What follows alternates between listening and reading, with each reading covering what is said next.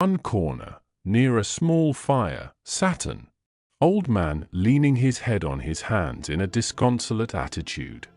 The young girl was occupied in arranging the cottage, but presently she took something out of a drawer which employed her hands, and she sat down beside the old man, who, taking up an instrument, began to play, and to produce sound sweeter than the voice of the thrush or the nightingale. It was a lovely sight, even to me, poor wretch who had never beheld aught beautiful before. The silver hair and benevolent countenance of the aged cottager won my reverence, while the gentle manners of the girl enticed my love. He played a sweet mournful air, which I perceived drew tears from the eyes of his amiable companion, of which the old man took no notice, until she sobbed audibly. He then pronounced a few sounds, and the fair creature, leaving her work, knelt at his feet. He raised her and smiled with such kindness and affection that I felt sensations of a peculiar and overpowering nature. They were a mixture of pain and pleasure, such as I had never before experienced, either from hunger or cold, warmth or food, and I withdrew from the window, unable to bear these emotions. Soon after this the young man returned, bearing on his shoulders a load of wood. The girl met him at the door, helped to relieve him of his burden, and taking some of the fuel into the cottage, placed it on the fire. Then she and the youth went apart into a nook of the cottage, and he showed her a large loaf and a piece of cheese. She seemed pleased and went into the garden for some roots and plants, which she placed in water, and then upon the fire. She afterwards continued her work, whilst the young man went into the garden and appeared busily employed in digging and pulling up roots. After he had been employed thus about an hour, the young woman joined him and they entered the cottage together. The old man had, in the meantime, been pensive, but on the appearance of his companions he assumed a more cheerful air, and they sat down to eat. The meal was quickly dispatched. The young woman was again occupied in arranging the cottage. The old man walked before the cottage in the sun for a few minutes, leaning on the arm of the youth. Nothing could exceed in beauty the contrast between these two excellent creatures. One was old, with silver hairs and a countenance beaming with benevolence and love. The younger was slight and graceful in his figure, and his features were molded with the finest symmetry, yet his eyes and attitude expressed the utmost sadness and despondency. The old man returned to the cottage, and the youth, with tools different from those he had used in the morning, directed his steps across the fields. Night quickly shut in, but to my extreme wonder, I found that the cottagers had a means of prolonging light by the use of tapers, and was delighted to find that the setting of the sun did not put an end to the pleasure I experienced in watching my human neighbors. In the evening, the young girl and her companion were employed in various occupations, which I did not understand, and the old man again took up the instrument which produced the divine sounds that had enchanted me in the morning. So soon as he had finished, the youth began, not to play, but to utter sounds that were monotonous, and neither resembling the harmony of the old man's instrument nor the songs of the birds. I since found that he read aloud, but at that time I knew nothing of the science of words or letters. The family, after having been thus occupied for a short time, extinguished their lights and retired, as I conjectured, to rest. Chapter 12. I lay on my straw, but I could not sleep. I thought of the occurrences of the day. What chiefly struck me was the gentle manners of these people, and I longed to join them, but dared not. I remembered too well the treatment I had suffered the night before from the barbarous villagers, and resolved, whatever course of conduct I might hereafter think it right to pursue, that for the present I would remain quietly in my hovel, watching and endeavoring to discover the motives which influence their actions. The cottagers arose the next morning before the sun. The young woman arranged the cottage and prepared the food, and the youth departed. After the first meal, this day was passed in the same routine as that which preceded it. The young man was constantly employed out of doors, and the girl in various laborious occupations within. The old man, whom I soon perceived to be blind, employed his leisure hours on his instrument or in contemplation. Nothing could exceed the love and respect which the younger cottagers exhibited towards their venerable companion. They performed towards him every little office of affection and duty with gentleness, and he rewarded them by his benevolent smiles. They were not entirely happy. The young man and his companion often went apart and appeared to weep. I saw no cause for their unhappiness, but I was deeply affected by it. If such lovely creatures were miserable, it was less strange that I, an imperfect and solitary being, should be wretched. Yet why were these gentle beings unhappy? They possessed a delightful house, for such it was in my eyes, and every luxury. They had a fire to warm them when chill, and delicious viands. When hungry, they were dressed in excellent clothes, and, still more, they enjoyed one another's company and speech, interchanging each day looks of affection and kindness. What did their tears imply? Did they really express pain? I was at first unable to solve these questions, but perpetual attention and time explained to me many appearances which were at first enigmatic. A considerable period elapsed before I discovered one of the causes of the uneasiness of this amiable family. It was poverty, and they suffered that evil in a very distressing degree. Their nourishment consisted entirely of the vegetables of their garden and the milk of one cow, which gave very little during the winter, when its masters could scarcely procure food to support it. They often, I believe, suffered the pangs of hunger very poignantly, especially the two younger cottagers, for several times they placed food before the old man when they reserved none for themselves. This trait of kindness moved me sensibly. I had been accustomed, during the night, to steal a part of their store for my own consumption, but when I found that in doing this I inflicted pain on the cottagers, I abstained and satisfied myself with berries, nuts, and roots which I gathered from a neighboring wood. I discovered also another means through which I was enabled to assist their labors. I found that the youth spent a great part of each day in collecting wood for the family fire, and during the night I often took his tools, the use of which I quickly discovered, and brought home firing sufficient for the consumption of several days.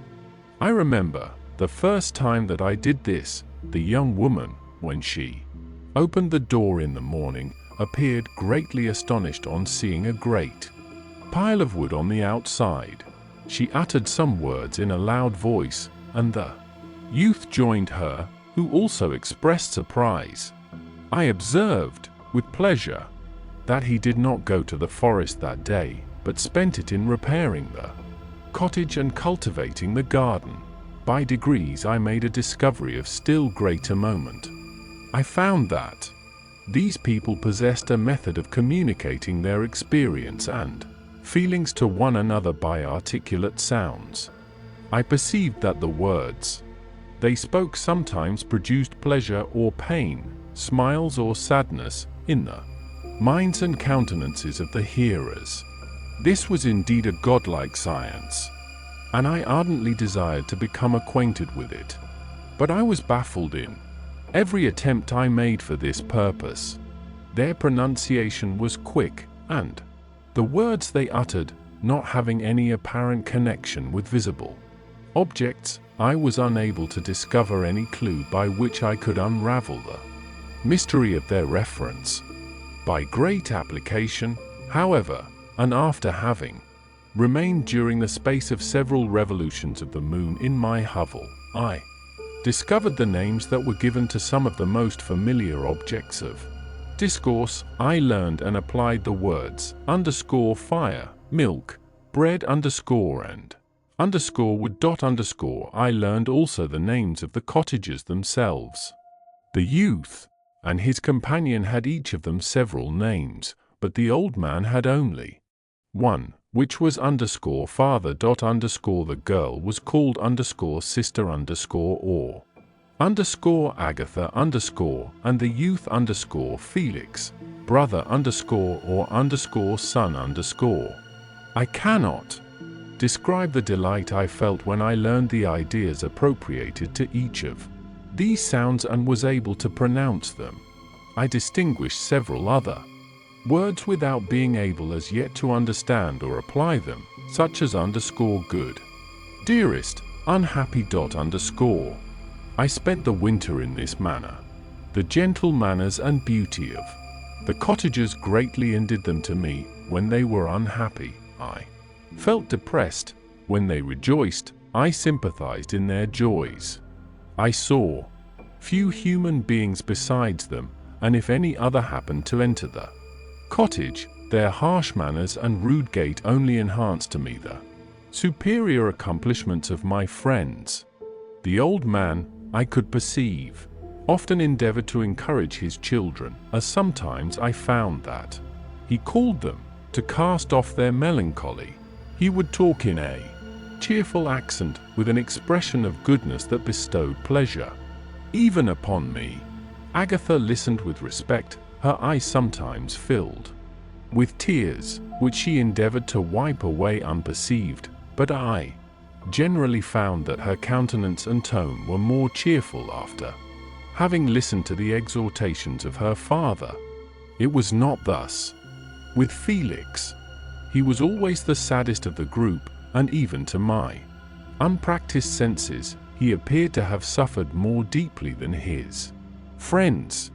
But if his countenance was more sorrowful, his voice was more cheerful than that of his sister, especially when he addressed the old man. I could mention innumerable instances which, although slight, marked the dispositions of these amiable cottagers.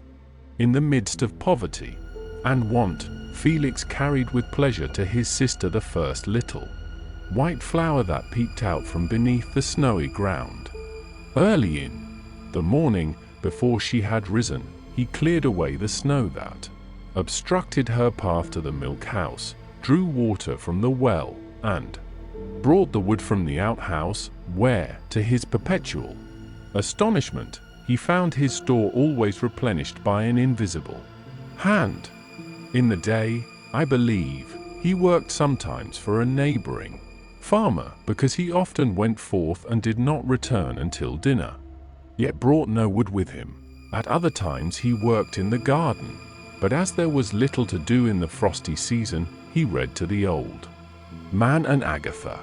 This reading had puzzled me extremely at first, but by degrees I discovered that he uttered many of the same sounds when he read as when he talked.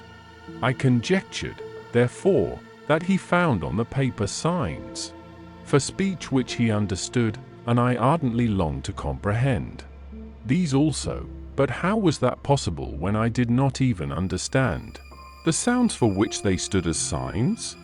I improved, however, sensibly in this science, but not sufficiently to follow up any kind of conversation, although I applied my whole mind to the endeavor, for I easily perceived that, although I eagerly longed to discover myself to the cottagers, I ought not to make the attempt until I had first become master of their language, which knowledge might enable me to make them overlook the deformity of my figure, for with this also the contrast perpetually presented to my eyes had made me acquainted. I had admired the perfect forms of my cottagers, their grace, beauty, and delicate complexions, but how was I terrified when I viewed myself in a transparent pool. At first I started back, unable to believe that it was indeed I who was reflected in the mirror, and when I became fully convinced that I was in reality the monster that I am, I was filled with the bitterest sensations of despondence and mortification. Alas! I did not yet entirely know the fatal effects of this miserable deformity. As the sun became warmer and the light of day longer, the snow vanished, and I beheld the bare trees and the black earth. From this time Felix was more employed, and the heart-moving indications of impending famine disappeared. Their food, as I afterwards found, was coarse, but it was wholesome, and they procured a sufficiency of it. Several new kinds of plants sprang up in the garden, which they dressed, and these signs of comfort increased daily as the season advanced.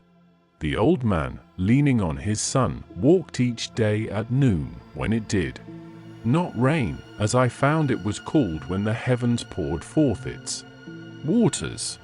This frequently took place, but a high wind quickly dried the earth, and the season became far more pleasant than it had been.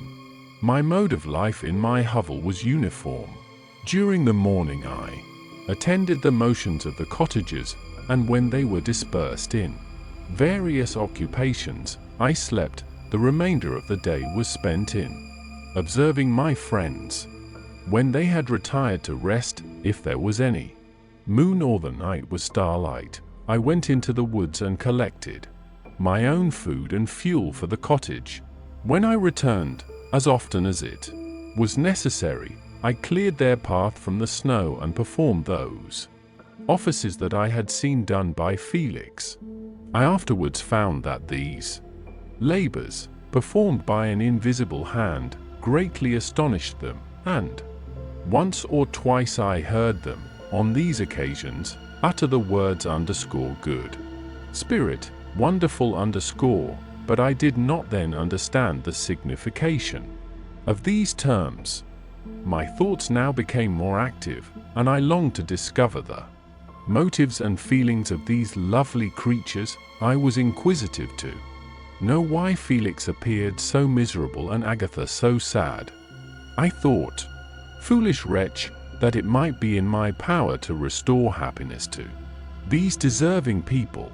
When I slept or was absent, the forms of the venerable blind father, the gentle Agatha, and the excellent Felix flitted before me. I looked upon them as superior beings who would be the arbiters of my future destiny. I formed in my imagination 1,000 pictures of presenting myself to them and their reception of me. I imagined that they would be disgusted until, by my gentle demeanor and conciliating words, I should first win their favor and afterwards their love. These thoughts exhilarated me and led me to apply with fresh ardor to the acquiring the art of language. My organs were indeed harsh, but supple, and although my voice was very unlike the soft music of their tones, yet I pronounced such words as I understood with tolerable ease. It was as the ass and the lapdog, yet surely the gentle ass whose intentions were affectionate, although his manners were rude, deserved better treatment than blows and execration. The pleasant showers and genial warmth of spring greatly altered the aspect of the earth. Men who before this change seemed to have been hid in caves dispersed themselves and were employed in various arts of cultivation. The birds sang in more cheerful notes, and the leaves began to bud forth on the trees. Happy, happy earth, fit habitation for gods, which, so short a time before, was bleak, damp, and unwholesome.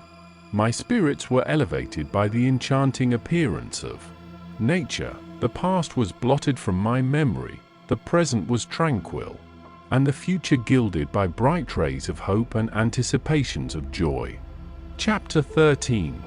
I now hasten to the more moving part of my story. I shall relate events that impressed me with feelings which, from what I had been have made me what I am. Spring advanced rapidly, the weather became fine and the skies cloudless. It surprised me that what before was desert and gloomy should now bloom with the most beautiful flowers and verdure. My senses were gratified and refreshed by 1,000 scents of delight and 1,000 sights of beauty. It was on one of these days, when my cottagers periodically rested from labor, the old man played on his guitar, and the children listened to him, that I observed the countenance of Felix was melancholy beyond expression. He sighed frequently, and once his father paused in his music, and I conjectured by his manner that he inquired the cause of his son's sorrow. Felix replied in a cheerful accent, and the old man was recommencing his music when someone tapped at the door. It was a lady on horseback, accompanied by a countryman as a guide. The lady was dressed in a dark suit and covered with a thick black veil.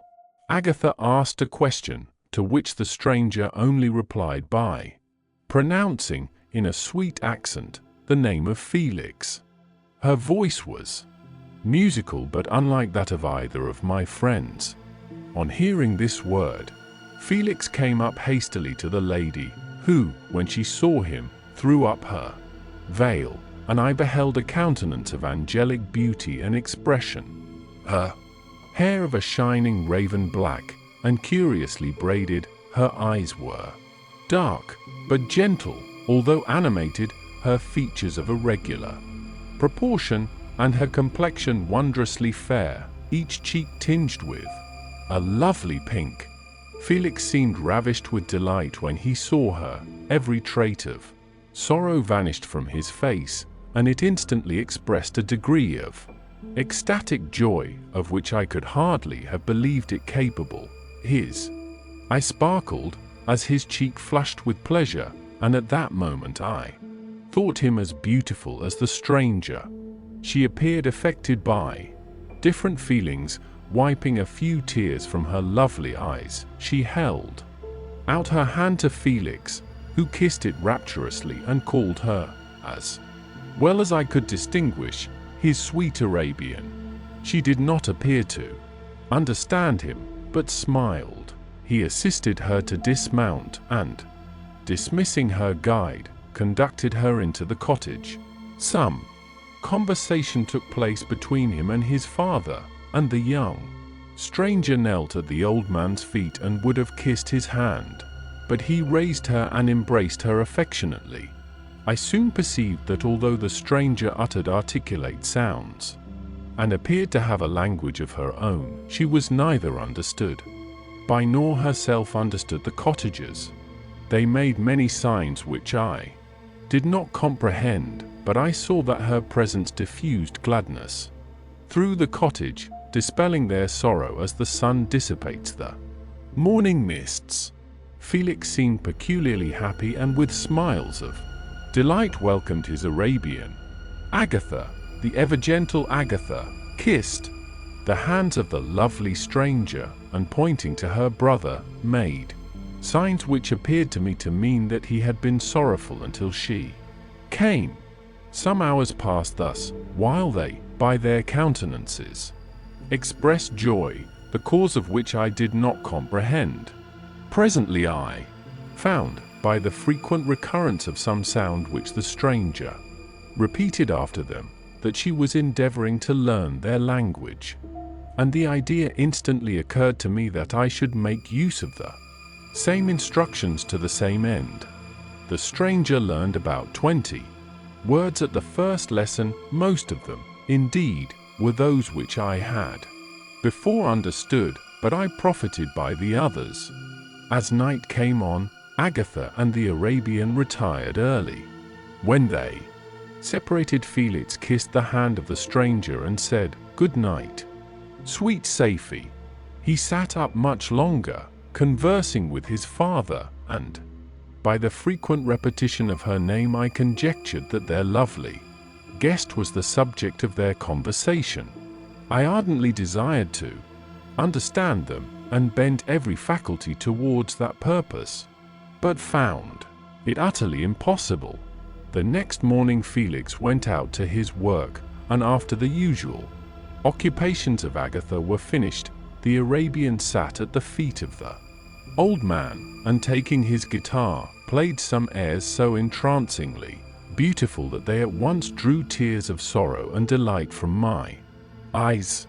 She sang, and her voice flowed in a rich cadence, swelling or dying away like a nightingale of the woods. When she had finished, she gave the guitar to Agatha, who at first declined it. She played a simple air, and her voice accompanied it in sweet accents, but unlike the wondrous strain of the stranger. The old man appeared enraptured and said some words which Agatha endeavored to explain to Safie, and by which he appeared to wish to express that she bestowed on him the greatest delight by her music. The days now passed as peaceably as before, with the sole alteration that joy had taken place of sadness in the countenances of my friends. Safie was always gay and happy. She and I improved rapidly in the knowledge of language, so that in 2 months I began to comprehend most of the words uttered by my protectors. In the meanwhile also the black ground was covered with herbage, and the green banks interspersed with innumerable flowers, sweet to the scent and the eyes, stars of pale radiance among the moonlight woods. The sun became warmer, the nights clear and balmy, and my nocturnal rambles were an extreme pleasure to me, although they were considerably shortened by the late setting and early rising of the sun, for I never ventured abroad during daylight, fearful of meeting with the same treatment I had formerly endured in the first village which I entered. My days were spent in close attention, that I might more speedily master the language, and I may boast that I improved more rapidly than the Arabian, who understood very little and conversed in broken accents, whilst I comprehended and could imitate almost every word that was spoken. While I improved in speech, I also learned the science of letters as it was taught to the stranger, and this opened before me a wide field for wonder and delight. The book from which Felix instructed Safie was Volney's _Ruins of Empires _. I should not have understood the purport of this book had not Felix, in reading it, given very minute explanations. He had chosen this work, he said, because the declamatory style was framed in imitation of the Eastern authors. Through this work I obtained a cursory knowledge of history, and a view of the several empires at present existing in the world. It gave me an insight into the manners, governments, and religions of the different nations of the earth. I heard of the slothful Asiatics, of the stupendous genius and mental activity of the Grecians, of the wars and wonderful virtue of the early Romans, of their subsequent degenerating, or of the decline of that mighty empire, of chivalry, Christianity, and kings. I heard of the discovery of the American hemisphere and wept with Safie over the hapless fate of its original inhabitants. These wonderful narrations inspired me with strange feelings. Was man, indeed, at once so powerful, so virtuous and magnificent, yet so vicious and base? He appeared at one time a mere scion of the evil principle, and at another as all that can be conceived of noble and godlike. To be a great and virtuous man appeared the highest honor that can befall a sensitive being. To be base and vicious, as many on record have been, appeared the lowest degradation, a condition more abject than that of the blind mole or harmless worm. For a long time I could not conceive how one man could go forth to murder his fellow, or even why there were laws and governments, but when I heard details of vice and bloodshed, my wonder ceased and I turned away with disgust and loathing. Every conversation of the cottagers now opened new wonders to me. While I listened to the instructions which Felix bestowed upon the Arabian, the strange system of human society was explained to me. I heard of the division of property, of immense wealth and squalid poverty, of rank, descent, and noble blood. The words induced me to turn towards myself. I learned that the possessions most esteemed by your fellow creatures were high and unsullied descent united with riches. A man might be respected with only one of these advantages, but without either he was considered, except in very rare instances, as a vagabond and a slave, doomed to waste his powers for the profits of the chosen few. And what was I? Of my creation and creator I was absolutely ignorant, but I knew that I possessed no money, no friends, no kind of property. I was, besides, endued with a figure hideously deformed and loathsome. I was not even of the same nature as man. I was more agile than they and could subsist upon coarser diet. I bore the extremes of heat and cold with less injury to my frame. My stature far exceeded theirs. When I looked around I saw and heard of none like me. Was I, then, a monster, a blot upon the earth, from which all men fled and whom all men disowned? I cannot describe to you the agony that these reflections inflicted upon me. I tried to dispel them, but sorrow only increased with knowledge. Oh, that I had forever remained in my native wood, nor felt beyond the sensations of hunger, thirst, and heat. Of what a strange nature is knowledge! It clings to the mind when it has once seized on it like a lichen on the rock. I wish sometimes to shake off all thought and feeling, but I learned that there was but one means to overcome the sensation of pain, and that was death, a state which I feared yet did not understand.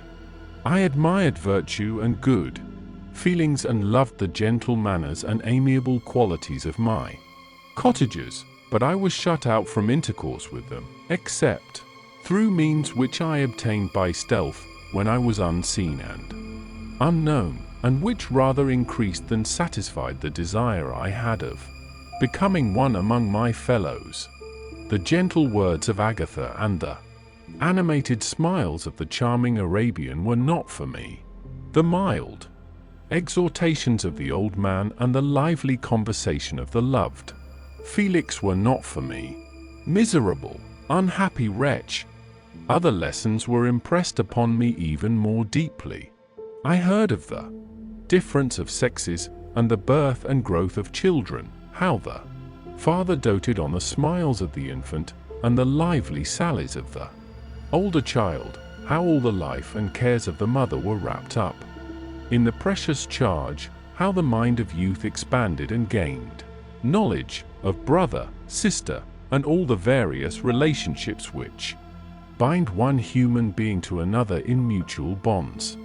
But where were my friends and relations?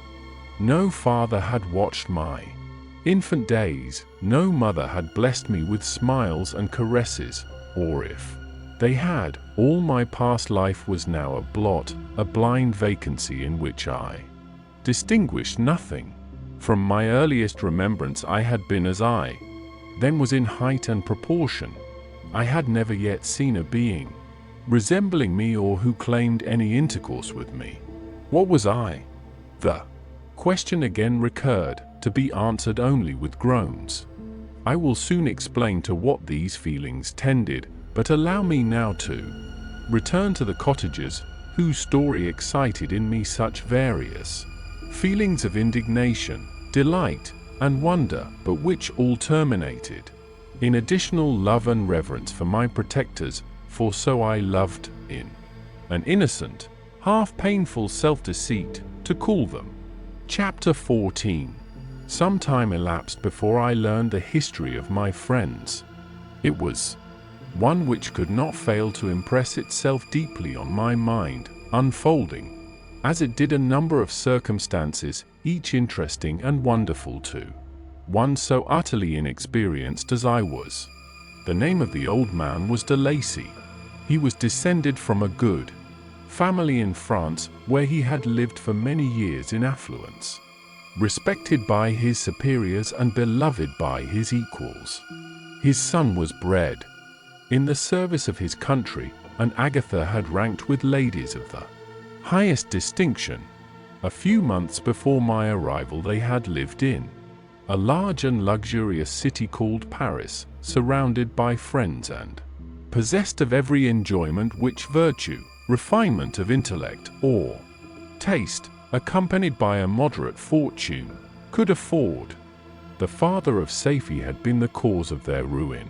He was a Turkish merchant and had inhabited Paris for many years, when, for some reason which I could not learn, he became obnoxious to the government. He was seized and cast into prison the very day that Safie arrived from Constantinople to join him. He was tried and condemned to death. The injustice of his sentence was very flagrant. All Paris was indignant, and it was judged that his religion and wealth, rather than the crime alleged against him, had been the cause of his condemnation. Felix had accidentally been present at the trial. His horror and indignation were uncontrollable when he heard the decision of the court. He made, at that moment, a solemn vow to deliver him, and then looked around for the means. After many fruitless attempts to gain admittance to the prison, he found a strongly grated window in an unguarded part of the building, which lighted the dungeon of the unfortunate Mohammedan, who, loaded with chains, waited in despair the execution of the barbarous sentence. Felix visited the grate at night, and made known to the prisoner his intentions in his favor. The Turk, amazed and delighted, endeavored to kindle the zeal of his deliverer by promises of reward and wealth. Felix rejected his offers with contempt, yet when he saw the lovely Safie, who was allowed to visit her father and who by her gestures expressed her lively gratitude, the youth could not help owning to his own mind that the captive possessed a treasure which would fully reward his toil and hazard. The Turk quickly perceived the impression that his daughter had made on the heart of Felix and endeavored to secure him more entirely in his interests by the promise of her hand in marriage so soon as he should be conveyed to a place of safety. Felix was too delicate to accept this offer, yet he looked forward to the probability of the event as to the consummation of his happiness. During the ensuing days, while the preparations were going forward for the escape of the merchant, the zeal of Felix was warmed by several letters that he received from this lovely girl, who found means to express her thoughts in the language of her lover by the aid of an old man, a servant of her father who understood French. She thanked him in the most ardent terms for his intended services towards her parent, and at the same time she gently deplored her own fate. I have copies of these letters, for I found means, during my residence in the hovel, to procure the implements of writing, and the letters were often in the hands of Felix or Agatha. Before I depart I will give them to you. They will prove the truth of my tale, but at present, as the sun is already far declined, I shall only have time to repeat the substance of them to you. Safie related that her mother was a Christian Arab, seized and made a slave by the Turks. Recommended by her beauty, she had won the heart of the father of Safie, who married her. The young girl spoke in high and enthusiastic terms of her mother, who, born in freedom, spurned the bondage to which she was now reduced. She instructed her daughter in the tenets of her religion and taught her to aspire to higher powers of intellect and an independence of spirit forbidden to the female followers of Muhammad. This lady died, but her lessons were indelibly impressed on the mind of Safie, who sickened at the prospect of again returning to Asia and being immured within the walls of a harem, allowed only to occupy herself with infantile amusements, ill-suited to the temper of her soul. now accustomed to grand ideas and a noble emulation for virtue, the prospect of marrying a Christian and remaining in a country where women were allowed to take a rank in society was enchanting to her. The day for the execution of the Turk was fixed, but on the night previous to it he quitted his prison and before morning was distant many leagues from Paris. Felix had procured passports in the name of his father, sister, and himself. He had previously communicated his plan to the former, who aided the deceit by quitting his house under the pretense of a journey and concealed himself with his daughter in an obscure part of Paris.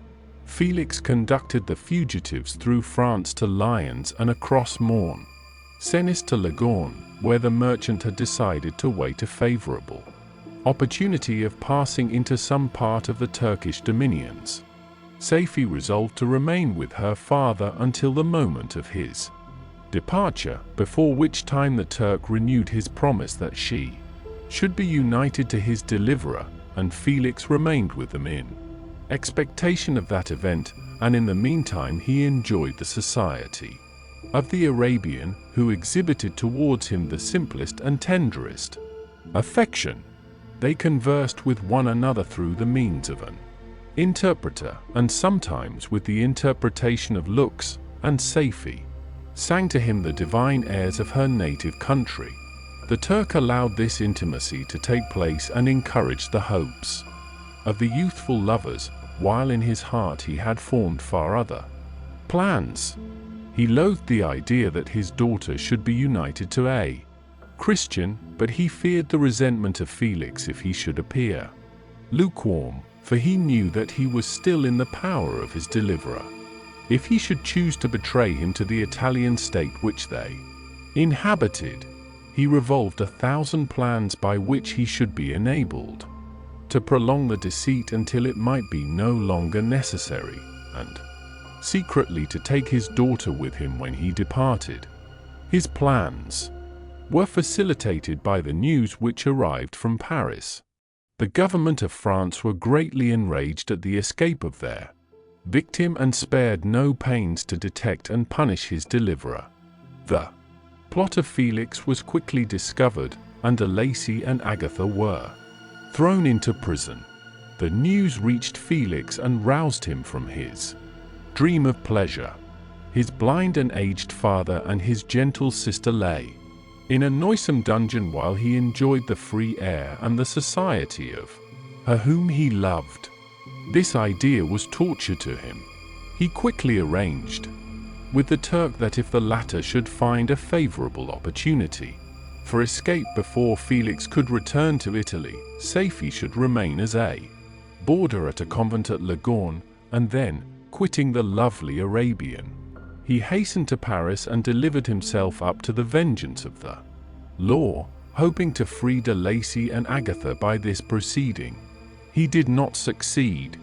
They remained confined for 5 months before the trial took place, the result of which deprived them of their fortune and condemned them to a perpetual exile from their native country.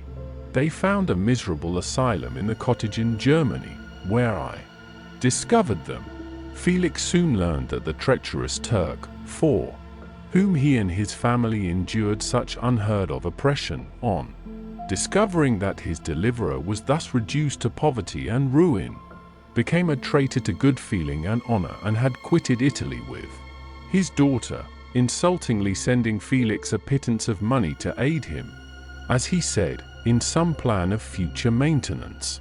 Such were the events that preyed on the heart of Felix and rendered him, when I first saw him, the most miserable of his family. He could have endured poverty, and while this distress had been the meed of his virtue, he gloried in it, but the ingratitude of the Turk and the loss of his beloved Safie were misfortunes more bitter and irreparable. The arrival of the Arabian now infused new life into his soul. When the news reached Lagorne that Felix was deprived of his wealth and rank, the merchant commanded his daughter to think no more of her lover, but to prepare to return to her native country. The generous nature of Safie was outraged by this command. She attempted to expostulate with her father, but he left her angrily, reiterating his tyrannical mandate. A few days after, the Turk entered his daughter's apartment and told her hastily that he had reason to believe that his residence at Leghorn had been divulged and that he should speedily be delivered up to the French government. He had consequently hired a vessel to convey him to Constantinople, for which city he should sail in a few hours. He intended to leave his daughter under the care of a confidential servant, to follow at her leisure with the greater part of his property, which had not yet arrived at Leghorn. When alone, Safie resolved in her own mind the plan of conduct that it would become her to pursue in this emergency. A residence in Turkey was abhorrent to her. Her religion and her feelings were alike averse to it. By some papers of her father which fell into her hands, she heard of the exile of her lover and learnt the name of the spot where he then resided. She hesitated some time, but at length she formed her determination. Taking with her some jewels that belonged to her and a sum of money, she quitted Italy with an attendant, a native of Leghorn, but who understood the common language of Turkey, and departed for Germany. She arrived in safety at a town about 20 leagues from the cottage of de Lacy when her attendant fell dangerously ill. Safie nursed her with the most devoted affection, but the poor girl died, and the Arabian was left alone, unacquainted with the language of the country, and utterly ignorant of the customs of the world. She fell, however, into good hands. The Italian had mentioned the name of the spot for which they were bound, and after her death the woman of the house in which they had lived took care that Safie should arrive in safety at the cottage of her lover. Chapter 15. Such was the history of my beloved cottagers. It impressed me deeply. I learned, from the views of social life which it developed, to admire their virtues and to deprecate the vices of mankind. As yet I looked upon crime as a distant evil. Benevolence and generosity were ever present before me, inciting within me a desire to become an actor in the busy scene where so many admirable qualities were called forth and displayed. But in giving an account of the progress of my intellect, I must not omit a circumstance which occurred in the beginning of the month of August of the same year. One night during my accustomed visit to the neighboring wood where I collected my own food and brought home firing for my protectors, I found on the ground a leathern portmanteau containing several articles of dress and some books. I eagerly seized the prize and returned with it to my hovel. Fortunately, the books were written in the language, the elements of which I had acquired at the cottage. They consisted of _Paradise Lost _, a volume of _Plutarch's Lives and the Sorrows of Werther _. The possession of these treasures gave me extreme delight. I now continually studied and exercised my mind upon these histories, whilst my friends were employed in their ordinary occupations. I can hardly describe to you the effect of these books. They produced in me an infinity of new images and feelings that sometimes raised me to ecstasy, but more frequently sunk me into the lowest dejection. In the Sorrows of Werther besides the interest of its simple and affecting story, so many opinions are canvassed and so many lights thrown upon what had hitherto been to me obscure subjects that I found in it a never-ending source of speculation and astonishment. The gentle and domestic manners it described, combined with lofty sentiments and feelings which had for their object something out of self, accorded well with my experience among my protectors and with the wants which were forever alive in my own bosom. But I thought Werther himself a more divine being than I had ever beheld or imagined. His character contained no pretension, but it sank deep. The disquisitions upon death and suicide were calculated to fill me with wonder. I did not pretend to enter into the merits of the case, yet I inclined towards the opinions of the hero, whose extinction I wept, without precisely understanding it. As I read, however, I applied much personally to my own feelings and condition. I found myself similar, yet at the same time strangely unlike to the beings concerning whom I read and to whose conversation I was a listener. I sympathized with and partly understood them, but I was unformed in mind. I was dependent on none and related to none. The path of my departure was free, and there was none to lament my annihilation. My person was hideous and my stature gigantic. What did this mean? Who was I? What was I? Whence did I come? What was my destination? These questions continually recurred, but I was unable to solve them. The volume of Plutarch's Lives which I possessed contained the histories of the first founders of the ancient republics. This book had a far different effect upon me from the sorrows of Witter. I learned from Witter's imagination's despondency and gloom, but Plutarch taught me high thoughts. He elevated me above the wretched sphere of my own reflections, to admire and love the heroes of past ages. Many things I read surpass my understanding and experience. I had a very confused knowledge of kingdoms, wide extents of country, mighty rivers, and boundless seas.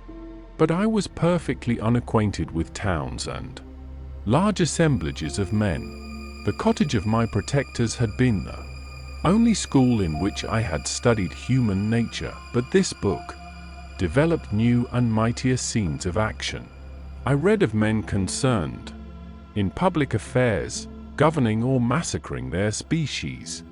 I felt the greatest ardor for virtue rise within me, and abhorrence for vice, as far as I understood the signification of those terms, relative as they were, as I applied them to pleasure and pain alone. Induced by these feelings, I was of course led to admire peaceable lawgivers, Numa, Solon, and Lycurgus, in preference to Romulus and Theseus. The patriarchal lives of my protectors caused these impressions to take a firm hold on my mind. Perhaps, if my first introduction to humanity had been made by a young soldier burning for glory and slaughter, I should have been imbued with different sensations. But Paradise Lost excited different and far deeper emotions. I read it as I had read the other volumes which had fallen into my hands, as a true history. It moved every feeling of wonder and all that the picture of an omnipotent God warring with his creatures was capable of exciting. I often referred the several situations, as their similarity struck me, to my own. Like Adam, I was apparently united by no link to any other being in existence, but his state was far different from mine. In every other respect, he had come forth from the hands of God, a perfect creature, happy and prosperous, guarded by the especial care of his Creator. He was allowed to converse with and acquire knowledge from beings of a superior nature, but I was wretched, helpless, and alone. Many times I considered Satan as the fitter emblem of my condition, for often, like him, when I viewed the bliss of my protectors, the bitter gall of envy rose within me. Another circumstance strengthened and confirmed these feelings. Soon after my arrival in the hovel, I discovered some papers in the pocket of the dress which I had taken from your laboratory. At first I had neglected them, but now that I was able to decipher the characters in which they were written, I began to study them with diligence. It was your journal of the 4 months that preceded my creation. You minutely described in these papers every step you took in the progress of your work. This history was mingled with accounts of domestic occurrences. You doubtless recollect these papers. Here they are. Everything is related in them which bears reference to my accursed origin. The whole detail of that series of disgusting circumstances which produced it is set in view. The minutest description of my odious and loathsome person is given, in language which painted your own horrors and rendered mine indelible. I sickened as I read. Hateful day when I received life, I exclaimed in agony. Accursed Creator, why did you form a monster so hideous that even you turned from me in disgust? God, in pity, made man beautiful and alluring, after his own image, but my form is a filthy type of yours, more horrid even from the very resemblance. Satan had his companions, fellow devils, to admire and encourage him, but I am solitary and abhorred. These were the reflections of my hours of despondency and solitude. But when I contemplated the virtues of the cottagers, their amiable and benevolent dispositions, I persuaded myself that when they should become acquainted with my admiration of their virtues they would compassionate me and overlook my personal deformity. Could they turn from their door one, however monstrous, who solicited their compassion and friendship? I resolved, at least, not to despair, but in every way to fit myself for an interview with them which would decide my fate. I postponed this attempt for some months longer, for the importance attached to its success inspired me with a dread lest I should fail. Besides, I found that my understanding improved so much with every day's experience that I was unwilling to commence this undertaking until a few more months should have added to my sagacity. Several changes, in the meantime, took place in the cottage. The presence of Safie diffused happiness among its inhabitants, and I also found that a greater degree of plenty reigned there. Felix and Agatha spent more time in amusement and conversation, and were assisted in their labors by servants. They did not appear rich, but they were contented and happy. Their feelings were serene and peaceful, while mine became every day more tumultuous. Increase of knowledge only discovered to me more clearly what a wretched outcast I was. I cherished hope, it is true, but it vanished when I beheld my person reflected in water or my shadow in the moonshine, even as that frail image and that inconstant shade. I endeavored to crush these fears and to fortify myself for the trial, which in a few months I resolved to undergo, and sometimes I allowed my thoughts, unchecked by reason, to ramble in the fields of paradise, and dared to fancy amiable and lovely creatures sympathizing with my feelings and cheering my gloom. Their angelic countenances breathed smiles of consolation. But it was all a dream. No Eve soothed my sorrows nor shared my thoughts. I was alone. I remembered Adam's supplication to his Creator. But where was mine? He had abandoned me, and in the bitterness of my heart I cursed him. Autumn passed thus. I saw, with surprise and grief, the leaves decay and fall, and nature again assume the barren and bleak appearance it had worn when I first beheld the woods and the lovely moon. Yet I did not heed the bleakness of the weather. I was better fitted by my conformation for the endurance of cold than heat. But my chief delights were the sight of the flowers, the birds, and all the gay apparel of summer. When those deserted me, I turned with more attention towards the cottagers. Their happiness was not decreased by the absence of summer. They loved and sympathized with one another, and their joys, depending on each other, were not interrupted by the casualties that took place around them. The more I saw of them, the greater became my desire to claim their protection and kindness. My heart yearned to be known and loved by these amiable creatures, to see their sweet looks directed towards me with affection was the utmost limit of my ambition. I dared not think that they would turn them from me with disdain and horror. The poor that stopped at their door were never driven away. I asked, it is true, for greater treasures than a little food or rest. I required kindness and sympathy, but I did not believe myself utterly unworthy of it. The winter advanced, and an entire revolution of the seasons had taken place since I awoke into life. My attention at this time was solely directed towards my plan of introducing myself into the cottage of my protectors. I revolved many projects, but that on which I finally fixed was to enter the dwelling when the blind old man should be alone.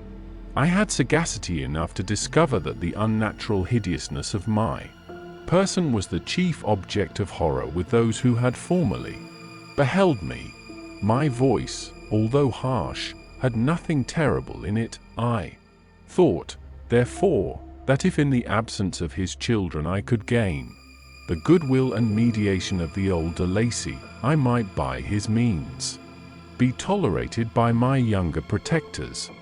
One day, when the sun shone on the red leaves that strewed the ground, and diffused cheerfulness, although it denied warmth, Safie, Agatha, and Felix departed on a long country walk, and the old man, at his own desire, was left alone in the cottage. When his children had departed, he took up his guitar and played several mournful but sweet airs, more sweet and mournful than I had ever heard him play before. At first his countenance was illuminated with pleasure, but as he continued, thoughtfulness and sadness succeeded. At length, laying aside the instrument, he sat absorbed in reflection. My heart beat quick. This was the hour and moment of trial, which would decide my hopes or realize my fears. The servants were gone to a neighboring fair. All was silent in and around the cottage. It was an excellent opportunity, yet, when I proceeded to execute my plan, my limbs failed me and I sank to the ground. Again I rose, and exerting all the firmness of which I was master, removed the planks which I had placed before my hovel to conceal my retreat. The fresh air revived me, and with renewed determination I approached the door of their cottage. I knocked. "Who is there?" said the old man. "Come in." I entered. "Pardon this intrusion," said I. "I am a traveler in want of a little rest. You would greatly oblige me if you would allow me to remain a few minutes before the fire." "Enter," said de Lacy, "and I will try in what manner I can to relieve your wants, but, unfortunately, my children are from home, and as I am blind, I am afraid I shall find it difficult to procure food for you. Do not trouble yourself, my kind host. I have food. It is warmth and rest only that I need." I sat down, and a silence ensued. I knew that every minute was precious to me, yet I remained irresolute in what manner to commence the interview, when the old man addressed me. "By your language, stranger, I suppose you are my countryman. Are you French?" "No, but I was educated by a French family and understand that language only. I am now going to claim the protection of some friends, whom I sincerely love, and of whose favor I have some hopes." "Are they Germans?" "No, they are French. But let us change the subject. I am an unfortunate and deserted creature. I look around and I have no relation or friend upon earth. These amiable people to whom I go have never seen me and know little of me. I am full of fears, for if I fail, there, I am an outcast in the world forever. Do not despair. To be friendless is indeed to be unfortunate, but the hearts of men, when unprejudiced by any obvious self-interest, are full of brotherly love and charity. Rely, therefore, on your hopes. And if these friends are good and amiable, do not despair. They are kind, they are the most excellent creatures in the world. But, unfortunately, they are prejudiced against me. I have good dispositions. My life has been hitherto harmless and in some degree beneficial, but a fatal prejudice clouds their eyes, and where they ought to see a feeling and kind friend, they behold only a detestable monster. That is indeed unfortunate, but if you are really blameless, cannot you undeceive them?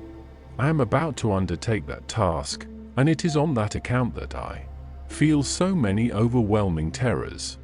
I tenderly love these friends. I have, unknown to them, been for many months in the habits of daily kindness towards them, but they believe that I wish to injure them, and it is that prejudice which I wish to overcome. Where do these friends reside? Near this spot. The old man paused and then continued, if you will unreservedly confide to me the particulars of your tale, I perhaps may be of use in undeceiving them. I am blind and cannot judge of your countenance, but there is something in your words which persuades me that you are sincere. I am poor and an exile, but it will afford me true pleasure to be in any way serviceable to a human creature. Excellent man! I thank you and accept your generous offer. You raise me from the dust by this kindness, and I trust that, by your aid, I shall not be driven from the society and sympathy of your fellow creatures. Heaven forbid! Even if you were really criminal, for that can only drive you to desperation and not instigate you to virtue. I also am unfortunate. I and my family have been condemned, although innocent. Judge, therefore, if I do not feel for your misfortunes. How can I thank you, my best and only benefactor? From your lips first have I heard the voice of kindness directed towards me. I shall be forever grateful, and your present humanity assures me of success with those friends whom I am on the point of meeting. May I know the names and residence of those friends? I paused. This, I thought, was the moment of decision, which was to rob me of or bestow happiness on me forever. I struggled vainly for firmness sufficient to answer him, but the effort destroyed all my remaining strength. I sank on the chair and sobbed aloud. At that moment I heard the steps of my younger protectors. I had not a moment to lose, but seizing the hand of the old man, I cried, now is the time. Save and protect me. You and your family are the friends whom I seek. Do not you desert me in the hour of trial. Great God, exclaimed the old man. Who are you? At that instant the cottage door was opened, and Felix, Safie, and Agatha entered. Who can describe their horror and consternation on beholding me?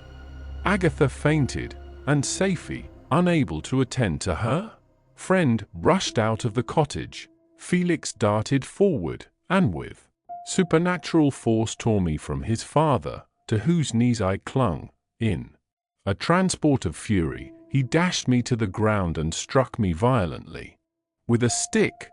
I could have torn him limb from limb, as the lion rends the antelope. But my heart sank within me as with bitter sickness, and I refrained. I saw him on the point of repeating his blow, when, overcome by pain and anguish, I quitted the cottage, and in the general tumult escaped unperceived to my hovel. Chapter 16. Cursed, cursed Creator! Why did I live? Why, in that instant, did I not extinguish the spark of existence which you had so wantonly bestowed?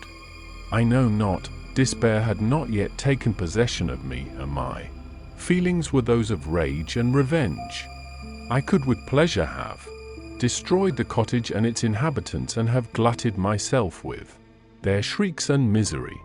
When night came, I quitted my retreat and wandered in the wood, and now, no longer restrained by the fear of discovery, I gave vent to my anguish in fearful howlings. I was like a wild beast that had broken the toils, destroying the objects that obstructed me and ranging through the wood with a stag-like swiftness. Oh, what a miserable night I passed! The cold stars shone in mockery, and the bare trees waved their branches above me, and now and then the sweet voice of a bird burst forth amidst the universal stillness.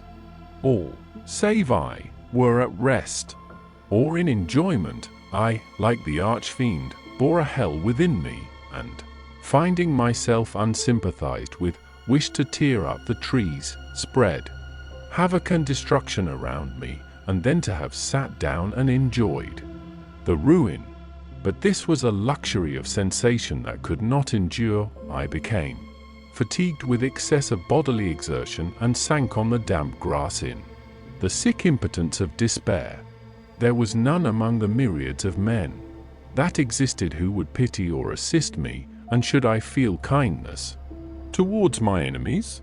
No, from that moment I declared everlasting war against the species, and more than all, against him who had formed me, and sent me forth to this insupportable misery. The sun rose, I heard the voices of men, and knew that it was impossible to return to my retreat during that day. Accordingly I hid myself in some thick underwood, determining to devote the ensuing hours to reflection on my situation. The pleasant sunshine and the pure air of day restored me to some degree of tranquility, and when I considered what had passed at the cottage, I could not help believing that I had been too hasty in my conclusions. I had certainly acted imprudently. It was apparent that my conversation had interested the father in my behalf, and I was a fool in having exposed my person to the horror of his children. I ought to have familiarized the older Lacey to me, and by degrees to had discovered myself to the rest of his family, when they should have been prepared for my approach. But I did not believe my errors to be irretrievable, and after much consideration I resolved to return to the cottage, seek the old man, and by my representations win him to my party. These thoughts calmed me, and in the afternoon I sank into a profound sleep, but the fever of my blood did not allow me to be visited by peaceful dreams.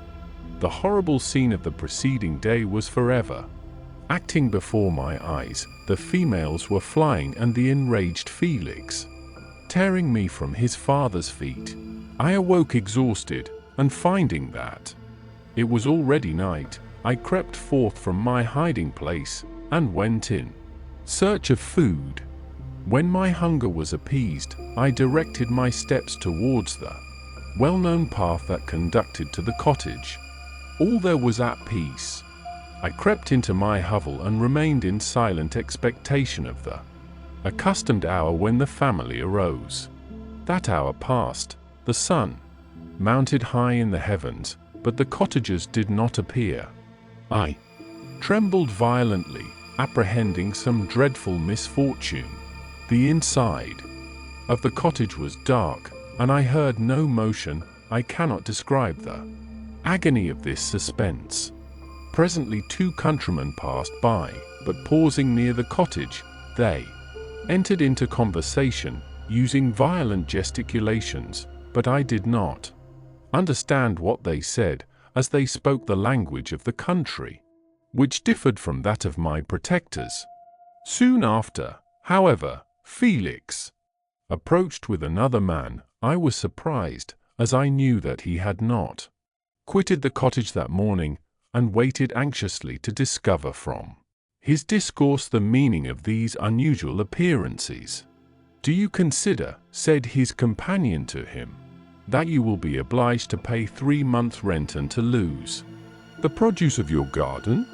I do not wish to take any unfair advantage, and I beg therefore that you will take some days to consider of your determination." "It is utterly useless," replied Felix. "We can never again inhabit your cottage. The life of my father is in the greatest danger, owing to the dreadful circumstance that I have related. My wife and my sister will never recover from their horror. I entreat you not to reason with me any more. Take possession of your tenement and let me fly from this place." Felix trembled violently as he said this. He and his companion entered the cottage, in which they remained for a few minutes, and then departed. I never saw any of the family of de Lacy more. I continued for the remainder of the day in my hovel in a state of utter and stupid despair. My protectors had departed and had broken the only link that held me to the world. For the first time the feelings of revenge and hatred filled my bosom, and I did not strive to control them, but allowing myself to be borne away by the stream, I bent my mind towards injury and death. When I thought of my friends, of the mild voice of de Lacy, the gentle eyes of Agatha, and the exquisite beauty of the Arabian, these thoughts vanished, and a gush of tears somewhat soothed me. But again, when I reflected that they had spurned and deserted me, anger returned, a rage of anger, and unable to injure anything human, I turned my fury towards inanimate objects. As night advanced, I placed a variety of combustibles around the cottage, and after having destroyed every vestige of cultivation in the garden, I waited with forced impatience until the moon had sunk to commence my operations.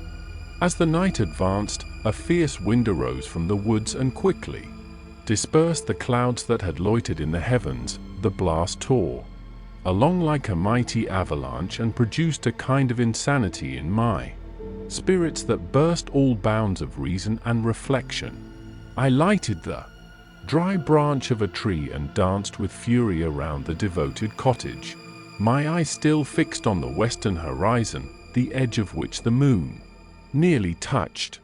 A part of its orb was at length hid, and I waved my brand. It sank, and with a loud scream I fired the straw, and heath, and bushes, which I had collected.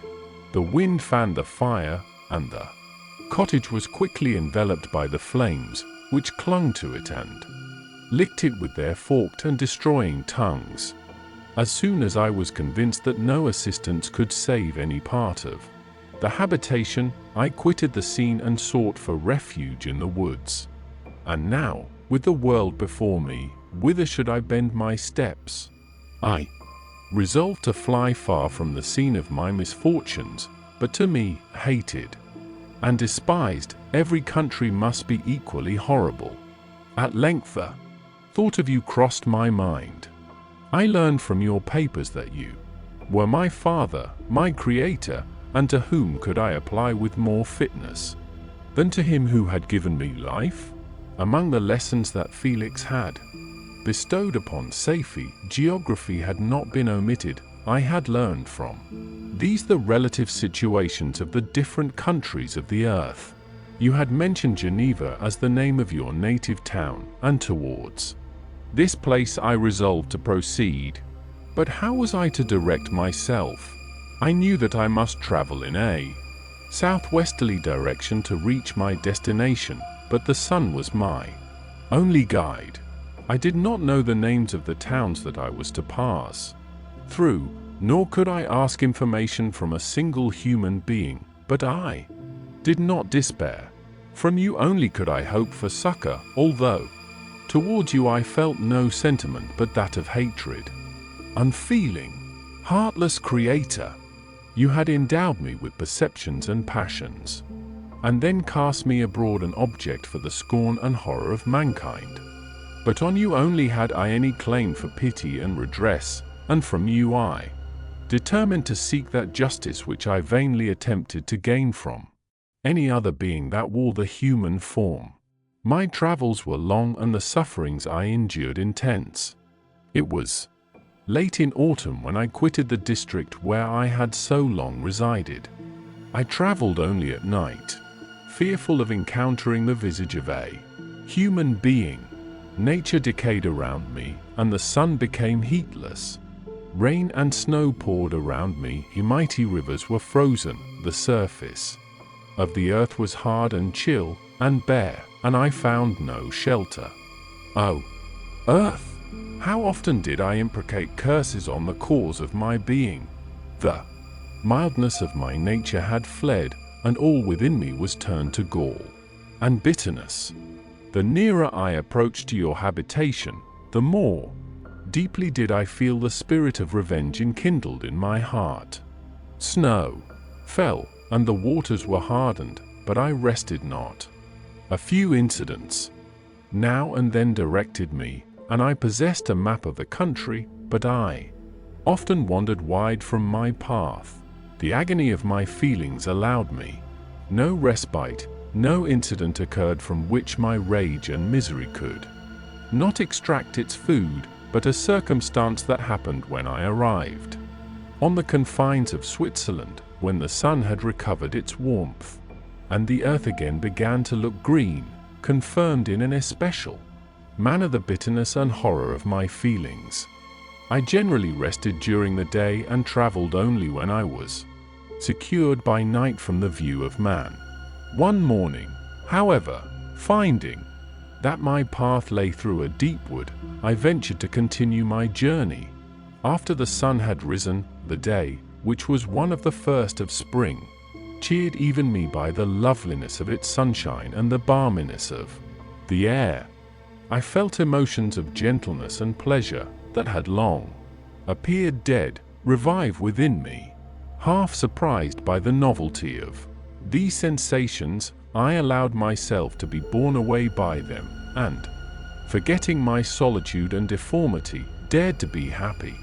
Soft tears again bedewed my cheeks, and I even raised my humid eyes with thankfulness towards the blessed sun, which bestowed such joy upon me.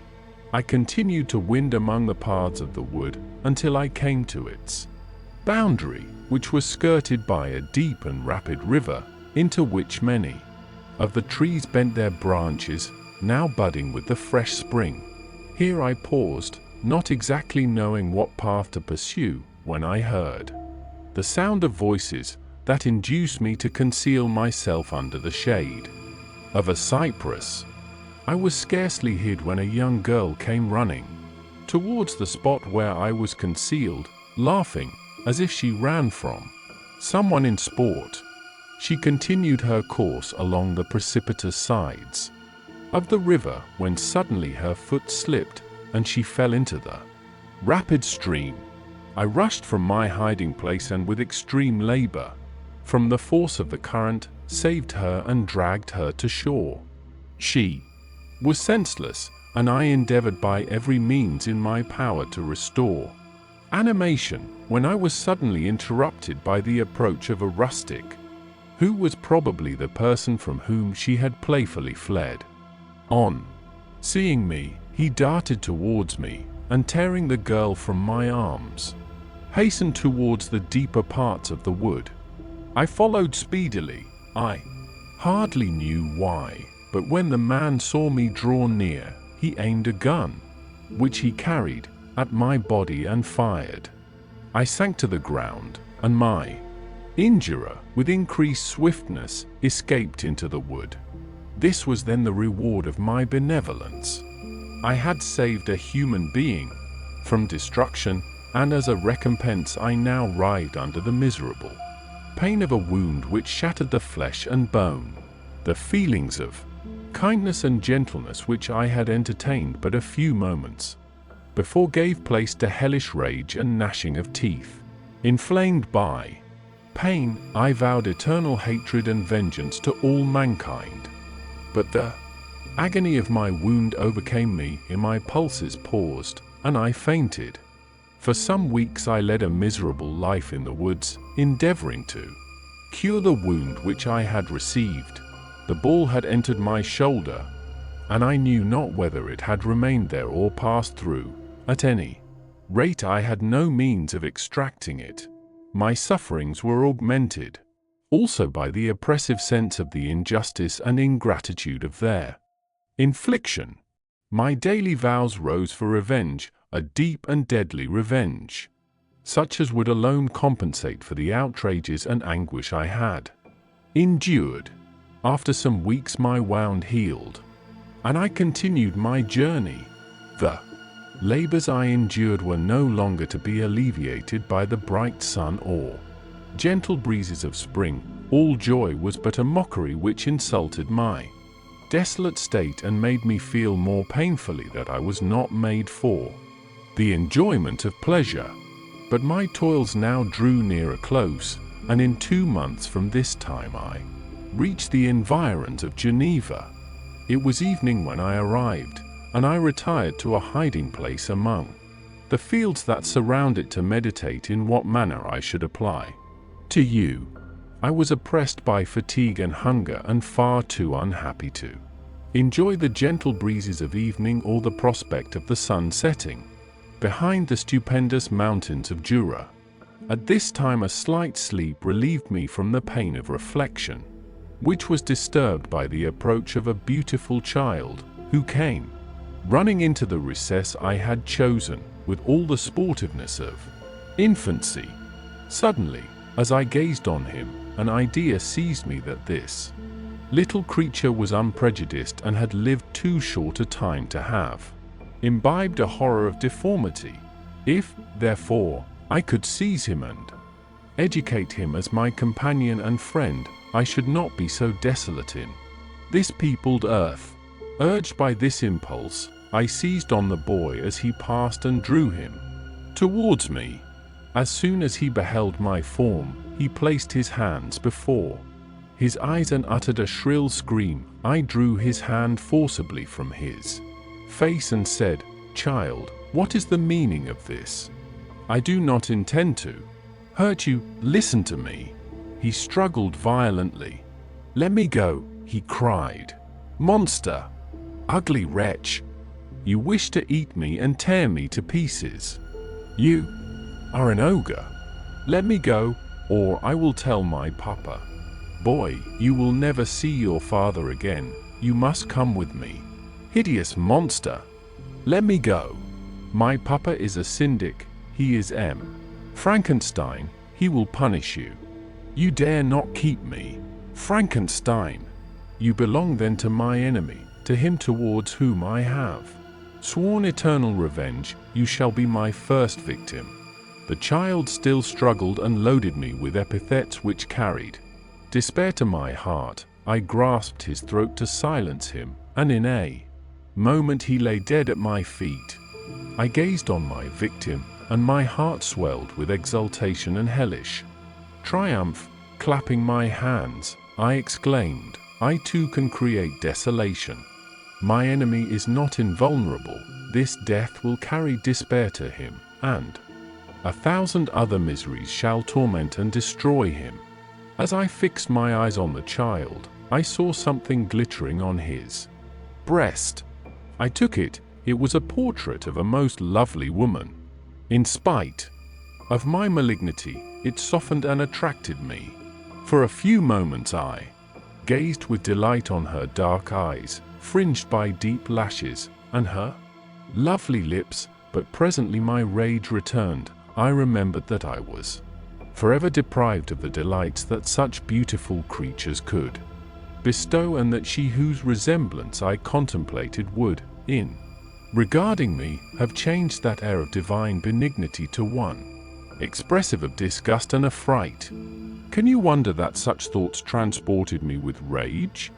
I only wonder that at that moment, instead of venting my sensations in exclamations and agony, I did not rush among mankind and perish in the attempt to destroy them.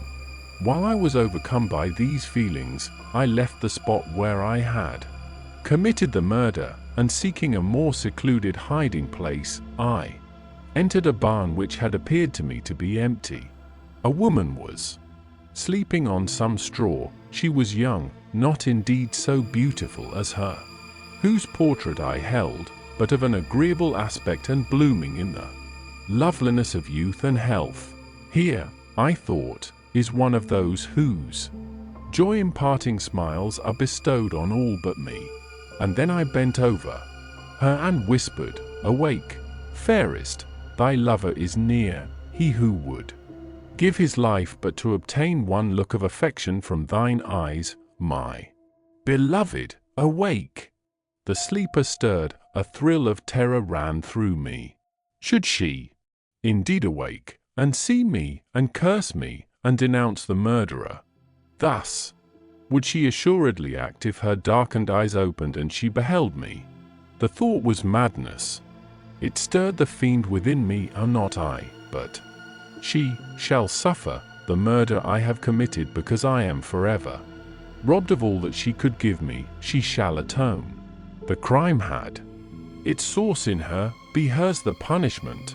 Thanks to the lessons of Felix and the sanguinary laws of man, I had learned now to work mischief. I bent over her and placed the portrait securely in one of the folds of her dress. She moved again, and I fled. For some days I haunted the spot where these scenes had taken place, sometimes wishing to see you, sometimes resolved to quit the world and its miseries forever. At length I wandered towards these mountains, and have ranged through their immense recesses, consumed by a burning passion which you alone can gratify. We may not part until you have promised to comply with my requisition. I am alone and miserable. A man will not associate with me, but one as deformed and horrible as myself would not deny herself to me. My companion must be of the same species, and have the same defects. This being you must create. Chapter 17. The being finished speaking and fixed his looks upon me in the expectation of a reply. But I was bewildered, perplexed, and unable to arrange my ideas sufficiently to understand the full extent of his proposition. He continued, "You must create a female for me with whom I can live in the interchange of those sympathies necessary for my being. This you alone can do, and I demand it of you as a right which you must not refuse to concede."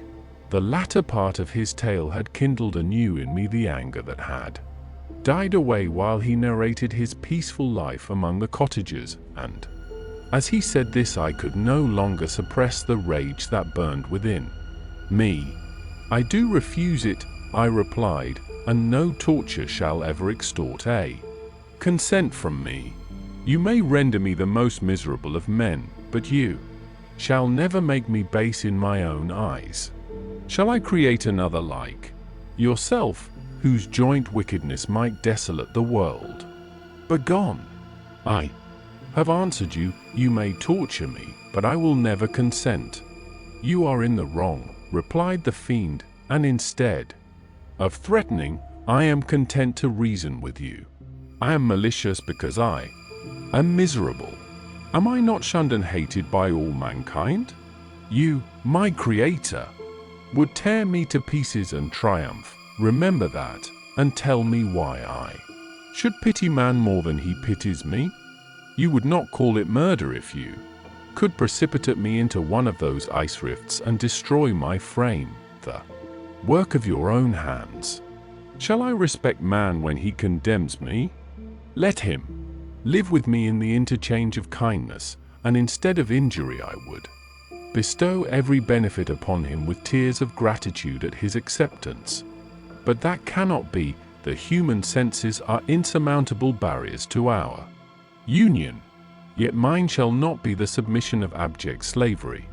I will revenge my injuries. If I cannot inspire love, I will cause fear, and chiefly towards you, my arch-enemy, because my creator, do I swear, inextinguishable hatred. Have a care, I will work at your destruction, nor finish until I desolate your heart, so that you shall curse the hour of your birth." A fiendish rage animated him as he said this. His face was wrinkled into contortions too horrible for human eyes to behold, but presently he calmed himself and proceeded. I intended to reason. This passion is detrimental to me, for you do not reflect that you are the cause of its excess. If any being felt emotions of benevolence towards me, I should return them 100-fold. For that one creature's sake I would make peace with the whole kind. But I now indulge in dreams of bliss that cannot be realized. What I ask of you is reasonable and moderate. I demand a creature of another sex, but as hideous as myself. The gratification is small, but it is all that I can receive, and it shall content me. It is true, we shall be monsters, cut off from all the world, but on that account we shall be more attached to one another. Our lives will not be happy, but they will be harmless and free from the misery I now feel. Oh, my Creator, make me happy. Let me feel gratitude towards you for one benefit. Let me see that I excite the sympathy of some existing thing. Do not deny me my request. I was moved. I shuddered when I thought of the possible consequences of my consent, but I felt that there was some justice in his argument. His tale and the feelings he now expressed proved him to be a creature of fine sensations, and did I not as his maker owe him all the portion of happiness that it was in my power to bestow? He saw my change of feeling and continued, "If you consent, neither you nor any other human being shall ever see us again. I will go to the vast wilds of South America. My food is not that of man. I do not destroy the lamb and the kid to glut my appetite. Acorns and berries afford me sufficient nourishment. My companion will be of the same nature as myself and will be content with the same fare. We shall make our bed of dried leaves. The sun will shine on us as on man and will ripen our food. The picture I present to you is peaceful and human, and you must feel that you could deny it only in the wantonness of power and cruelty. Pitiless as you have been towards me, I now see compassion in your eyes. Let me seize the favorable moment and persuade you to promise what I so ardently desire." "You propose," replied I, "to fly from the habitations of man, to dwell in those wilds where the beasts of the field will be your only companions. How can you, who long for the love and sympathy of man, persevere in this exile? You will return and again seek their kindness, and you will meet with their detestation. Your evil passions will be renewed, and you will then have a companion to aid you in the task of destruction. This may not be. Cease to argue the point, for I cannot consent. How inconstant are your feelings! But a moment ago you were moved by my representations, and why do you again harden yourself to my complaints? I swear to you, by the earth which I inhabit, and by you that made me, that, with the companion you bestow, I will quit the neighborhood of man and dwell, as it may chance, in the most savage of places. My evil passions will have fled, for I shall meet with sympathy. My life will flow quietly away, and in my dying moments I shall not curse my Maker." His words had a strange effect upon me. I compassionated him and sometimes felt a wish to console him, but when I looked upon him, when I saw the filthy mass that moved and talked, my heart sickened and my feelings were altered to those of horror and hatred. I tried to stifle these sensations. I thought that as I could not sympathize with him, I had no right to withhold from him the small portion of happiness which was yet in my power to bestow. "You swear," I said, "to be harmless, but have you not already shown a degree of malice that should reasonably make me distrust you? May not even this be a feint that will increase your triumph by affording a wider scope for your revenge? How is this? I must not be trifled with, and I demand an answer." If I have no ties and no affections, hatred and vice must be my portion. The love of another will destroy the cause of my crimes, and I shall become a thing of whose existence everyone will be ignorant. My vices are the children of a forced solitude that I abhor, and my virtues will necessarily arise when I live in communion with an equal. I shall feel the affections of a sensitive being and become linked to the chain of existence and events from which I am now excluded. I paused some time to reflect on all he had related and the various arguments which he had employed. I thought of the promise of virtues which he had displayed on the opening of his existence and the subsequent blight of all kindly feeling by the loathing and scorn which his protectors had manifested towards him. His power and threats were not omitted in my calculations. A creature who could exist in the ice caves of the glacier and hide himself from pursuit among the ridges of inaccessible precipices was a being possessing faculties it would be vain to cope with. After a long pause of reflection, I concluded that the justice due both to him and my fellow creatures demanded of me that I should comply with his request. Turning to him, therefore, I said, I consent to your demand, on your solemn oath to quit Europe forever, and every other place in the neighborhood of man, as soon as I shall deliver into your hands a female who will accompany you in your exile. I swear, he cried, by the sun, and by the blue sky of heaven, and by the fire of love that burns my heart, that if you grant my prayer, while they exist you shall never behold me again. Depart to your home and commence your labors. I shall watch their progress with unutterable anxiety, and fear not but that when you are ready I shall appear. Saying this, he suddenly quitted me, fearful, perhaps, of any change in my sentiments. I saw him descend the mountain with greater speed than the flight of an eagle, and quickly lost among the undulations of the sea of ice. His tale had occupied the whole day, and the sun was upon the verge of the horizon when he departed. I knew that I ought to hasten my descent towards the valley, as I should soon be encompassed in darkness, but my heart was heavy, and my steps slow. The labor of winding among the little paths of the mountain and fixing my feet firmly as I advanced perplexed me, occupied as I was by the emotions which the occurrences of the day had produced. Night was far advanced when I came to the halfway resting place and seated myself beside the fountain. The stars shone at intervals as the clouds passed from over them. The dark pines rose before me, and every here and there a broken tree lay on the ground. It was a scene of wonderful solemnity and stirred strange thoughts within me. I wept bitterly, and clasping my hands in agony, I exclaimed, "Oh, stars and clouds and winds, ye are all about to mock me. If ye really pity me, crush sensation and memory, let me become as naught, but if not, depart, depart, and leave me in darkness." These were wild and miserable thoughts, but I cannot describe to you how the eternal twinkling of the stars weighed upon me, and how I listened to every blast of wind as if it were a dull, ugly siroc on its way to consume me. Morning dawned before I arrived at the village of Chamonix. I took no rest, but returned immediately to Geneva. Even in my own heart I could give no expression to my sensations. They weighed on me with a mountain's weight, and their excess destroyed my agony beneath them.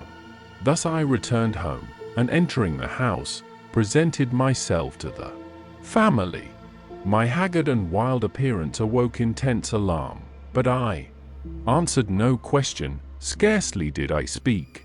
I felt as if I were placed under a ban, as if I had no right to claim their sympathies, as if nevermore might I enjoy companionship with them.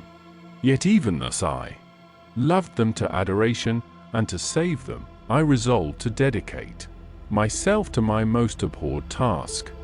The prospect of such an occupation made every other circumstance of existence pass before me like a dream, and that thought only had to me the reality of life. Chapter 18.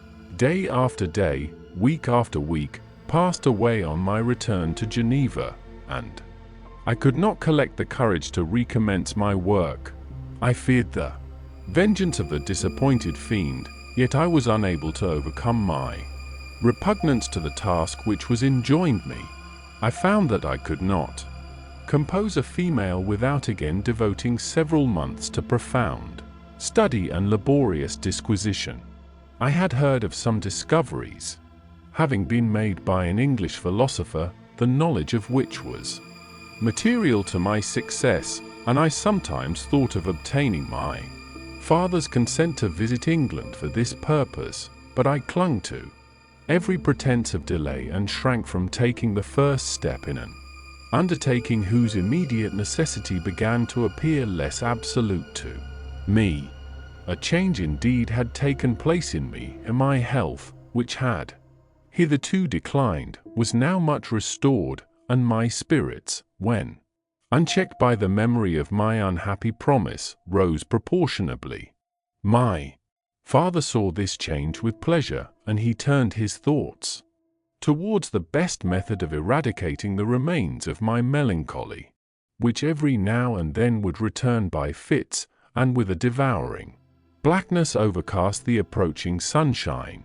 At these moments I took refuge in the most perfect solitude. I passed whole days on the lake, alone in a little boat, watching the clouds and listening to the rippling of the waves, silent and listless. But the fresh air and bright sun seldom failed to restore me to some degree of composure, and on my return I met the salutations of my friends with a readier smile and a more cheerful heart. It was after my return from one of these rambles that my father, calling me aside, thus addressed me: "I am happy to remark, my dear son, that you have resumed your former pleasures and seem to be returning to yourself, and yet you are still unhappy and still avoid our society. For some time I was lost in conjecture as to the cause of this, but yesterday an idea struck me, and if it is well founded, I conjure you to avow it. Reserve on such a point would be not only useless, but draw down treble misery on us all." I trembled violently at his exordium, and my father continued: "I confess, my son, that I have always looked forward to your marriage with our dear Elizabeth as the tie of our domestic comfort and the stay of my declining years. You were attached to each other from your earliest infancy, you studied together, and appeared, in dispositions and tastes, entirely suited to one another. But so blind is the experience of man that what I conceive to be the best assistance to my plan may have entirely destroyed it.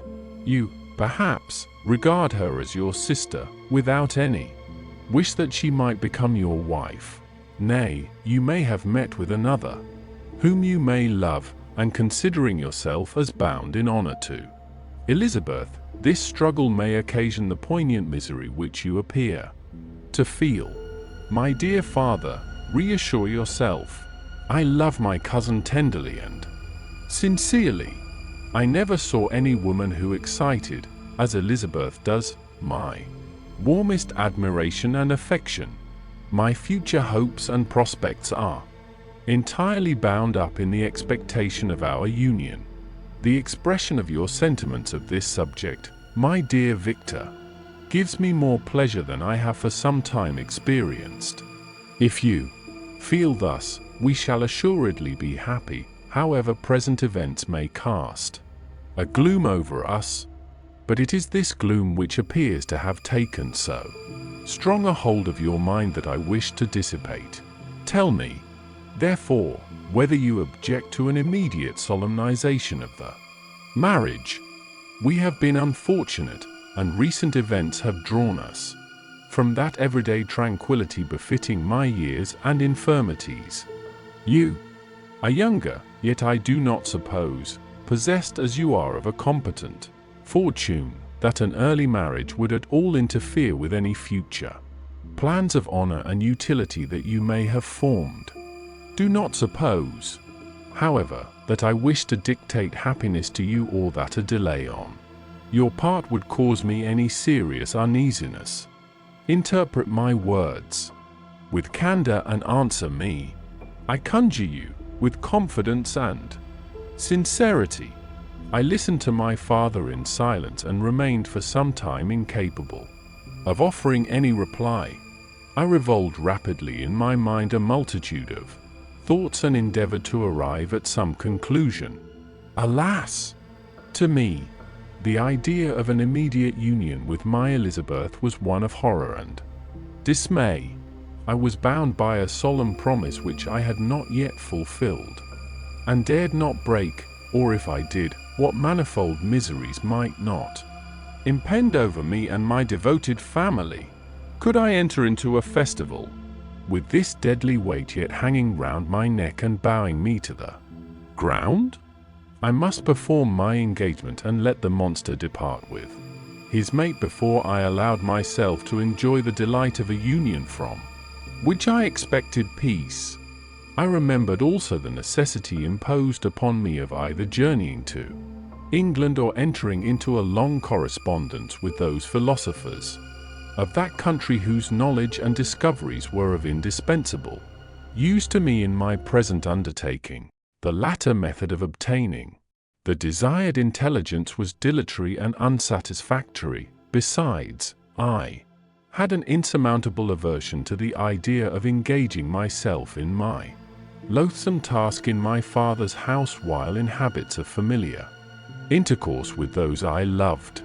I knew that 1,000 fearful accidents might occur, the slightest of which would disclose a tale to thrill all connected with me with horror.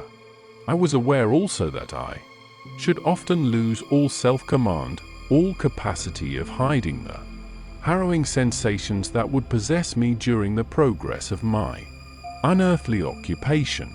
I must absent myself from all I loved while thus employed. Once commenced, it would quickly be achieved, and I might be restored to my family in peace and happiness.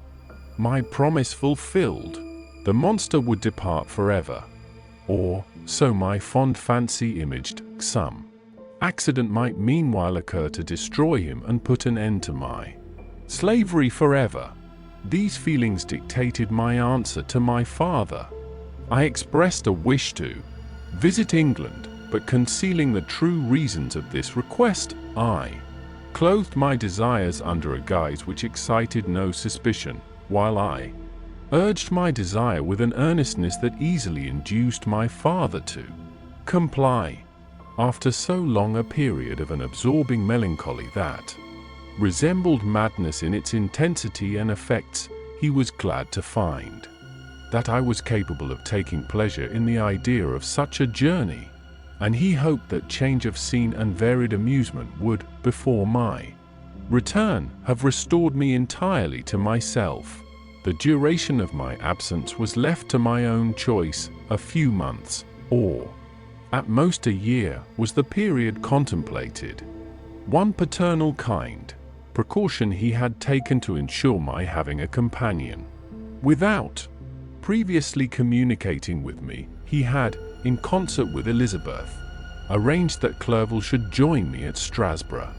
This interfered with the solitude I coveted for the prosecution of my task, yet at the commencement of my journey the presence of my friend could in no way be an impediment, and truly I rejoiced that thus I should be saved many hours of lonely, maddening reflection.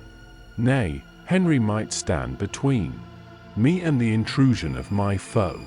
If I were alone, would he not at times force his abhorred presence on me to remind me of my task or to contemplate its progress? To England, therefore, I was bound, and it was understood that my union with Elizabeth should take place immediately on my return. My father's age rendered him extremely averse to delay.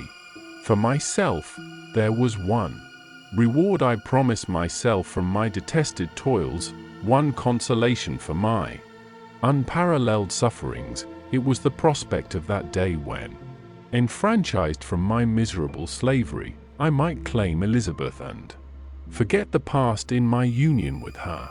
I now made arrangements for my journey, but one feeling haunted me, which filled me with fear and agitation. During my absence I should leave my friends unconscious of the existence of their enemy and unprotected from his attacks, exasperated as he might be by my departure. But he had promised to follow me wherever I might go. And would he not accompany me to England? This imagination was dreadful in itself, but soothing inasmuch as it supposed the safety of my friends. I was agonized with the idea of the possibility that the reverse of this might happen.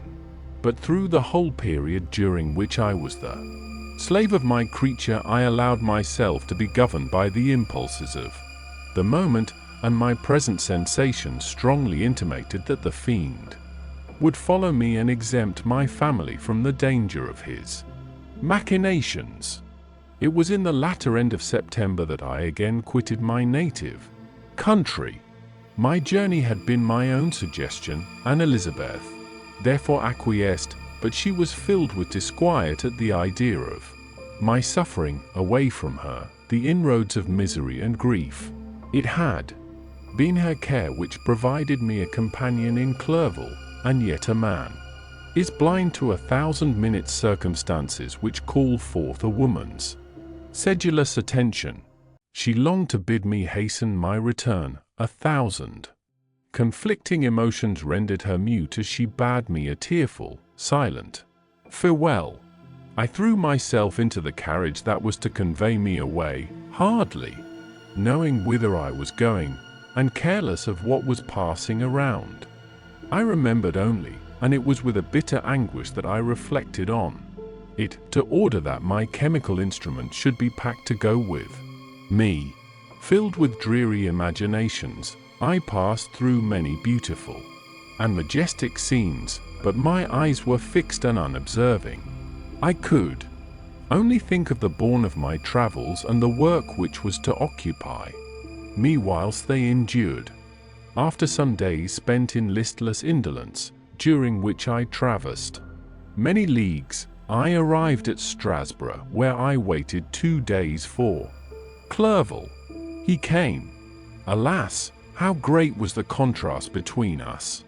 He was alive to every new scene, joyful when he saw the beauties of the setting sun, and more happy when he beheld it rise and recommence a new day. He pointed out to me the shifting colors of the landscape and the appearances of the sky. "This is what it is to live," he cried. "Now I enjoy existence. But you, my dear Frankenstein, wherefore are you desponding and sorrowful?" In truth, I was occupied by gloomy thoughts, and neither saw the descent of the evening star nor the golden sunrise reflected in the Rhine. I knew my friend would be far more amused with the journal of Clerval, who observed the scenery with an eye of feeling and delight, than in listening to my reflections. I, a miserable wretch, haunted by a curse that shut up every avenue to enjoyment. We had agreed to descend the Rhine in a boat from Strasbourg to Rotterdam, whence we might take shipping for London. During this voyage we passed many willowy islands and saw several beautiful towns. We stayed a day at Mannheim, and on the 5th from our departure from Strasbourg, arrived at Mainz. The course of the Rhine below Mainz becomes much more picturesque. The river descends rapidly and winds between hills, not high, but steep, and of beautiful forms. We saw many ruined castles standing on the edges of precipices, surrounded by black woods, high and inaccessible. This part of the Rhine, indeed, presents a singularly variegated landscape. In one spot you view rugged hills, ruined castles overlooking tremendous precipices, with the dark Rhine rushing beneath, and on the sudden turn of a promontory, flourishing vineyards with green sloping banks and a meandering river. And populous towns occupy the scene. We travelled at the time of the vintage and heard the song of the labourers as we glided down the stream. Even I, depressed in mind, and my spirits continually agitated by gloomy feelings, even I was pleased. I lay at the bottom of the boat, and as I gazed on the cloudless blue sky, I seemed to drink in a tranquility to which I had long been a stranger. And if these were my sensations, who can describe those of Henry? He felt as if he had been transported to fairyland and enjoyed a happiness seldom tasted by man. I have seen, he said, the most beautiful scenes of my own country.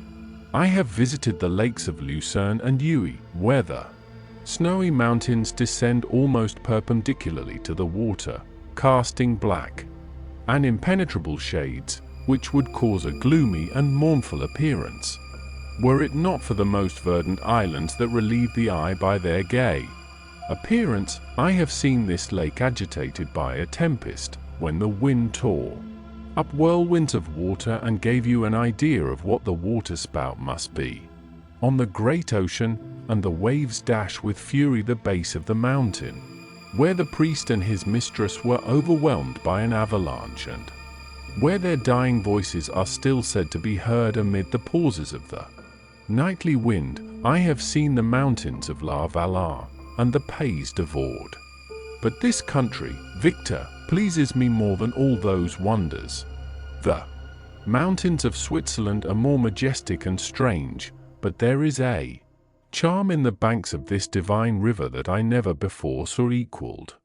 Look at that castle which overhangs yon precipice, and that also on the island, almost concealed amongst the foliage of those lovely trees, and now that group of labourers coming from among their vines, and that village, half hid in the recess of the mountain.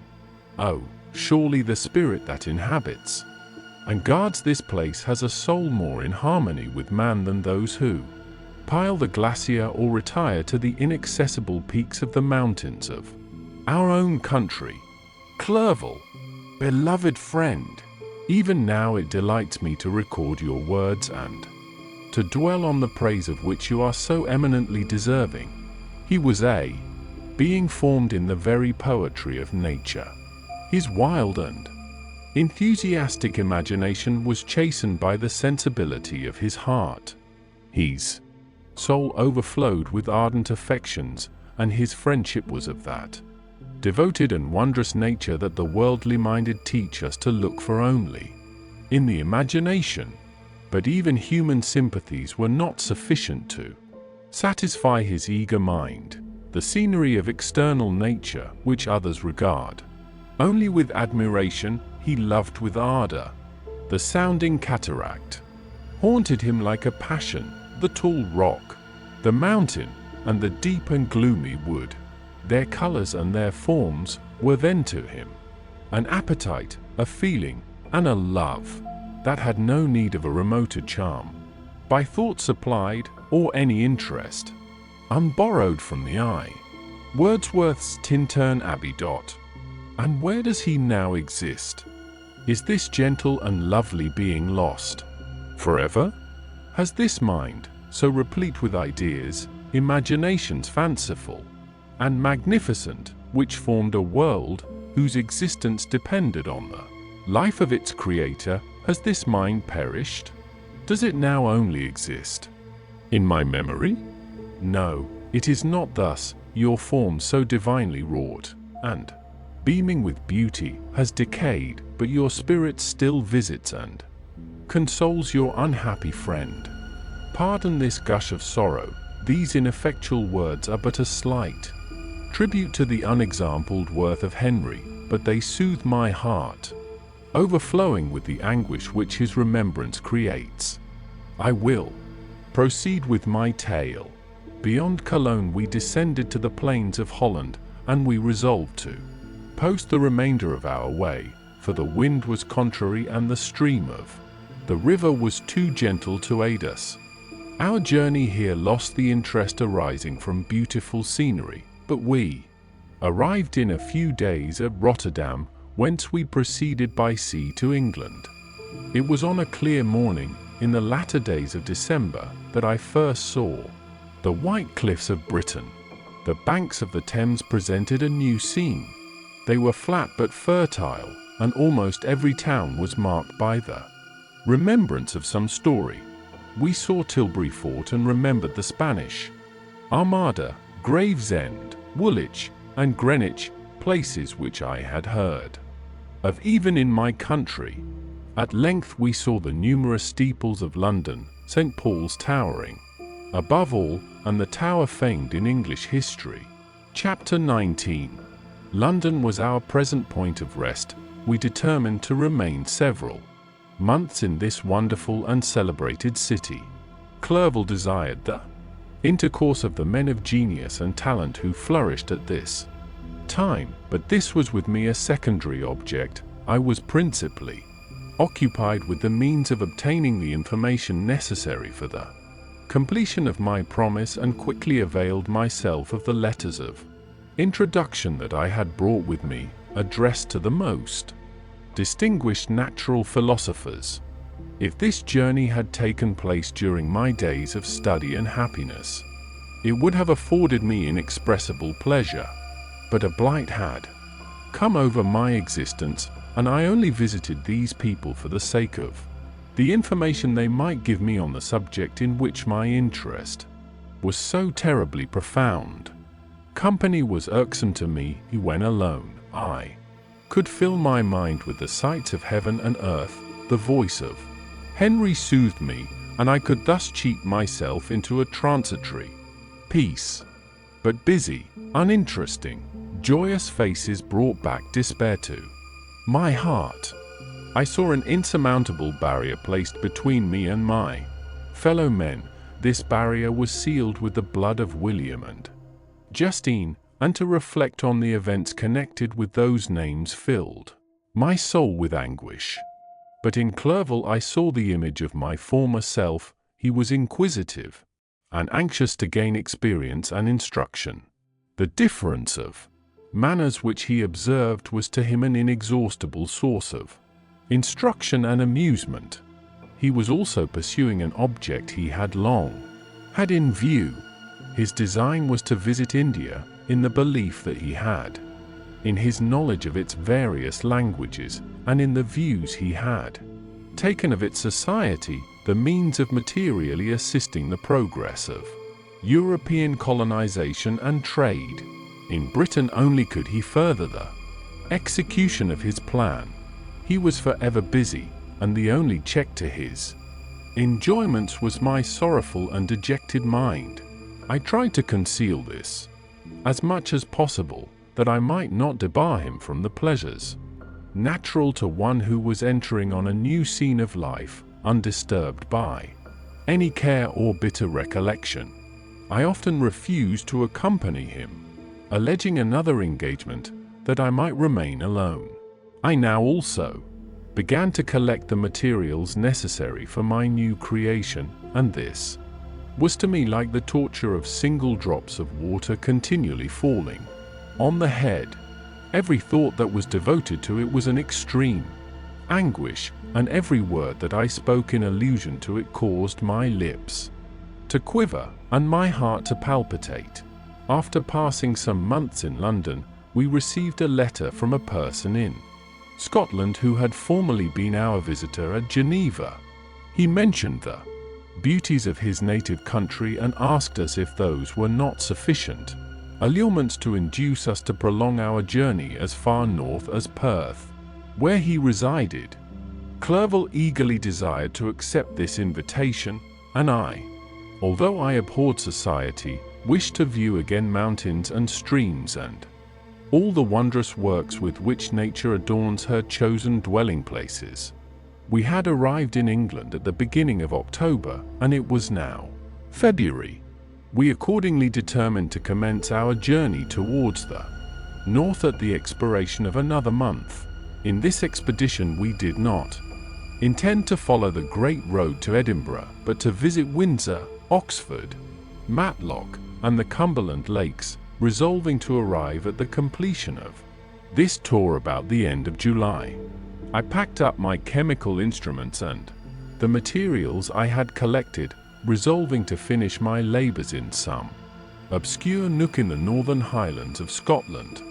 We quitted London on the 27th of March and remained a few days at Windsor, rambling in its beautiful forest. This was a new scene to us. Mountaineers, the majestic oaks, the quantity of game, and the herds of stately deer were all novelties to us. From thence we proceeded to Oxford. As we entered this city, our minds were filled with the remembrance of the events that had been transacted there more than a century and a half before. It was here that Charles I had collected his forces. This city had remained faithful to him, after the whole nation had forsaken his cause to join the standard of Parliament and liberty. The memory of that unfortunate king and his companions, the amiable Falkland, the insolent Goring, his queen, and son, gave a peculiar interest to every part of the city which they might be supposed to have inhabited. The spirit of elder days found a dwelling here, and we delighted to trace its footsteps. If these feelings had not found an imaginary gratification, the appearance of the city had yet in itself sufficient beauty to obtain our admiration. The colleges are ancient and picturesque, the streets are almost magnificent, and the lovely Isis, which flows beside it through meadows of exquisite verdure, is spread forth into a placid expanse of waters, which reflects its majestic assemblage of towers and spires and domes embosomed among aged trees. I enjoyed this scene, and yet my enjoyment was embittered both by the memory of the past and the anticipation of the future. I was formed for peaceful happiness. During my youthful days discontent never visited my mind, and if I was ever overcome by ennui, the sight of what is beautiful in nature or the study of what is excellent and sublime in the productions of man could always interest my heart and communicate elasticity to my spirits.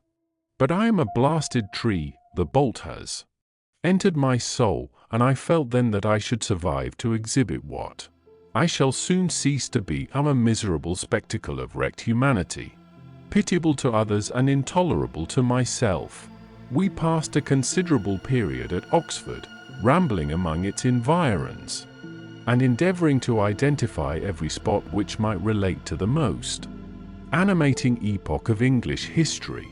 Our little voyages of discovery were often prolonged by the successive objects that presented themselves. We visited the tomb of the illustrious Hamden and the field on which that patriot fell.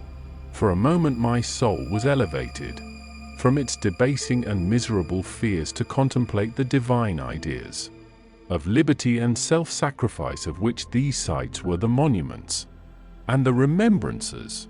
For an instant I dared to shake off my chains and look around me with a free and lofty spirit, but the iron had eaten into my flesh, and I sank again, trembling and hopeless, into my miserable self. We left Oxford with regret and proceeded to Matlock, which was our next place of rest.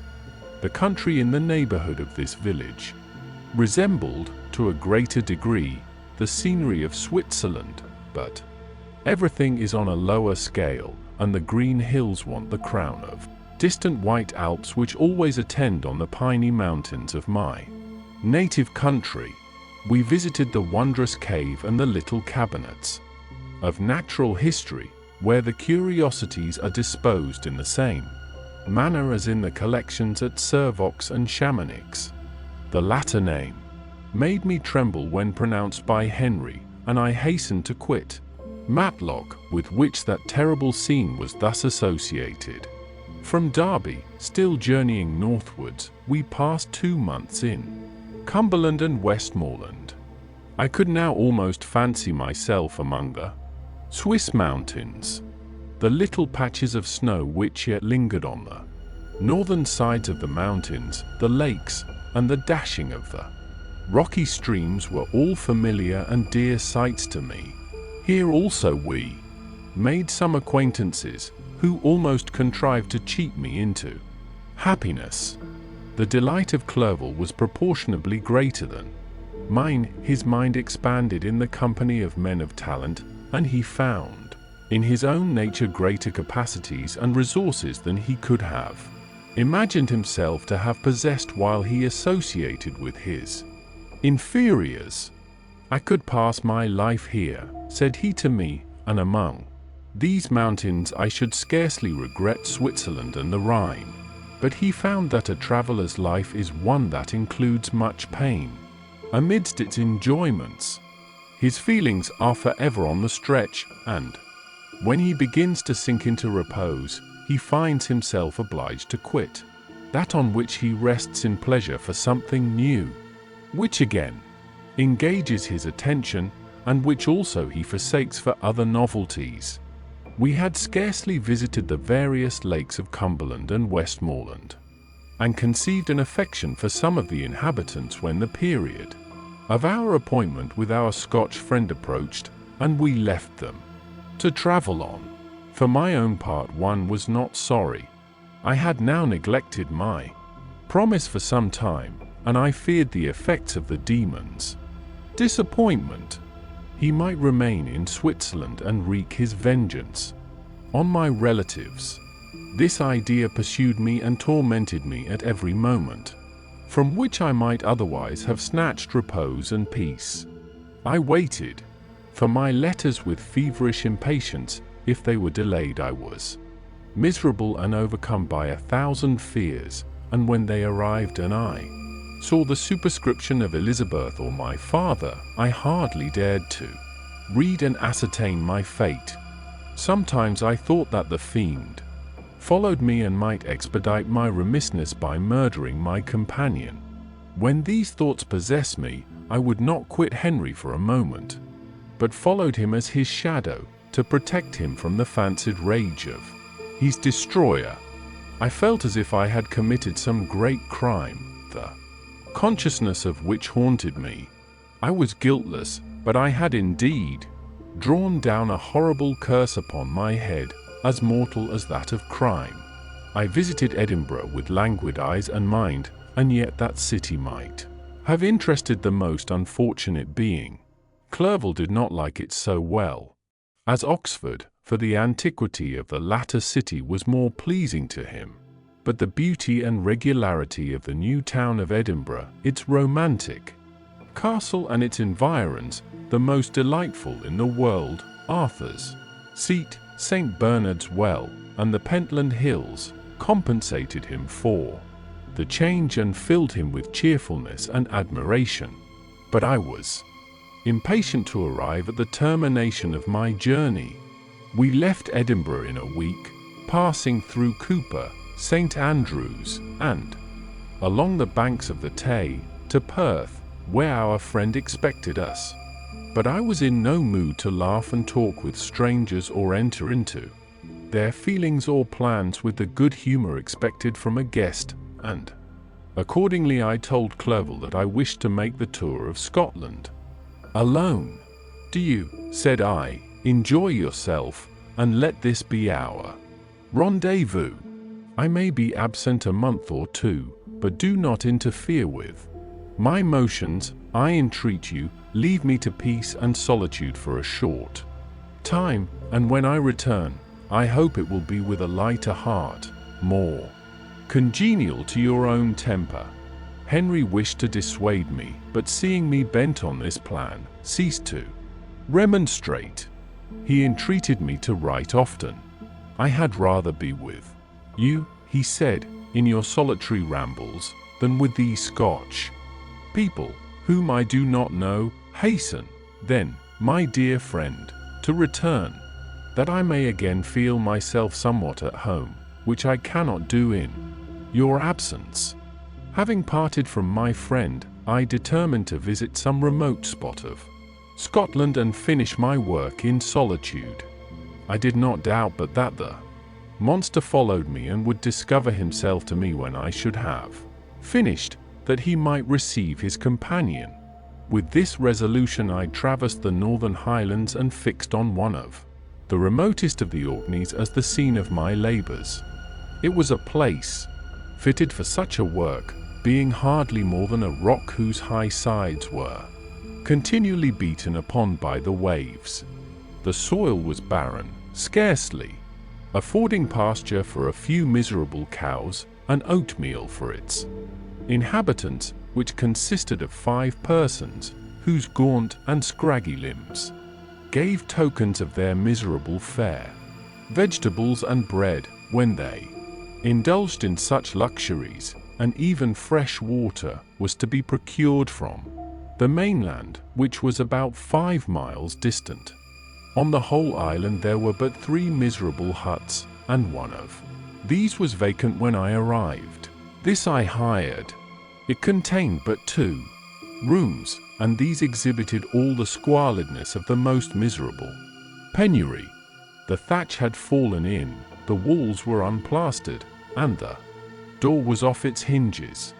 I ordered it to be repaired, bought some furniture, and took possession, an incident which would doubtless have occasioned some surprise had not all the senses of the cottagers been benumbed by want and squalid poverty. As it was, I lived ungazed at, and unmolested, hardly thanked for the pittance of food and clothes which I gave. So much does suffering blunt even the coarsest sensations of men. In this retreat I devoted the morning to labor, but in the evening, when the weather permitted, I walked on the stony beach of the sea to listen to the waves as they roared and dashed at my feet. It was a monotonous yet ever-changing scene. I thought of Switzerland. It was far different from this desolate and appalling landscape. Its hills are covered with vines, and its cottages are scattered thickly in the plains. Its fair lakes reflect a blue and gentle sky, and when troubled by the winds, their tumult is but as the play of a lively infant when compared to the roarings of the giant ocean. In this manner I distributed my occupations when I first arrived, but as I proceeded in my labor, it became every day more horrible and irksome to me. Sometimes I could not prevail on myself to enter my laboratory for several days, and at other times I toiled day and night in order to complete my work. It was, indeed, a filthy process in which I was engaged. During my first experiment, a kind of enthusiastic frenzy had blinded me to the horror of my employment. My mind was intently fixed on the consummation of my labor, and my eyes were shut to the horror of my proceedings. But now I went to it in cold blood, and my heart often sickened at the work of my hands. Thus situated, employed in the most detestable occupation, immersed in a solitude where nothing could for an instant call my attention from the actual scene in which I was engaged, my spirits became unequal. I grew restless and nervous. Every moment I feared to meet my persecutor. Sometimes I sat with my eyes fixed on the ground, fearing to raise them lest they should encounter the object which I so much dreaded to behold. I feared to wander from the sight of my fellow creatures lest when alone he should come to claim his companion. In the meantime I worked on, and my labor was already considerably advanced. I looked towards its completion with a tremulous and eager hope, which I dared not trust myself to question, but which was intermixed with obscure forebodings of evil that made my heart sicken in my bosom. Chapter 20. I sat one evening in my laboratory. The sun had set, and the moon was just rising from the sea. I had not sufficient light for my employment, and I remained idle, in a pause of consideration of whether I should leave my labor for the night or hasten its conclusion by an unremitting attention to it. As I sat, a train of reflection occurred to me which led me to consider the effects of what I was now doing. 3 years before, I was engaged in the same manner and had created a fiend whose unparalleled barbarity had desolated my heart and filled it forever with the bitterest remorse. I was now about to form another being of whose dispositions I was alike ignorant. She might become 10,000 times more malignant than her mate and delight, for its own sake, in murder and wretchedness. He had sworn to quit the neighborhood of man and hide himself in deserts, but she had not, and she, who in all probability was to become a thinking and reasoning animal, might refuse to comply with a compact made before her creation. They might even hate each other. The creature who already lived loathed his own deformity, and might he not conceive a greater abhorrence for it when it came before his eyes in the female form? She also might turn with disgust from him to the superior beauty of man. She might quit him, and he be again alone, exasperated by the fresh provocation of being deserted by one of his own species. Even if they were to leave Europe and inhabit the deserts of the New World, yet one of the first results of those sympathies for which the demon thirsted would be children, and a race of devils would be propagated upon the earth who might make the very existence of the species of man a condition precarious and full of terror. Had I right, for my own benefit, to inflict this curse upon everlasting generations?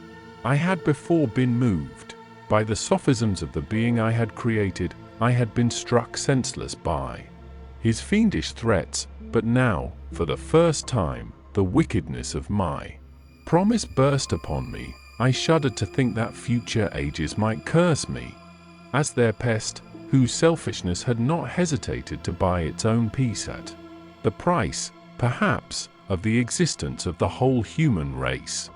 I trembled and my heart failed within me, when, on looking up, I saw by the light of the moon the demon at the casement. A ghastly grin wrinkled his lips as he gazed on me, where I sat fulfilling the task which he had allotted to me. Yes, he had followed me in my travels. He had loitered in forests, hid himself in caves, or taken refuge in wide and desert heaths, and he now came to mark my progress and claim the fulfillment of my promise. As I looked on him, his countenance expressed the utmost extent of malice and treachery. I thought with a sensation of madness on my promise of creating another like to him, and trembling with passion, tore to pieces the thing on which I was engaged. The wretch saw me destroy the creature on whose future existence he depended for happiness, and with a howl of devilish despair and revenge, withdrew. I left the room, and locking the door, made a solemn vow in my own heart never to resume my labors, and then, with trembling steps, I sought my own apartment. I was alone, none were near me to dissipate the gloom and relieve me from the sickening oppression of the most terrible reveries. Several hours passed, and I remained near my window gazing on the sea. It was almost motionless, for the winds were hushed, and all nature reposed under the eye of the quiet moon. A few fishing vessels alone specked the water, and now and then the gentle breeze wafted the sound of voices as the fishermen called to one another. I felt the silence, although I was hardly conscious of its extreme profundity, until my ear was suddenly arrested by the paddling of oars near the shore, and a person landed close to my house. In a few minutes after, I heard the creaking of my door, as if someone endeavored to open it softly. I trembled from head to foot. I felt a presentiment of who it was, and wished to rouse one of the peasants who dwelt in a cottage not far from mine, but I was overcome by the sensation of helplessness so often felt in frightful dreams when you in vain endeavor to fly from an impending danger, and was rooted to the spot.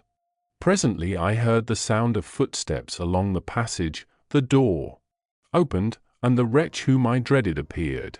Shutting the door, he approached me and said in a smothered voice, "You have destroyed the work which you began. What is it that you intend?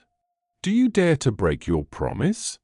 I have endured toil and misery. I left Switzerland with you. I crept along the shores of the Rhine, among its willow islands and over the summits of its hills. I have dwelt many months in the heaths of England and among the deserts of Scotland. I have endured incalculable fatigue and cold and hunger. Do you dare destroy my hopes? Begone! I do break my promise. Never will I create another like yourself, equal in deformity and wickedness. Slave, I before reasoned with you, but you have proved yourself unworthy of my condescension. Remember that I have power. You believe yourself miserable, but I can make you so wretched that the light of day will be hateful to you. You are my creator, but I am your master. Obey. The hour of my irresolution is past, and the period of your power is arrived. Your threats cannot move me to do an act of wickedness, but they confirm me in a determination of not creating you a companion in vice. Shall I, in cool blood, set loose upon the earth a demon whose delight is in death and wretchedness? Begone! I am firm, and your words will only exasperate my rage. The monster saw my determination in my face and gnashed his teeth in the impotence of anger. Shall each man, cried he, find a wife for his bosom, and each beast have his mate, and I be alone? I had feelings of affection, and they were requited by detestation and scorn. Man, you may hate, but beware. Your hours will pass in dread and misery, and soon the bolt will fall which must ravish from you your happiness for ever. Are you to be happy while I grovel in the intensity of my wretchedness? You can blast my other passions, but revenge remains, revenge, henceforth dearer than light or food. I may die, but first you, my tyrant and tormentor, shall curse the sun that gazes on your misery. Beware, for I am fearless and therefore powerful. I will watch with the wiliness of a snake, that I may sting with its venom. Man, you shall repent of the injuries you inflict. Devil, cease, and do not poison the air with these sounds of malice. I have declared my resolution to you, and I am no coward to bend beneath words. Leave me, I am inexorable. It is well. I go, but remember, I shall be with you on your wedding night. I started forward and exclaimed, "Villain! Before you sign my death warrant, be sure that you are yourself safe." I would have seized him, but he eluded me and quitted the house with precipitation. In a few moments I saw him in his boat, which shot across the waters with an arrowy swiftness and was soon lost amidst the waves. All was again silent, but his words rang in my ears. I burned with rage to pursue the murderer of my peace and precipitate him into the ocean. I walked up and down my room hastily and perturbed, while my imagination conjured up 1,000 images to torment and sting me. Why had I not followed him and closed with him in mortal strife? But I had suffered him to depart, and he had directed his course towards the mainland. I shuddered to think who might be the next victim sacrificed to his insatiate revenge. And then I thought again of his words, "I will be with you on your wedding night. That, then, was the period fixed for the fulfillment of my destiny. In that hour I should die and at once satisfy and extinguish his malice. The prospect did not move me to fear, yet when I thought of my beloved Elizabeth, of her tears and endless sorrow, when she should find her lover so barbarously snatched from her, tears, the first I had shed for many months, streamed from my eyes, and I resolved not to fall before my enemy without a bitter struggle. The night passed away, and the sun rose from the ocean. My feelings became calmer, if it may be called calmness when the violence of rage sinks into the depths of despair. I left the house, the horrid scene of the last night's contention, and walked on the beach of the sea, which I almost regarded as an insuperable barrier between me and my fellow creatures. Nay, a wish that such should prove the fact stole across me. I desired that I might pass my life on that barren rock, wearily, it is true, but uninterrupted by any sudden shock of misery. If I returned, it was to be sacrificed or to see those whom I most loved die under the grasp of a demon whom I had myself created. I walked about the isle like a restless spectre, separated from all it loved and miserable in the separation. When it became noon, and the sun rose higher, I lay down on the grass and was overpowered by a deep sleep. I had been awake the whole of the preceding night. My nerves were agitated, and my eyes inflamed by watching and misery.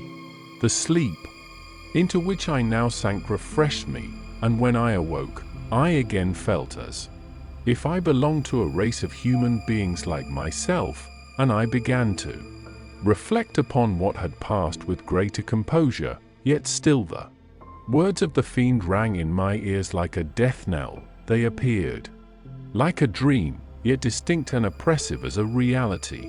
The sun had far descended, and I still sat on the shore, satisfying my appetite, which had become ravenous, with an oaten cake, when I saw a fishing boat land close to me, and one of the men brought me a packet.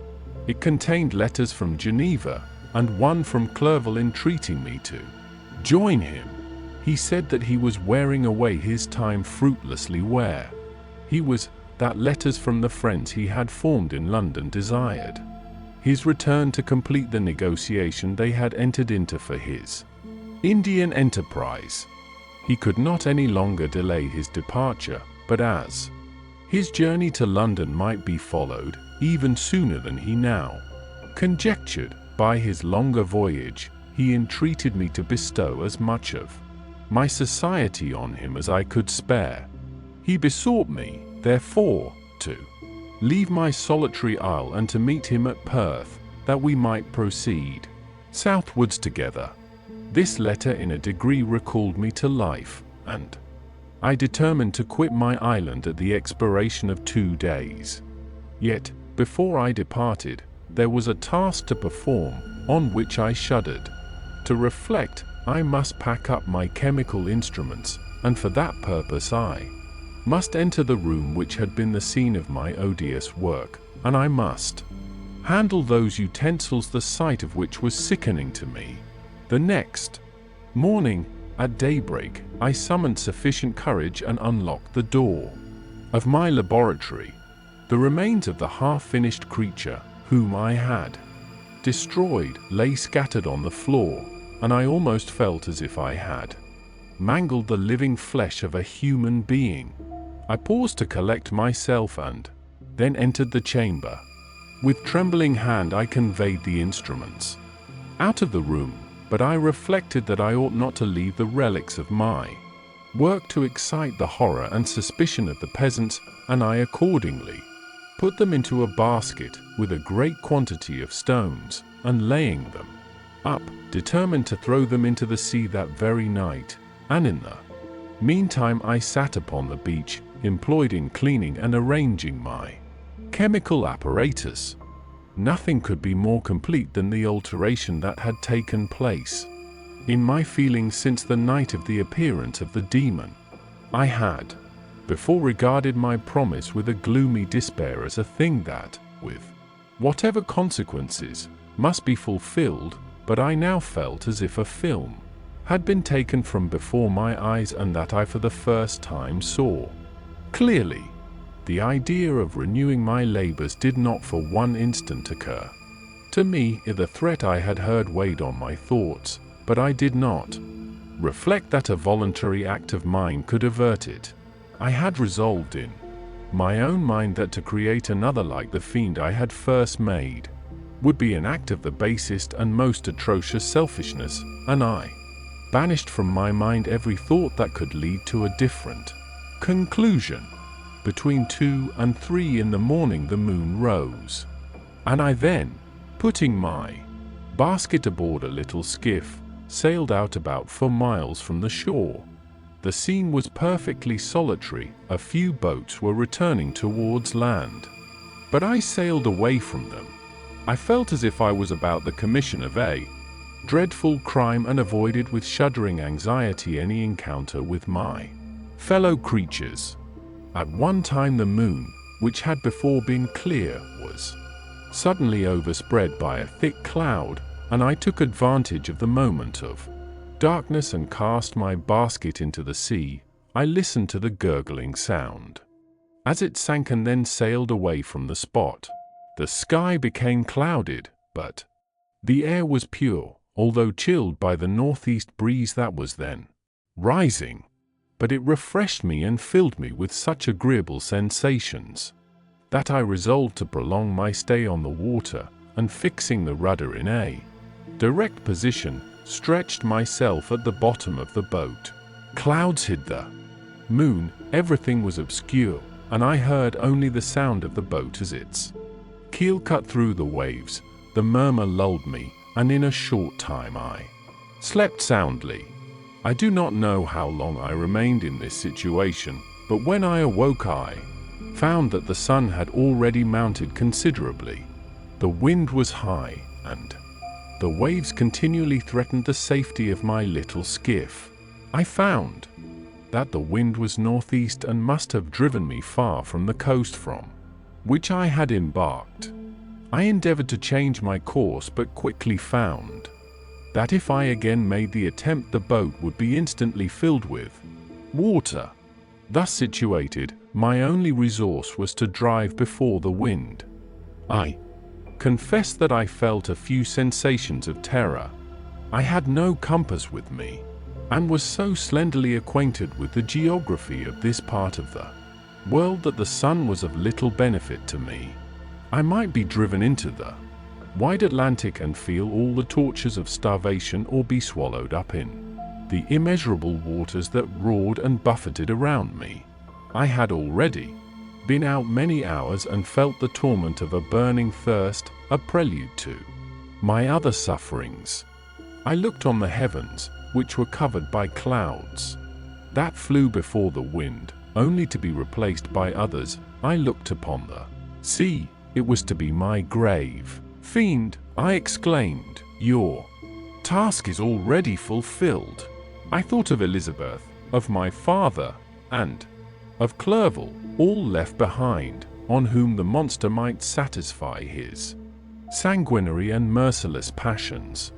This idea plunged me into a reverie so despairing and frightful that even now, when the scene is on the point of closing before me forever, I shudder to reflect on it. Some hours passed thus, but by degrees, as the sun declined towards the horizon, the wind died away into a gentle breeze and the sea became free from breakers. But these gave place to a heavy swell. I felt sick and hardly able to hold the rudder, when suddenly I saw a line of high land towards the south. Almost spent as I was by fatigue and the dreadful suspense I endured for several hours, this sudden certainty of life rushed like a flood of warm joy to my heart, and tears gushed from my eyes. How mutable are our feelings, and how strange is that clinging love we have of life even in the excess of misery. I constructed another sail with a part of my dress and eagerly steered my course towards the land. It had a wild and rocky appearance, but as I approached nearer I easily perceived the traces of cultivation. I saw vessels near the shore and found myself suddenly transported back to the neighborhood of civilized man. I carefully traced the windings of the land and hailed a steeple which I saw issuing from behind a small promontory. As I was in a state of extreme debility, I resolved to sail directly towards the town as a place where I could most easily procure nourishment. Fortunately, I had money with me. As I turned the promontory, I perceived a small, neat town and a good harbor, which I entered, my heart bounding with joy at my unexpected escape. As I was occupied in fixing the boat and arranging the sails, several people crowded towards the spot. They seemed much surprised at my appearance, but instead of offering me any assistance, whispered, together with gestures that at any other time might have produced in me a slight sensation of alarm. As it was, I merely remarked that they spoke English, and I therefore addressed them in that language. "My good friends," said I, "will you be so kind as to tell me the name of this town and inform me where I am?" "You will know that soon enough," replied a man with a hoarse voice. "Maybe you are come to a place that will not prove much to your taste, but you will not be consulted as to your quarters, I promise you." I was exceedingly surprised on receiving so rude an answer from a stranger, and I was also disconcerted on perceiving the frowning and angry countenances of his companions. "Why do you answer me so roughly?" I replied. "Surely it is not the custom of Englishmen to receive strangers so inhospitably." "I do not know," said the man, "what the custom of the English may be, but it is the custom of the Irish to hate villains." While this strange dialogue continued, I perceived the crowd rapidly increase. Their faces expressed a mixture of curiosity and anger, which annoyed and in some degree alarmed me. I inquired the way to the inn, but no one replied. I then moved forward, and a murmuring sound arose from the crowd as they followed and surrounded me, when an ill-looking man, approaching, tapped me on the shoulder and said, "Come, sir, you must follow me to Mr. Kerwin's to give an account of yourself." "Who is Mr. Kerwin? Why am I to give an account of myself? Is not this a free country?" Sir, free enough for honest folks. Mr. Kerwin is a magistrate, and you are to give an account of the death of a gentleman who was found murdered here last night." This answer startled me, but I presently recovered myself. I was innocent. That could easily be proved. Accordingly, I followed my conductor in silence, and was led to one of the best houses in the town. I was ready to sink from fatigue and hunger, but being surrounded by a crowd, I thought it politic to rouse all my strength, that no physical debility might be construed into apprehension or conscious guilt. Little did I then expect the calamity that was in a few moments to overwhelm me and extinguish in horror and despair all fear of ignominy or death. I must pause here, for it requires all my fortitude to recall the memory of the frightful events which I am about to relate, in proper detail, to my recollection. Chapter 21. I was soon introduced into the presence of the magistrate, an old, benevolent man with calm and mild manners. He looked upon me, however, with some degree of severity, and then, turning towards my conductors, he asked who appeared as witnesses on this occasion. About half a dozen men came forward, and, one being selected by the magistrate, he deposed that he had been out fishing the night before with his son and brother-in-law, Daniel Nugent, when, about 10 o'clock, they observed a strong northerly blast rising, and they accordingly put in for port. It was a very dark night. As the moon had not yet risen, they did not land at the harbor, but, as they had been accustomed, at a creek about 2 miles below.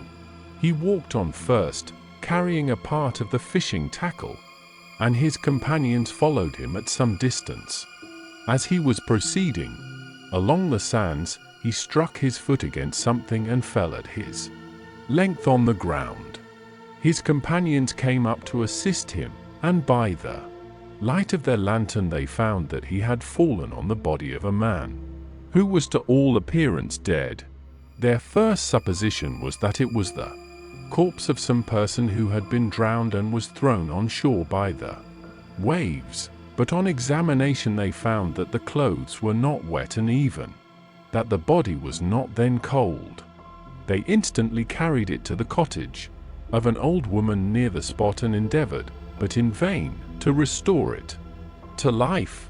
It appeared to be a handsome young man, about 25 years of age. He had apparently been strangled, for there was no sign of any violence except the black mark of fingers on his neck.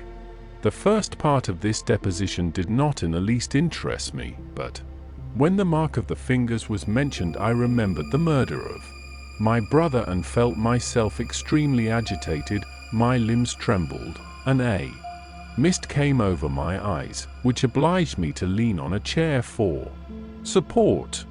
The magistrate observed me with a keen eye and of course drew an unfavorable augury from my manner. The son confirmed his father's account, but when Daniel Nugent was called he swore positively that just before the fall of his companion he saw a boat with a single man in it at a short distance from the shore, and as far as he could judge by the light of a few stars, it was the same boat in which I had just landed. A woman deposed that she lived near the beach and was standing at the door of her cottage, waiting for the return of the fisherman about an hour before she heard of the discovery of the body, when she saw a boat with only one man in it push off from that part of the shore where the corpse was afterwards found. Another woman confirmed the account of the fisherman having brought the body into her house. It was not cold. They put it into a bed and rubbed it, and Daniel went to the town for an apothecary, but life was quite gone.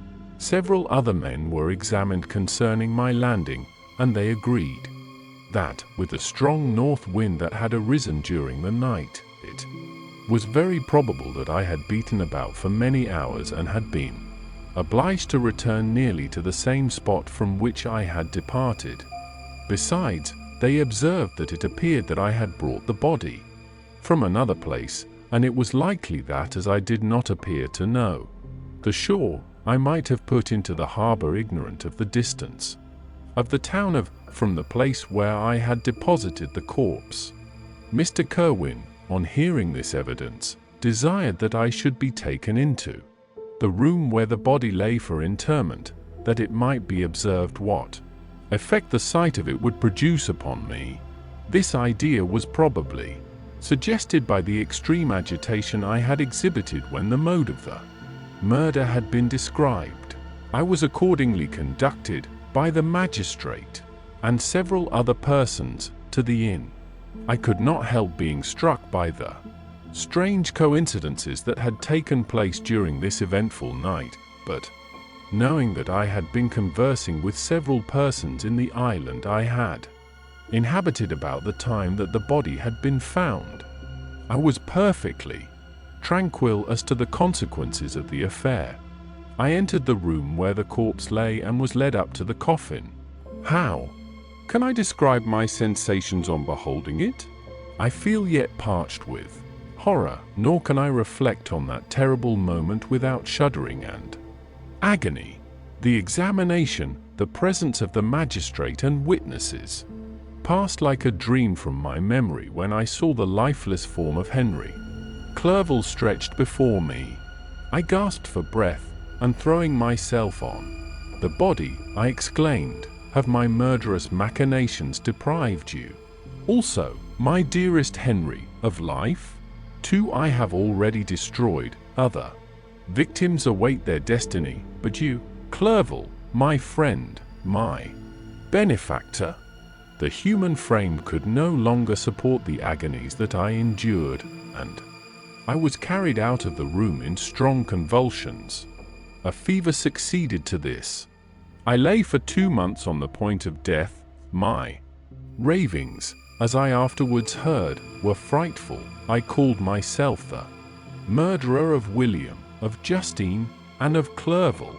Sometimes I entreated my attendants to assist me in the destruction of the fiend by whom I was tormented, and at others I felt the fingers of the monster already grasping my neck, and screamed aloud with agony and terror. Fortunately, as I spoke my native language, Mr. Kerwin alone understood me, but my gestures and bitter cries were sufficient to affright the other witnesses. Why did I not die? More miserable than man ever was before, why did I not sink into forgetfulness and rest? Death snatches away many blooming children, the only hopes of their doting parents. How many brides and youthful lovers have been one day in the bloom of health and hope, and the next a prey for worms and the decay of the tomb? Of what materials was I made that I could thus resist so many shocks, which, like the turning of the wheel, continually renewed the torture? But I was doomed to live, and in 2 months found myself as awaking from a dream, in a prison, stretched on a wretched bed, surrounded by gaolers, turnkeys, bolts, and all the miserable apparatus of a dungeon. It was morning, I remember, when I thus awoke to understanding. I had forgotten the particulars of what had happened, and only felt as if some great misfortune had suddenly overwhelmed me. But when I looked around and saw the barred windows and the squalidness of the room in which I was, all flashed across my memory, and I groaned bitterly. This sound disturbed an old woman who was sleeping in a chair beside me. She was a hired nurse, the wife of one of the turnkeys, and her countenance expressed all those bad qualities which often characterize that class. The lines of her face were hard and rude, like that of persons accustomed to see without sympathizing in sights of misery. Her tone expressed her entire indifference. She addressed me in English, and the voice struck me as one that I had heard during my sufferings. "Are you better now, sir?" said she. I replied in the same language, with a feeble voice, "I believe I am. But if it be all true, if indeed I did not dream, I am sorry that I am still alive to feel this misery and horror." "For that matter," replied the old woman, "if you mean about the gentleman you murdered, I believe that it were better for you if you were dead, for I fancy it will go hard with you. However, that's none of my business. I am sent to nurse you and get you well. I do my duty with a safe conscience. It were well if everybody did the same." I turned with loathing from the woman who could utter so unfeeling a speech to a person just saved, on the very edge of death, but I felt languid and unable to reflect on all that had passed. The whole series of my life appeared to me as a dream. I sometimes doubted if indeed it were all true, for it never presented itself to my mind with the force of reality. As the images that floated before me became more distinct, I grew feverish. A darkness pressed around me. No one was near me who soothed me with the gentle voice of love. No dear hand supported me. The physician came and prescribed medicines, and the old woman prepared them for me, but utter carelessness was visible in the first, and the expression of brutality was strongly marked in the visage of the second. Who could be interested in the fate of a murderer but the hangman? Who would gain his fee? These were my first reflections, but I soon learned that Mr. Kerwin had shown me extreme kindness. He had caused the best room in the prison to be prepared for me. Wretched indeed was the best, and it was he who had provided a physician and a nurse. It is true, he seldom came to see me, for although he ardently desired to relieve the sufferings of Every human creature, he did not wish to be present at the agonies and miserable ravings of a murderer. He came, therefore, sometimes to see that I was not neglected, but his visits were short and with long intervals. One day, while I was gradually recovering, I was seated in a chair, my eyes half open and my cheeks livid like those in death. I was overcome by gloom and misery, and often reflected I had better seek death than desire to remain in a world which to me was replete with wretchedness. At one time I considered whether I should not declare myself guilty and suffer the penalty of the law, less innocent than poor Justine had been.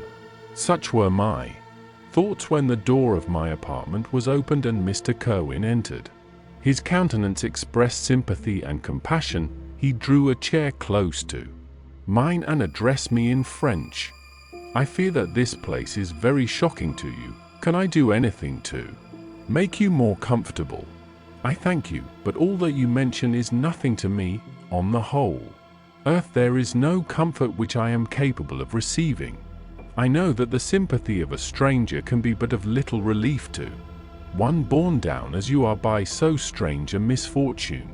But you will, I hope, soon quit this melancholy abode, for doubtless evidence can easily be brought to free you from the criminal charge. That is my least concern. I am, by a course of strange events, become the most miserable of mortals. Persecuted and tortured as I am and have been, can death be any evil to me? Nothing indeed could be more unfortunate and agonizing than the strange chances that have lately occurred. You were thrown, by some surprising accident, on this shore, renowned for its hospitality, seized immediately, and charged with murder. The first sight that was presented to your eyes was the body of your friend, murdered in so unaccountable a manner and placed, as it were, by some fiend across your path. As Mr. Kerwin said this, notwithstanding the agitation I endured on this retrospect of my sufferings, I also felt considerable surprise at the knowledge he seemed to possess concerning me.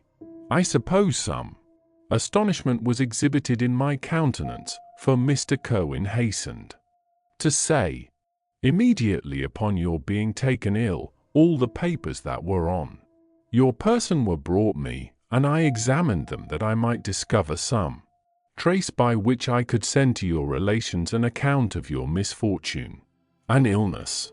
I found several letters, and, among others, one which I discovered from its commencement to be from your father.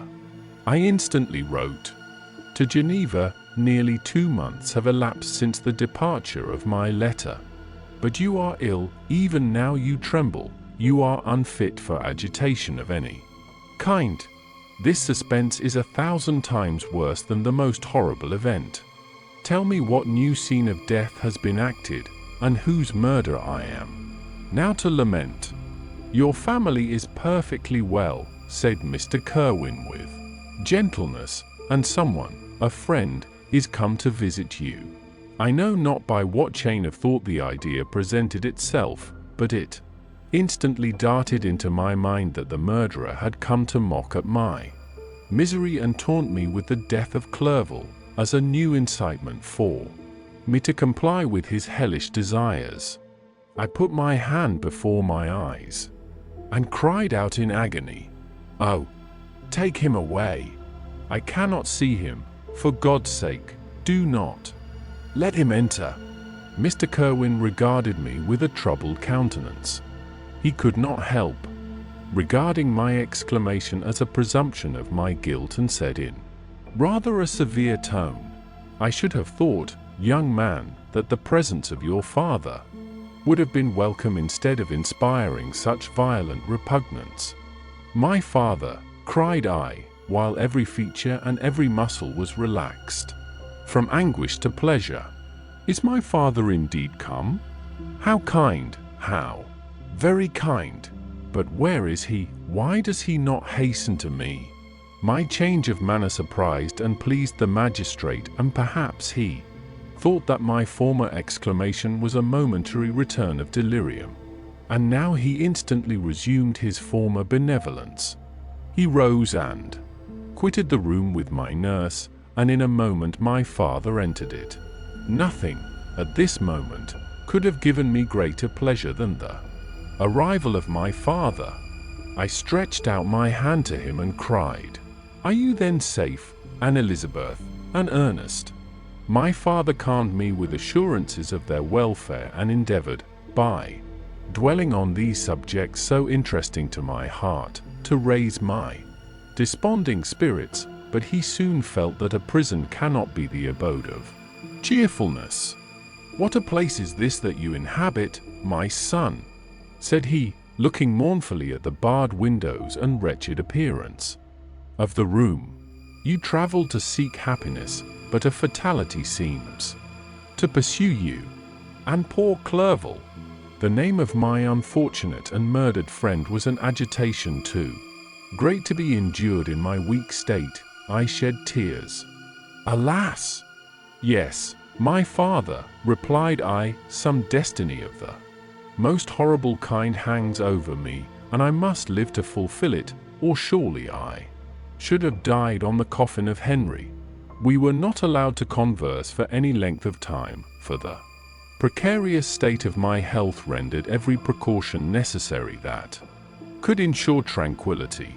Mr. Kerwin came in and insisted that my strength should not be exhausted by too much exertion. But the appearance of my father was to me like that of my good angel, and I gradually recovered my health. As my sickness quitted me, I was absorbed by a gloomy and black melancholy that nothing could dissipate. The image of Clerval was forever before me, ghastly and murdered. More than once the agitation into which these reflections threw me made my friends dread a dangerous relapse. Alas! Why did they preserve so miserable and detested a life? It was surely that I might fulfill my destiny, which is now drawing to a close. Soon, oh, very soon, will death extinguish these throbbings and relieve me from the mighty weight of anguish that bears me to the dust, and, in executing the award of justice, I shall also sink to rest.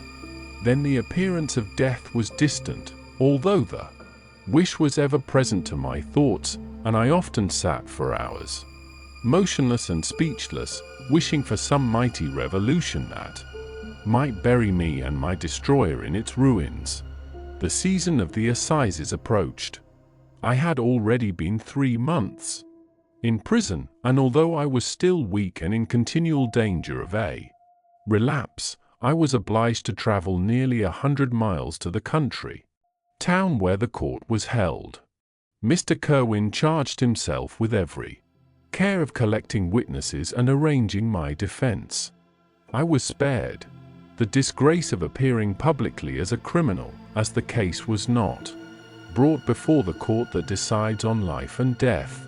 The grand jury rejected the bill, on its being proved that I was on the Orkney Islands at the hour the body of my friend was found, and a fortnight after my removal I was liberated from prison. My father was enraptured on finding me freed from the vexations of a criminal charge, that I was again allowed to breathe the fresh atmosphere and permitted to return to my native country. I did not participate in these feelings, for to me the walls of a dungeon or a palace were alike hateful. The cup of life was poisoned forever, and although the sun shone upon me, as upon the happy and gay of heart, I saw around me nothing but a dense and frightful darkness, penetrated by no light but the glimmer of 2 eyes that glared upon me. Sometimes they were the expressive eyes of Henry, languishing in death, the dark orbs nearly covered by the lids and the long black lashes that fringed them. Sometimes it was the watery, clouded eyes of the monster, as I first saw them in my chamber at Ingolstadt. My father tried to awaken in me the feelings of affection. He talked of Geneva, which I should soon visit, of Elizabeth and Ernest, but these words only drew deep groans from me. Sometimes, indeed, I felt a wish for happiness and thought with melancholy delight of my beloved cousin, or longed, with a devouring malady du pays to see once more the blue lake and rapid Rhone that had been so dear to me in early childhood, but my general state of feeling was a torpor in which a prison was as welcome a residence as the divinest scene in nature, and these fits were seldom interrupted but by paroxysms of anguish and despair. At these moments I often endeavored to put an end to the existence I loathed, and it required unceasing attendance and vigilance to restrain me from committing some dreadful act of violence. Yet one duty remained to me, the recollection of which finally triumphed over my selfish despair. It was necessary that I should return without delay to Geneva, there to watch over the lives of those I so fondly loved, and to lie in wait for the murderer, that if any chance led me to the place of his concealment, or if he dared again to blast me by his presence, I might, with unfailing aim, put an end to the existence of the monstrous image which I had endued with the mockery of a soul still more monstrous. My father still desired to delay our departure, fearful that I could not sustain the fatigues of a journey, for I was a shattered wreck, the shadow of a human being. My strength was gone.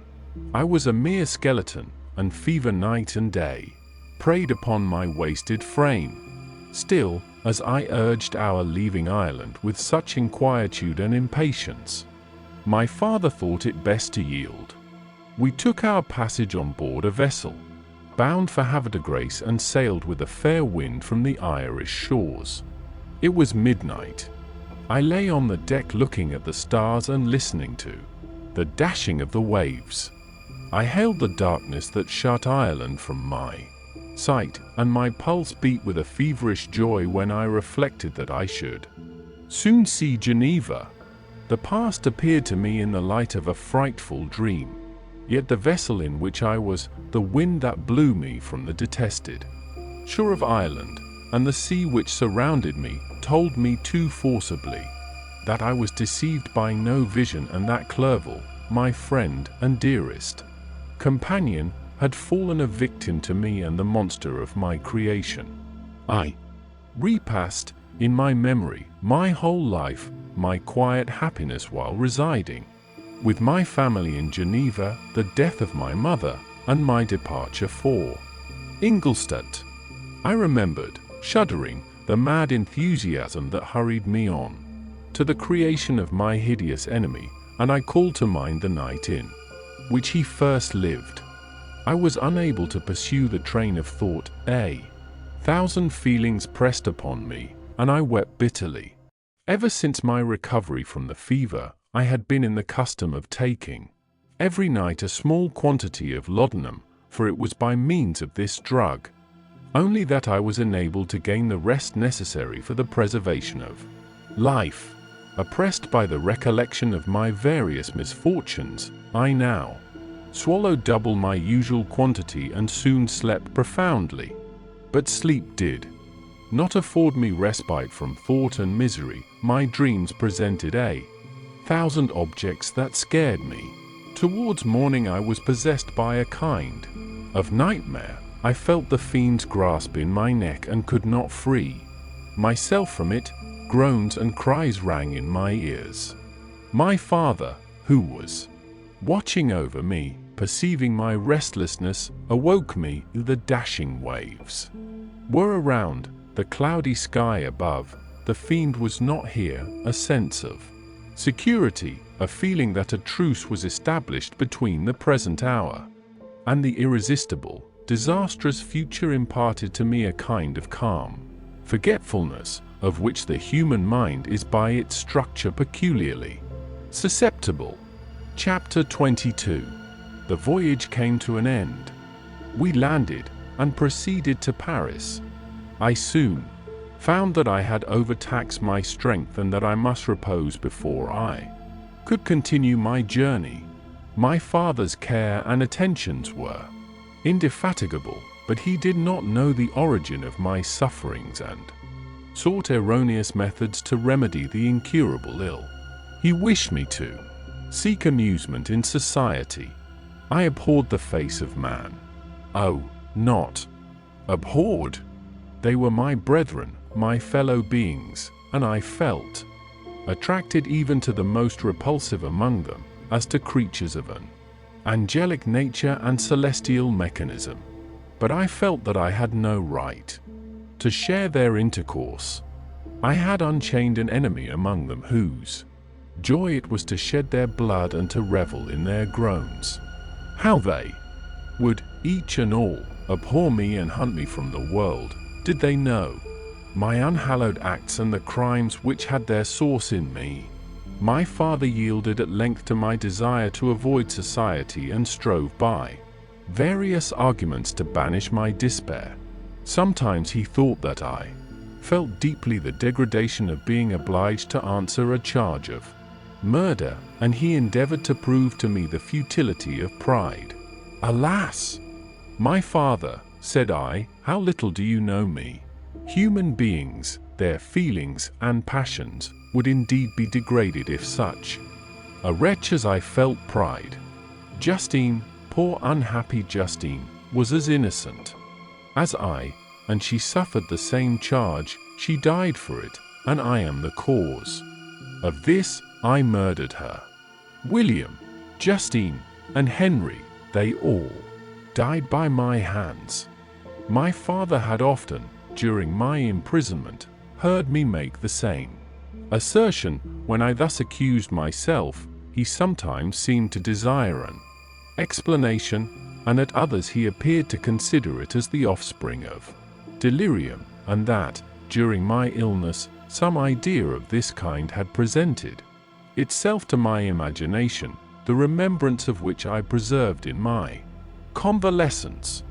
I avoided explanation and maintained a continual silence concerning the wretch I had created. I had a persuasion that I should be supposed mad, and this in itself would forever have chained my tongue. But, besides, I could not bring myself to disclose a secret which would fill my hearer with consternation and make fear and unnatural horror the inmates of his breast. I checked, therefore, my impatient thirst for sympathy and was silent when I would have given the world to have confided the fatal secret. Yet, still, words like those I have recorded would burst uncontrollably from me. I could offer no explanation of them, but their truth in part relieved the burden of my mysterious woe. Upon this occasion my father said, with an expression of unbounded wonder, "My dearest Victor, what infatuation is this? My dear son, I entreat you never to make such an assertion again. I am not mad," I cried energetically. "The sun and the heavens, who have viewed my operations, can bear witness of my truth. I am the assassin of those most innocent victims. They died by my machinations. 1,000 times would I have shed my own blood, drop by drop, to have saved their lives, but I could not, my father, indeed I could not, sacrifice the whole human race."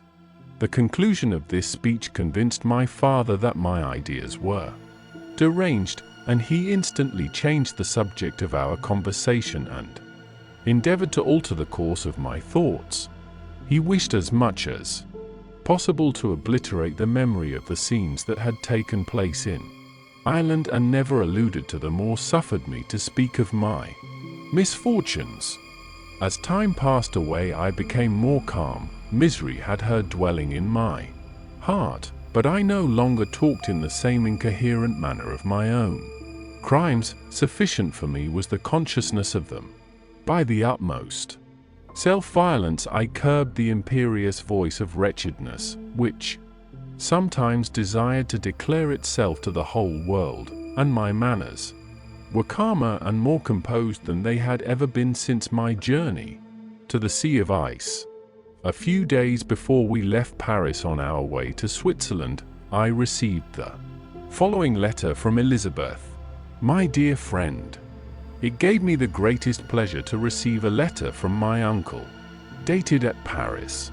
You are no longer at a formidable distance, and I may hope to see you in less than a fortnight. My poor cousin, how much you must have suffered. I expect to see you looking even more ill than when you quitted Geneva. This winter has been passed most miserably. Tortured as I have been by anxious suspense, yet I hope to see peace in your countenance and to find that your heart is not totally void of comfort and tranquility. Yet I fear that the same feelings now exist that made you so miserable a year ago, even perhaps augmented by time. I would not disturb you at this period, when so many misfortunes weigh upon you, but a conversation that I had with my uncle previous to his departure renders some explanation necessary before we meet. Explanation? You may possibly say, what can Elizabeth have to explain? If you really say this, my questions are answered and all my doubts satisfied. But you are distant from me, and it is possible that you may dread and yet be pleased with this explanation, and in a probability of this being the case, I dare not any longer postpone writing what, during your absence, I have often wished to express to you but have never had the courage to begin. You well know, Victor, that our union had been the favorite plan of your parents ever since our infancy. We were told this when young, and taught to look forward to it as an event that would certainly take place. We were affectionate playfellows during childhood, and, I believe, dear and valued friends to one another as we grew older. But, as brother and sister often entertain a lively affection towards each other without desiring a more intimate union, may not such also be our case? Tell me, dearest Victor. Answer me, I conjure you by our mutual happiness, with simple truth, do you not love another? You have traveled, you have spent several years of your life at Ingolstadt, and I confess to you, my friend, that when I saw you last autumn so unhappy, flying to solitude from the society of every creature, I could not help supposing that you might regret our connection and believe yourself bound in honor to fulfill the wishes of your parents, although they opposed themselves to your inclinations. But this is false reasoning. I confess to you, my friend, that I love you and that in my airy dreams of futurity you have been my constant friend and companion. But it is your happiness I desire as well as my own when I declare to you that our marriage would render me eternally miserable unless it were the dictate of your own free choice. Even now, I weep to think that, borne down as you are by the cruelest misfortunes, you may stifle, by the word _honor all hope of that love and happiness which would alone restore you to yourself. I, who have so disinterested an affection for you, may increase your miseries tenfold by being an obstacle to your wishes. Ah, Victor, be assured that your cousin and playmate has too sincere a love for you not to be made miserable by this supposition. Be happy, my friend, and if you obey me in this one request, remain satisfied that nothing on earth will have the power to interrupt my tranquility. Do not let this letter disturb you, do not answer tomorrow, or the next day, or even until you come, if it will give you pain. My uncle will send me news of your health, and if I see but one smile on your lips when we meet, occasioned by this or any other exertion of mine, I shall need no other happiness. Elizabeth Lavenza. Geneva, May 18, 17. This letter revived in my memory what I had before forgotten, the threat of The fiend _ I will be with you on your wedding night _ such was my sentence, and on that night would the demon employ every art to destroy me and tear me from the glimpse of happiness which promised partly to console my sufferings. On that night he had determined to consummate his crimes by my death. Well, be it so. A deadly struggle would then assuredly take place, in which if he were victorious I should be at peace and his power over me be at an end. If he were vanquished, I should be a free man. Alas! What freedom! Such as the peasant enjoys when his family have been massacred before his eyes, his cottage burnt, his lands laid waste, and he is turned adrift, homeless, penniless, and alone, but free. Such would be my liberty, except that in my Elizabeth I possessed a treasure, alas, balanced by those horrors of remorse and guilt which would pursue me until death. Sweet and beloved Elizabeth! I read and reread her letter, and some softened feelings stole into my heart and dared to whisper paradisiacal dreams of love and joy, but the apple was already eaten, and the angel's arm bared to drive me from all hope. Yet I would die to make her happy. If the monster executed his threat, death was inevitable. Yet again, I considered whether my marriage would hasten my fate. My destruction might indeed arrive a few months sooner, but if my torturer should suspect that I postponed it, influenced by his menaces, he would surely find other and perhaps more dreadful means of revenge.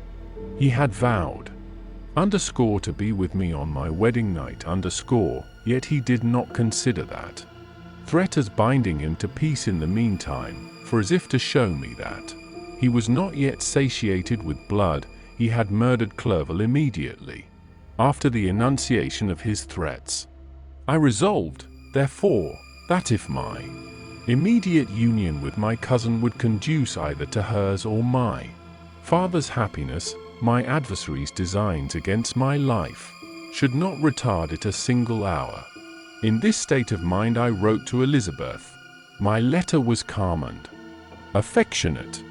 I fear, my beloved girl, I said, little happiness remains for us on earth, yet all that I may one day enjoy is centered in you.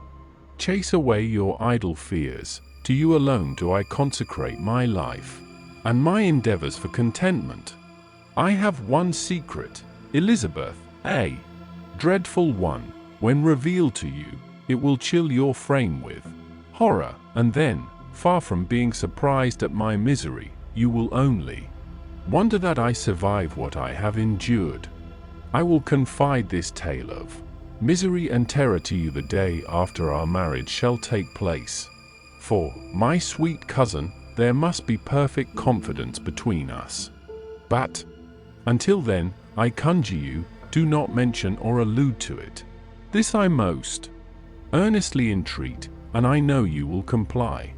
In about a week after the arrival of Elizabeth's letter we returned to Geneva. The sweet girl welcomed me with warm affection, yet tears were in her eyes as she beheld my emaciated frame and feverish cheeks. I saw a change in her also. She was thinner and had lost much of that heavenly vivacity that had before charmed me, but her gentleness and soft looks of compassion made her a more fit companion for one blasted and miserable as I was. The tranquility which I now enjoyed did not endure. Memory brought madness with it, and when I thought of what had passed, a real insanity possessed me. Sometimes I was furious and burnt with rage, sometimes low and despondent.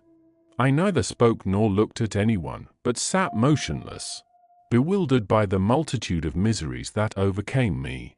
Elizabeth alone had the power to draw me from these fits. Her gentle voice would soothe me when transported by passion and inspire me with human feelings when sunk in torpor.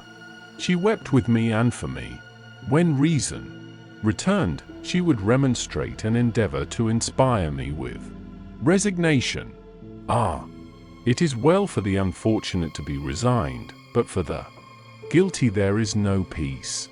The agonies of remorse poison the luxury there is otherwise sometimes found in indulging the excess of grief. Soon after my arrival, my father spoke of my immediate marriage with Elizabeth. I remained silent. Have you, then, some other attachment? None on earth. I love Elizabeth and look forward to our union with delight.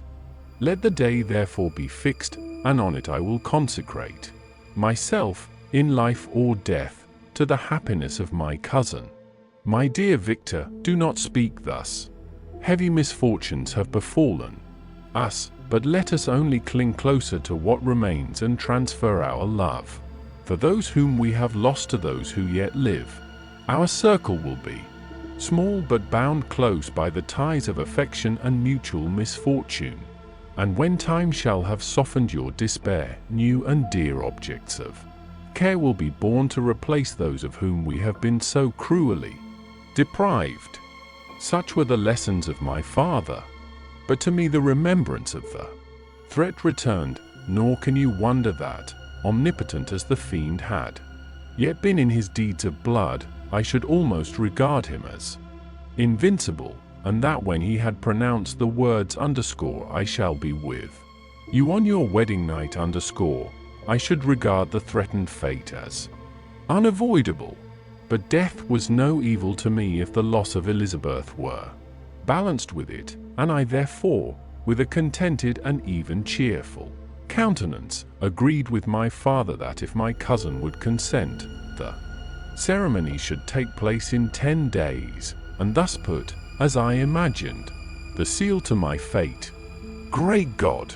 If for one instant I had thought what might be the hellish intention of my fiendish adversary, I would rather have banished myself forever from my native country and wandered a friendless outcast over the earth than have consented to this miserable marriage.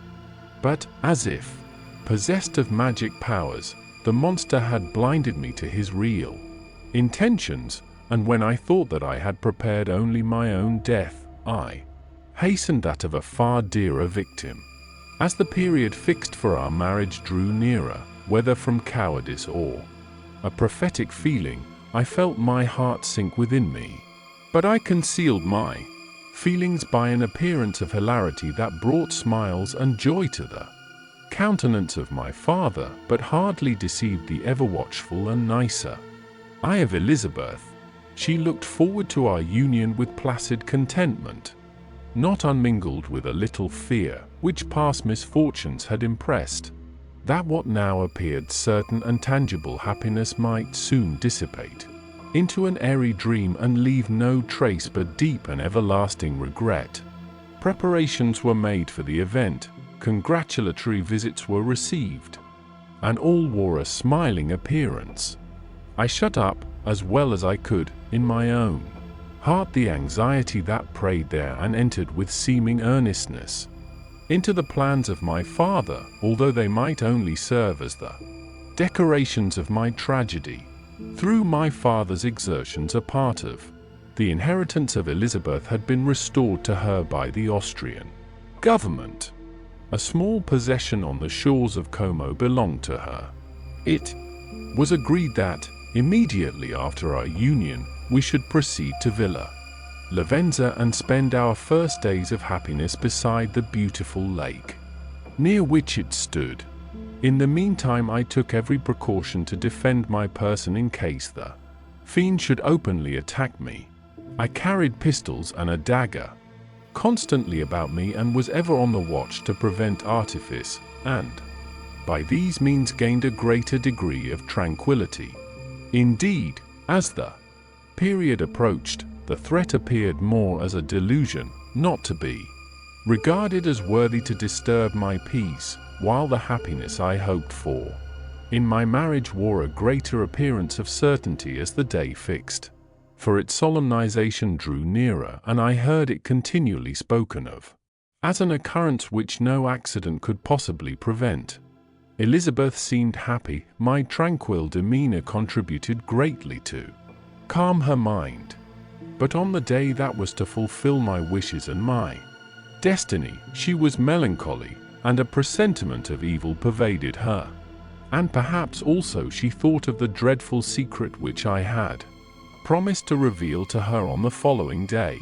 My father was in the meantime overjoyed, and, in the bustle of preparation, only recognized in the melancholy of his niece the diffidence of a bride.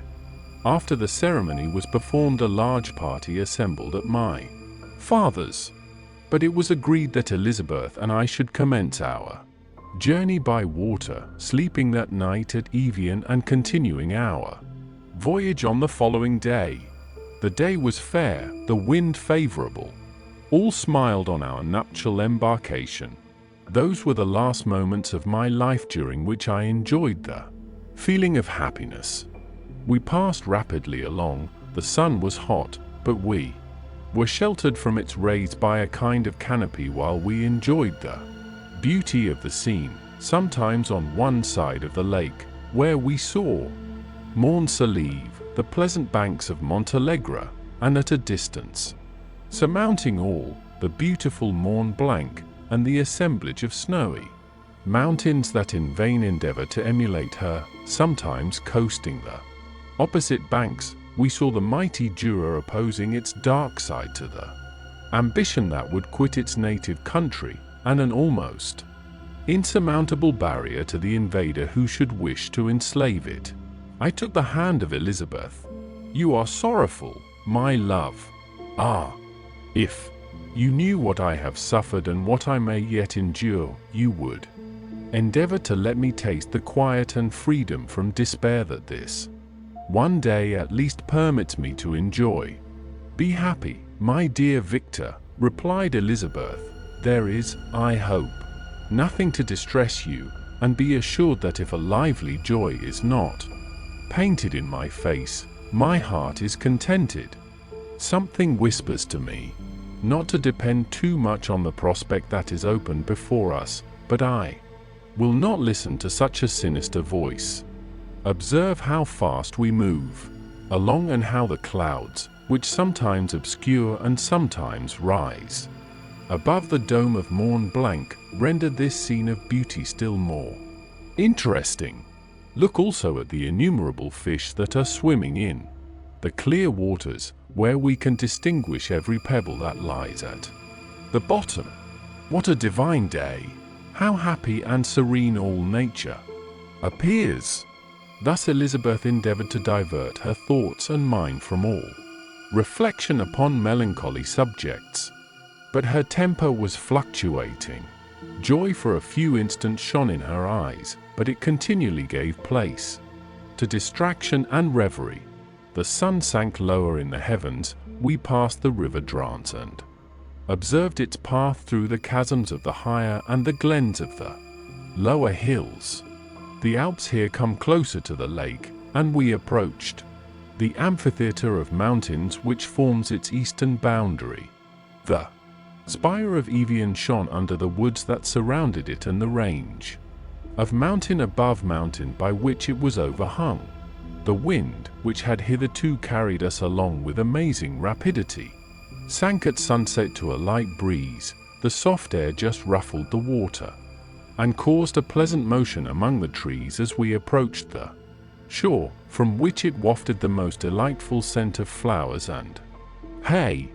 The sun sank beneath the horizon as we landed, and as I touched the shore I felt those cares and fears revive which soon were to clasp me and cling to me forever. Chapter 23. It was 8 o'clock when we landed. We walked for a short time on the shore, enjoying the transitory light, and then retired to the inn and contemplated the lovely scene of waters, woods, and mountains, obscured in darkness, yet still displaying their black outlines. The wind, which had fallen in the south, now rose with great violence. In the west, the moon had reached her summit in the heavens and was beginning to descend. The clouds swept across it swifter than the flight of the vulture and dimmed her rays, while the lake reflected the scene of the busy heavens, rendered still busier by the restless waves that were beginning to rise. Suddenly a heavy storm of rain descended. I had been calm during the day, but so soon as night obscured the shapes of objects, 1,000 fears arose in my mind. I was anxious and watchful, while my right hand grasped a pistol which was hidden in my bosom. Every sound terrified me, but I resolved that I would sell my life dearly and not shrink from the conflict until my own life or that of my adversary was extinguished. Elizabeth observed my agitation for some time in timid and fearful silence, but there was something in my glance which communicated terror to her, and, trembling, she asked, "What is it that agitates you, my dear Victor? What is it you fear?" "Oh, peace, peace, my love," replied I, "this night, and all will be safe, but this night is dreadful, very dreadful." I passed an hour in this state of mind, when suddenly I reflected how fearful the combat which I momentarily expected would be to my wife, and I earnestly entreated her to retire, resolving not to join her until I had obtained some knowledge as to the situation of my enemy.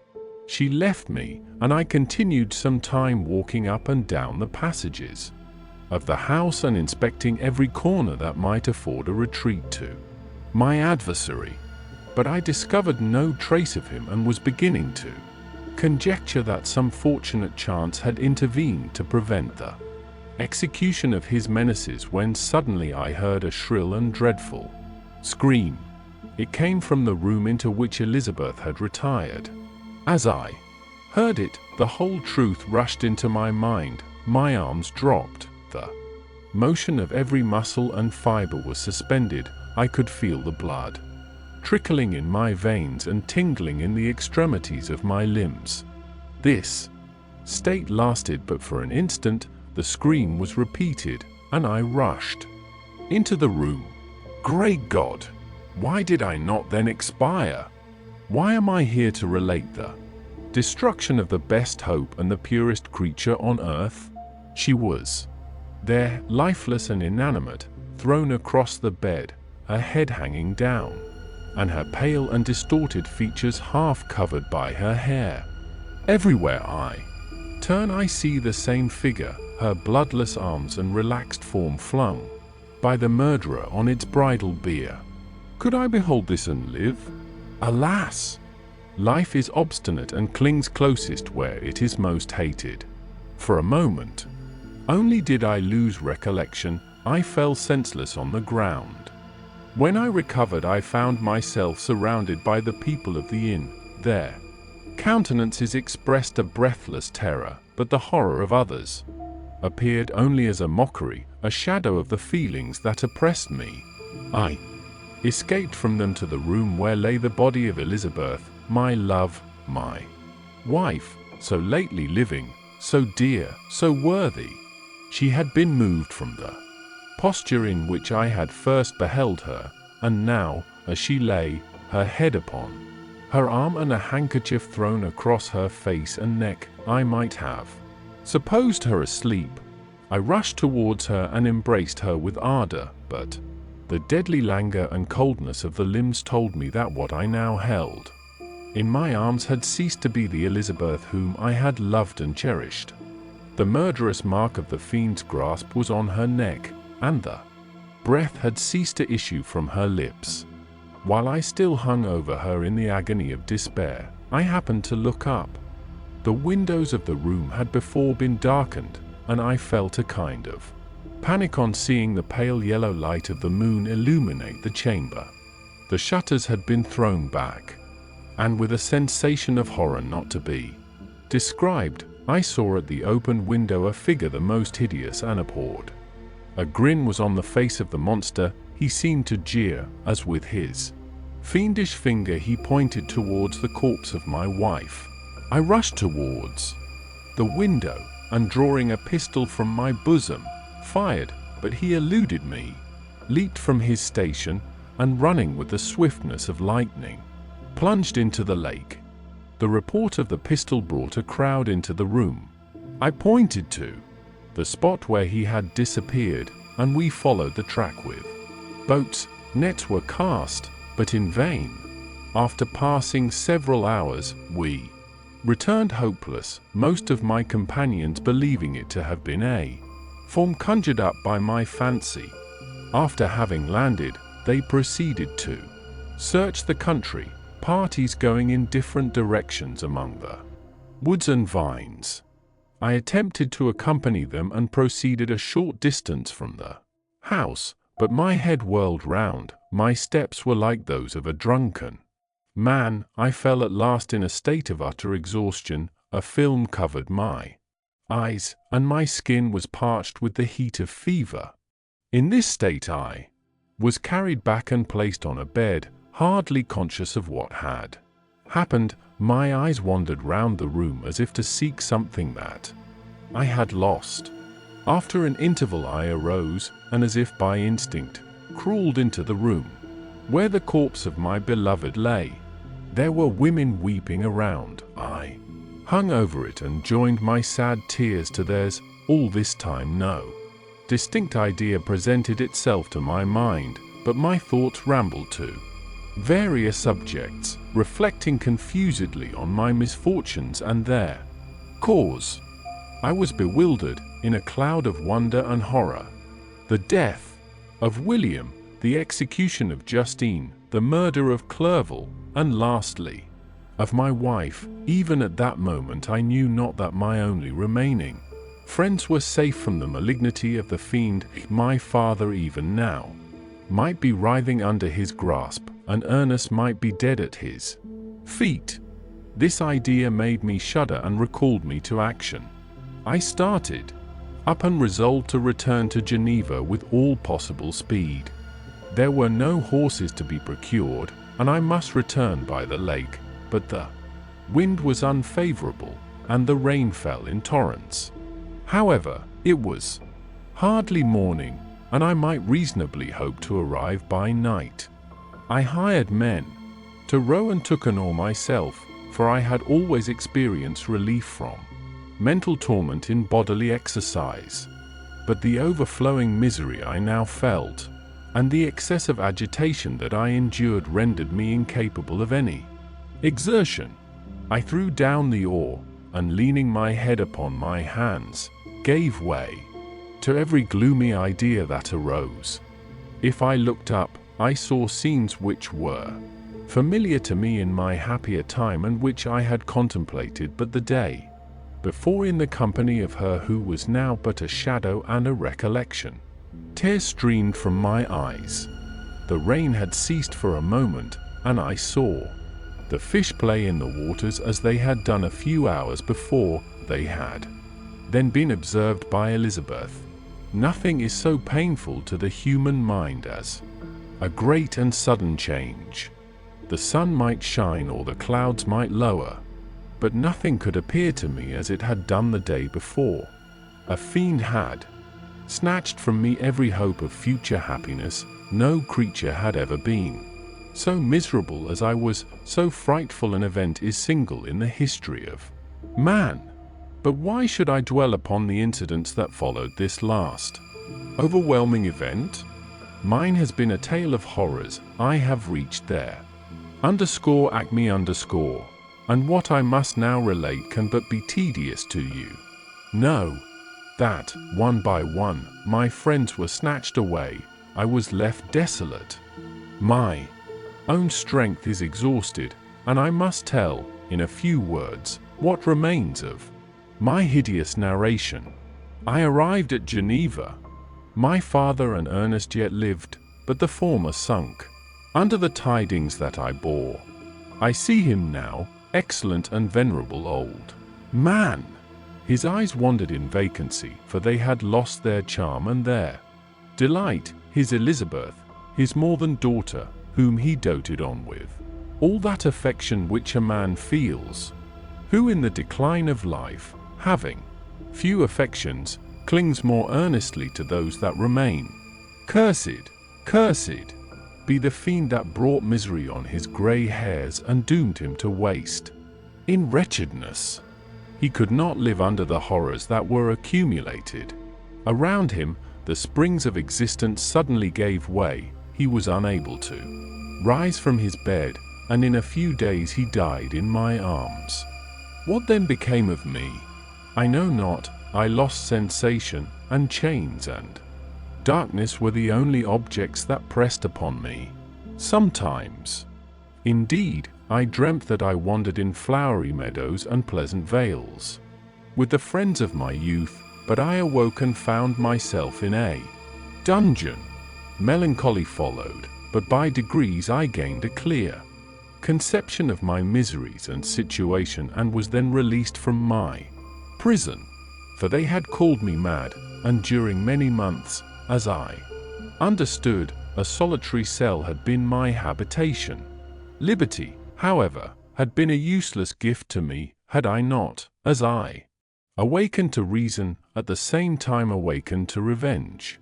As the memory of past misfortunes pressed upon me, I began to reflect on their cause, the monster whom I had created, the miserable demon whom I had sent abroad into the world for my destruction.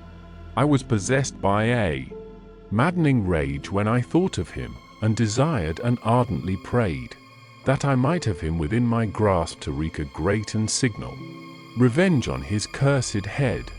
Nor did my hate long confine itself to useless wishes. I began to reflect on the best means of securing him, and for this purpose, about a month after my release, I repaired to a criminal judge in the town, and told him that I had an accusation to make, that I knew the destroyer of my family, and that I required him to exert his whole authority for the apprehension of the murderer. The magistrate listened to me with attention and kindness.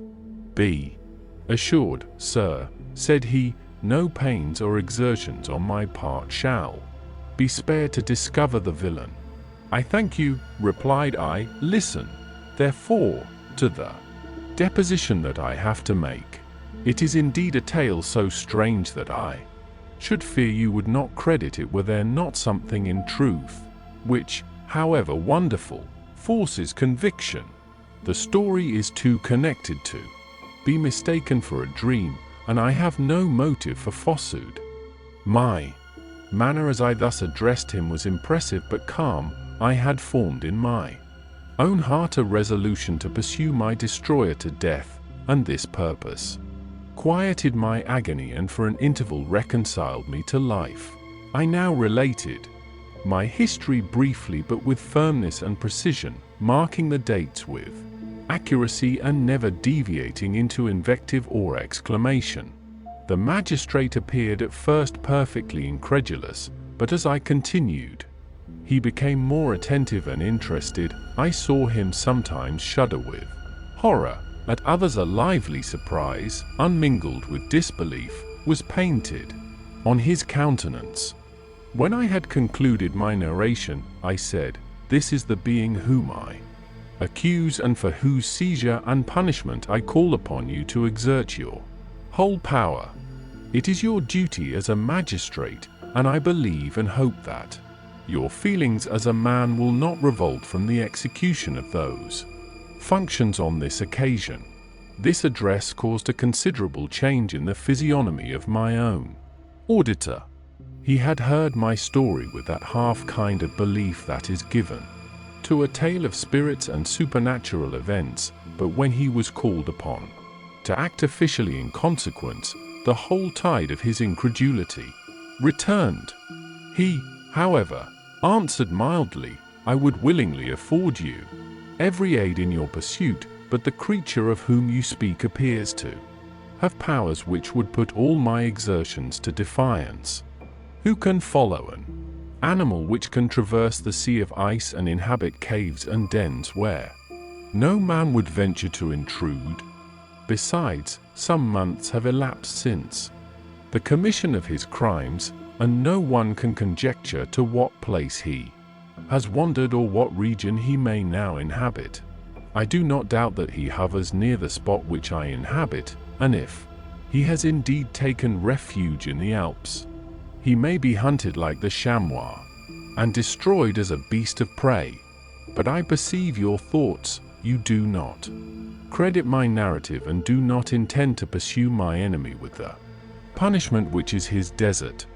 As I spoke, rage sparkled in my eyes. The magistrate was intimidated. You are mistaken, said he. I will exert myself, and if it is in my power to seize the monster, be assured that he shall suffer punishment proportionate to his crimes. But I fear, from what you have yourself described to be his properties, that this will prove impracticable, and thus, while every proper measure is pursued, you should make up your mind to disappointment. That cannot be, but all that I can say will be of little avail. My revenge is of no moment to you, yet, while I allow it to be a vice, I confess that it is the devouring and only passion of my soul. My rage is unspeakable when I reflect that the murderer, whom I have turned loose upon society, still exists.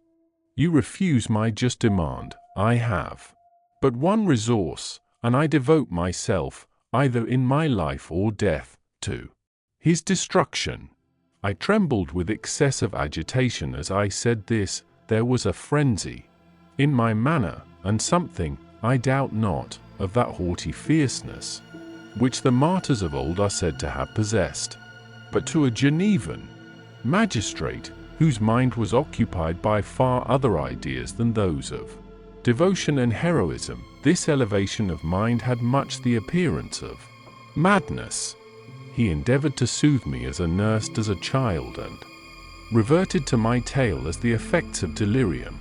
Man, I cried, how ignorant art thou in thy pride of wisdom! Cease, you know not what it is you say.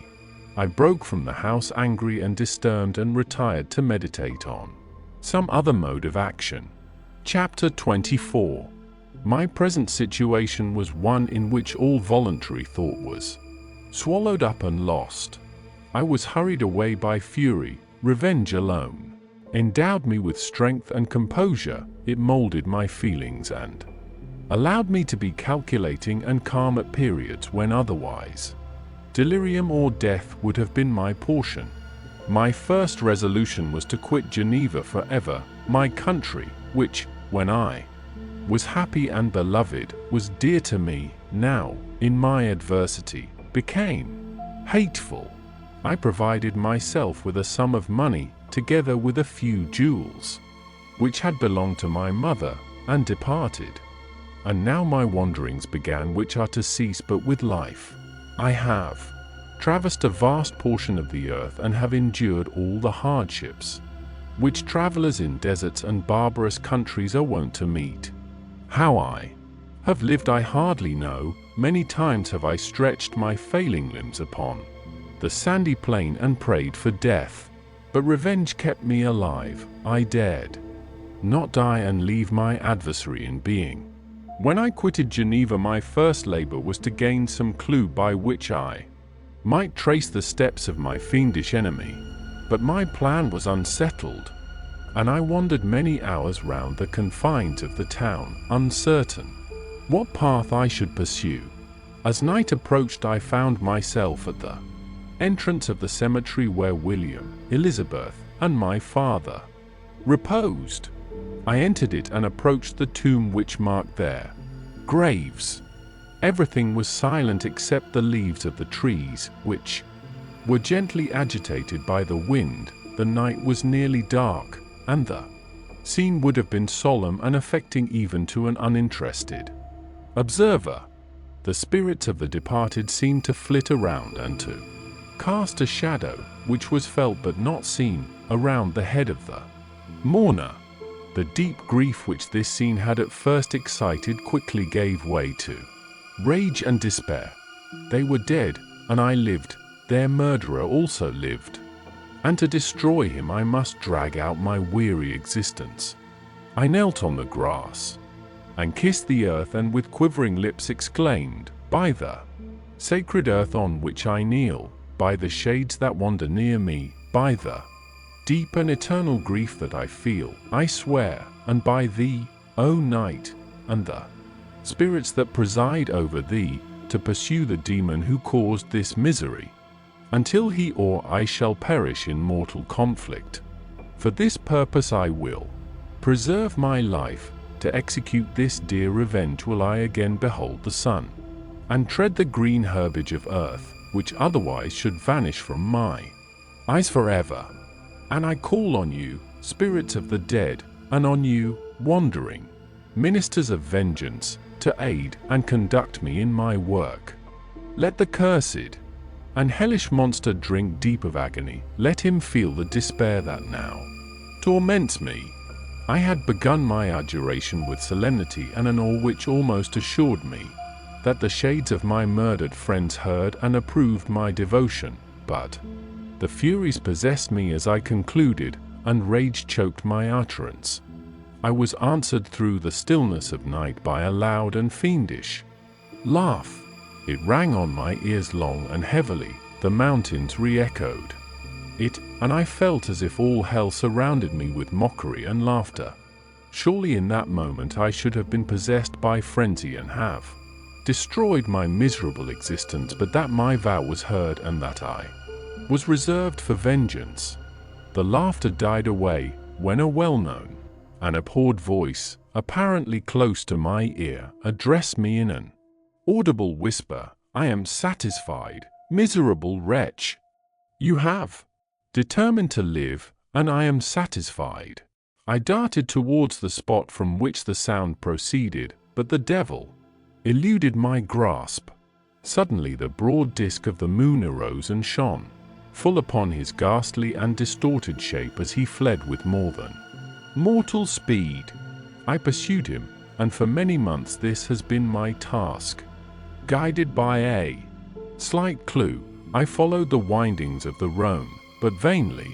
The blue Mediterranean appeared, and by a strange chance, I saw the fiend enter by night and hide himself in a vessel bound for the Black Sea. I took my passage in the same ship, but he escaped, I know not how. Amidst the wilds of Tartary and Russia, although he still evaded me, I have ever followed in his track.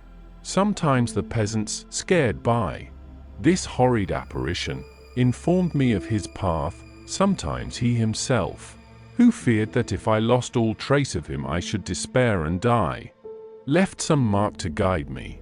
The snows descended on my head, and I saw the print of his huge step on the white plain. To you first entering on life, to whom care is new and agony unknown, how can you understand what I have felt and still feel? Cold, want, and fatigue were the least pains which I was destined to endure. I was cursed by some devil, and carried about with me my eternal hell, yet still a spirit of good followed and directed my steps, and when I most murmured would suddenly extricate me from seemingly insurmountable difficulties. Sometimes, when nature, overcome by hunger, sank under the exhaustion, a repast was prepared for me in the desert that restored and inspirited me. The fare was, indeed, coarse, such as the peasants of the country ate, but I will not doubt that it was set there by the spirits that I had invoked to aid me. Often, when all was dry, the heavens cloudless, and I was parched by thirst, a slight cloud would bedim the sky, shed the few drops that revived me, and vanish. I followed, when I could, the courses of the rivers, but the demon generally avoided these, as it was here that the population of the country chiefly collected. In other places human beings were seldom seen, and I generally subsisted on the wild animals that crossed my path. I had money with me and gained the friendship of the villagers by distributing it, or I brought with me some food that I had killed, which, after taking a small part, I always presented to those who had provided me with fire and utensils for cooking. My life, as it passed thus, was indeed hateful to me, and it was during Sleep alone that I could taste joy. Oh, blessed sleep! Often, when most miserable, I sank to repose, and my dreams lulled me even to rapture. The spirits that guarded me had provided these moments, or rather hours, of happiness that I might retain strength to fulfill my pilgrimage. Deprived of this respite, I should have sunk under my hardships. During the day I was sustained and inspirited by the hope of night, for in sleep I saw my friends, my wife, and my beloved country. Again I saw the benevolent countenance of my father, heard the silver tones of my Elizabeth's voice, and beheld Clerval enjoying health and youth. Often, when wearied by a toilsome march, I persuaded myself that I was dreaming until night should come, and that I should then enjoy reality in the arms of my dearest friends. What agonizing fondness did I feel for them! How did I cling to their dear forms, as sometimes they haunted even my waking hours, and persuade myself that they still lived. At such moments vengeance, that burned within me, died in my heart, and I pursued my path towards the destruction of the demon more as a task enjoined by heaven, as the mechanical impulse of some power of which I was unconscious, than as the ardent desire of my soul. What his feelings were whom I pursued I cannot know. Sometimes, indeed, he left marks in writing on the barks of the trees or cut in stone that guided me and instigated my fury. My reign is not yet over. These words were legible in one of these inscriptions: you live, and my power is complete. Follow me, I seek the everlasting ices of the north, where you will feel the misery of cold and frost, to which I am impassive. You will find near this place, if you follow not too tardily, a dead hare. Eat and be refreshed. Come on, my enemy, we have yet to wrestle for our lives, but many hard and miserable hours must you endure until that period shall arrive. Scoffing devil! Again do I vow vengeance, again do I devote thee, miserable fiend, to torture and death. Never will I give up my search, until he or I perish, and then with what ecstasy shall I join my Elizabeth and my departed friends, who even now prepare for me the reward of my tedious toil and horrible pilgrimage.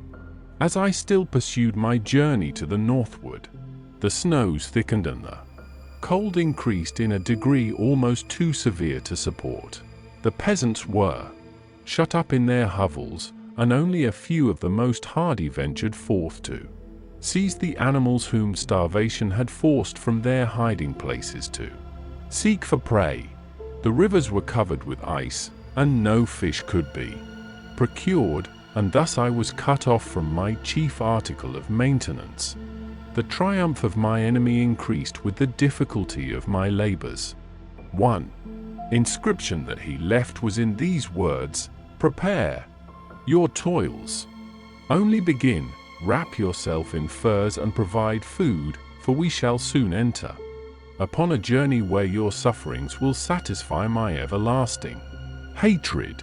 My courage and perseverance were invigorated by these scoffing words. I resolved not to fail in my purpose, and calling on heaven to support me, I continued with unabated fervor to traverse immense deserts, until the ocean appeared at a distance and formed the utmost boundary of the horizon. Oh, how unlike it was to the blue seasons of the south!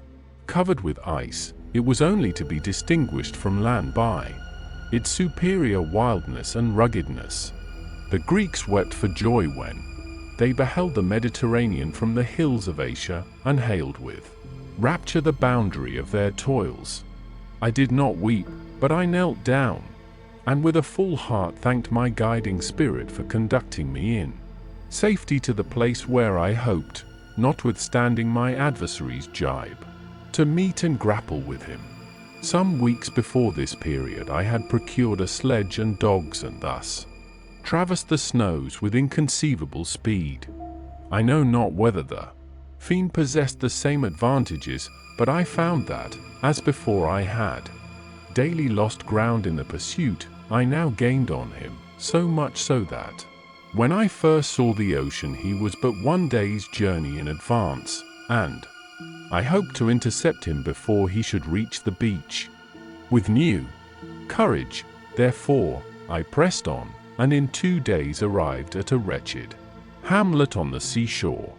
I inquired of the inhabitants concerning the fiend and gained accurate information. A gigantic monster, they said, had arrived the night before, armed with a gun and many pistols, putting to flight the inhabitants of a solitary cottage through fear of his terrific appearance. He had carried off their store of winter food, and placing it in a sledge, to draw which he had seized on a numerous drove of trained dogs, he had harnessed them, and the same night, to the joy of the horror-struck villagers, had pursued his journey across the sea in a direction that led to no land, and they conjectured that he must speedily be destroyed by the breaking of the ice or frozen by the eternal frosts. On hearing this information, I suffered a temporary access of despair.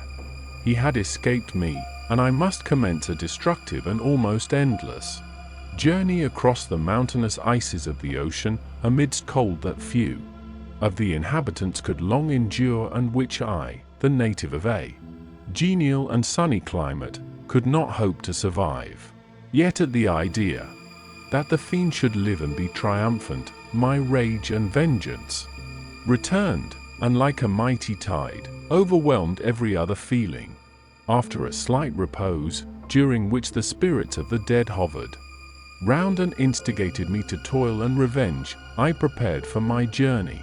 I exchanged my land sledge for one fashioned for the inequalities of the frozen ocean, and purchasing a plentiful stock of provisions, I departed from land. I cannot guess how many days have passed since then, but I have endured misery which nothing but the eternal sentiment of a just retribution, burning within my heart, could have enabled me to support. Immense and rugged mountains of ice often barred up my passage, and I often heard the thunder of the ground sea, which threatened my destruction. But again the frost came and made the paths of the sea secure. By the quantity of provision which I had consumed, I should guess that I had passed 3 weeks in this journey, and the continual protraction of hope, returning back upon the heart, often wrung bitter drops of despondency and grief from my eyes. Despair had indeed almost secured her prey, and I should soon have sunk beneath this misery. Once after, the poor animals that conveyed me had with incredible toil gained the summit of a sloping ice mountain, and one, sinking under his fatigue, died. I viewed the expanse before me with anguish, when suddenly my eye caught a dark speck upon the dusky plain. I strained my sight to discover what it could be, and uttered a wild cry of ecstasy when I distinguished a sledge and the distorted proportions of a well-known form within. Oh, with what a burning gush did hope revisit my heart! Warm tears filled my eyes, which I hastily wiped away, that they might not intercept the view I had of the demon, but still my sight was dimmed by the burning drops, until, giving way to the emotions that oppressed me, I wept aloud. But this was not the time for delay. I disencumbered the dogs of their dead companion, gave them a plentiful portion of food, and after an hour's rest, which was absolutely necessary, and yet which was bitterly irksome to me, I continued my route. The sledge was still visible, nor did I again lose sight of it except at the moments when for a short time some ice rock concealed it with its intervening crags. I indeed perceptibly gained on it, and when, after nearly 2 days' journey, I beheld my enemy at no more than a mile distant, my heart bounded within me. But now, when I appeared almost within grasp of my foe, my hopes were suddenly extinguished, and I lost all trace of him more utterly than I had ever done before. A ground sea was heard, the thunder of its progress, as the waters rolled and swelled beneath me, became every moment more ominous and terrific. I pressed on, but in vain. The wind arose, the sea roared, and, as with the mighty shock of an earthquake, it split and cracked with a tremendous and overwhelming sound. The work was soon finished. In a few minutes a tumultuous sea rolled between me and my enemy, and I was left drifting on a scattered piece of ice that was continually lessening and thus preparing for me a hideous death. In this manner many appalling hours passed, several of my dogs died, and I myself was about to sink under the accumulation of distress when I saw your vessel riding at anchor and holding forth to me hopes of succor and life. I had no conception that vessels ever came so far north and was astounded at the sight.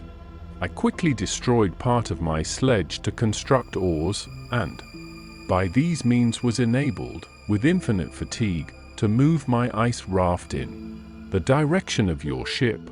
I had determined, if you were going southwards, still to trust myself to the mercy of the seas rather than abandon my purpose. I hoped to induce you to grant me a boat with which I could pursue my enemy, but your direction was northwards. You took me on board when my vigor was exhausted, and I should soon have sunk under my multiplied hardships into a death which I still dread, for my task is unfulfilled. Oh, when will my guiding spirit, in conducting me to the demon, allow me the rest I so much desire, or must I die, and he yet live? If I do, swear to me, Walton, that he shall not escape, that you will seek him, and satisfy my vengeance in his death. And do I dare to ask of you to undertake my pilgrimage, to endure the hardships that I have undergone? No, I am not so selfish. Yet, when I am dead, if he should appear, if the ministers of vengeance should conduct him to you, swear that he shall not live, swear that he shall not triumph over my accumulated woes and survive to add to the list of his dark crimes. He is eloquent and persuasive, and once his words had even power over my heart, but trust him not. His soul is as hellish as his form, full of treachery and fiend-like malice. Hear him not, call on the names of William, Justine, Clerval, Elizabeth, my father, and of the wretched Victor, and thrust your sword into his heart. I will hover near and direct the steel aright. Walton, _ in continuation . August 26th, 17. You have read this strange and terrific story, Margaret, and do you not feel your blood congeal with horror like that which even now curdles mine? Sometimes, seized with sudden agony, he could not continue his tale. At others, his voice broken, yet piercing, uttered with difficulty the words so replete with anguish. His fine and lovely eyes were now lighted up with indignation, now subdued to downcast sorrow, and quenched in infinite wretchedness. Sometimes he commanded his countenance and tones, and related the most horrible incidents with a tranquil voice, suppressing every mark of agitation. Then, like a volcano bursting forth, his face would suddenly change to an expression of the wildest rage as he shrieked out imprecations on his persecutor. His tale is connected and told with an appearance of the simplest truth. Yet I own to you that the letters of Felix and Safie, which he showed me, and the apparition of the monster seen from our ship, brought to me a greater conviction of the truth of his narrative than his asseverations, however earnest and connected. Such a monster has, then, really existence. I cannot doubt it, yet I am lost in surprise and admiration. Sometimes I endeavored to gain from Frankenstein the particulars of his creature's formation, but on this point he was impenetrable. "Are you mad, my friend?" said he. "Or whither does your senseless curiosity lead you? Would you also create for yourself and the world a demoniacal enemy? Peace, peace. Learn my miseries and do not seek to increase your own." Frankenstein discovered that I made notes concerning his history. He asked to see them and then himself corrected and augmented them in many places, but principally in giving the life and spirit to the conversations he held with his enemy. "Since you have preserved my narration," said he, "I would not that a mutilated one should go down to posterity. Thus has a week passed away, while I have listened to the strangest tale that ever imagination formed. My thoughts and every feeling of my soul have been drunk up by the interest for my guest which this tale and his own elevated and gentle manners have created.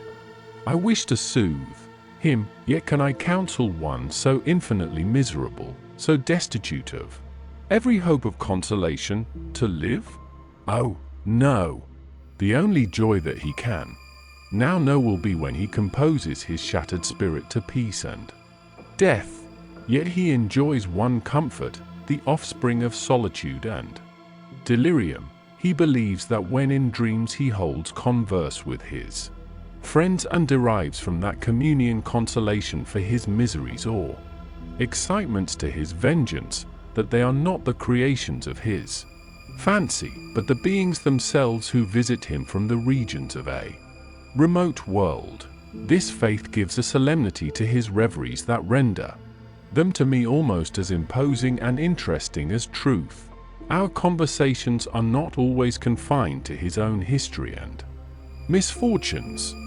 On every point of general literature he displays unbounded knowledge and a quick and piercing apprehension. His eloquence is forcible and touching, nor can I hear him when he relates a pathetic incident or endeavors to move the passions of pity or love without tears. What a glorious creature must he have been in the days of his prosperity, when he is thus noble and godlike in ruin. He seems to feel his own worth and the greatness of his fall. When younger, said he, I believed myself destined for some great enterprise. My feelings are profound, but I possessed a coolness of judgment that fitted me for illustrious achievements. This sentiment of the worth of my nature supported me when others would have been oppressed, for I deemed it criminal to throw away in useless grief those talents that might be useful to my fellow creatures. When I reflected on the work I had completed, no less a one than the creation of a sensitive and rational animal, I could not rank myself with the herd of common projectors. But this thought, which supported me in the commencement of my career, now serves only to plunge me lower in the dust. All my speculations and hopes are as nothing, unlike the archangel who aspired to omnipotence. I am chained in an eternal hell. My imagination was vivid, yet my powers of analysis and application were intense. By the union of these qualities I conceived the idea and executed the creation of a man. Even now I cannot recollect without passion my reveries while the work was incomplete. I trod heaven in my thoughts, now exulting in my powers, now burning with the idea of their effects. From my infancy I was imbued with high hopes and a lofty ambition, but how am I sunk? Oh, my friend, if you had known me as I once was, you would not recognize me in this state of degradation. Despondency rarely visited my heart. A high destiny seemed to bear me on until I fell, never, never again to rise. Must I then lose this admirable being? I have longed for a friend, I have sought one who would sympathize with and love me. Behold, on these desert seas I have found such a one, but I fear I have gained him only to know his value and lose him. I would reconcile him to life, but he repulses the idea. I thank you, Walton, he said, for your kind intentions toward so miserable a wretch, but when you speak of new ties and fresh affections, think you that any can replace those who are gone? Can any man be to me as Clerval was, or any woman another Elizabeth, even where the affections are not strongly moved by any superior excellence? The companions of our childhood always possess a certain power over our minds which hardly any later friend can obtain.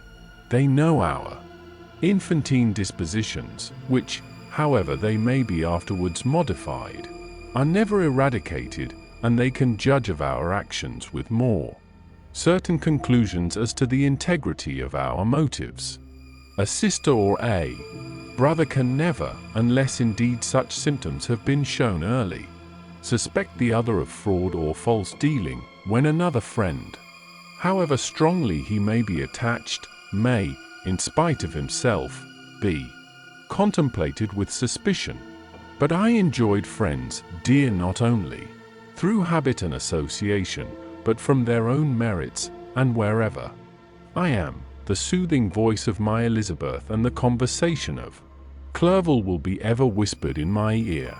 They are dead, and but one feeling in such a solitude can persuade me to preserve my life. If I were engaged in any high undertaking or design, fraught with extensive utility to my fellow creatures, then could I live to fulfill it. But such is not my destiny. I must pursue and destroy the being to whom I gave existence, then my lot on earth will be fulfilled and I may die. My beloved sister. September 2d. I write to you, encompassed by peril and ignorant whether I am ever doomed to see again dear England and the dearer friends that inhabit it. I am surrounded by mountains of ice which admit of no escape and threaten every moment to crush my vessel. The brave fellows whom I have persuaded to be my companions look towards me for aid, but I have none to bestow. There is something terribly appalling in our situation, yet my courage and hopes do not desert me. Yet it is terrible to reflect that the lives of all these men are endangered through me. If we are lost, my mad schemes are the cause. And what, Margaret, will be the state of your mind? You will not hear of my destruction, and you will anxiously await my return. Years will pass, and you will have visitings of despair and yet be tortured by hope. Oh, my beloved sister, the sickening failing of your heartfelt expectations is, in prospect, more terrible to me than my own death. But you have a husband and lovely children, you may be happy. Heaven bless you and make you so. My unfortunate guest regards me with the tenderest compassion. He endeavors to fill me with hope and talks as if life were a possession which he valued. He reminds me how often the same accidents have happened to other navigators who have attempted this sea, and in spite of myself, he fills me with cheerful auguries.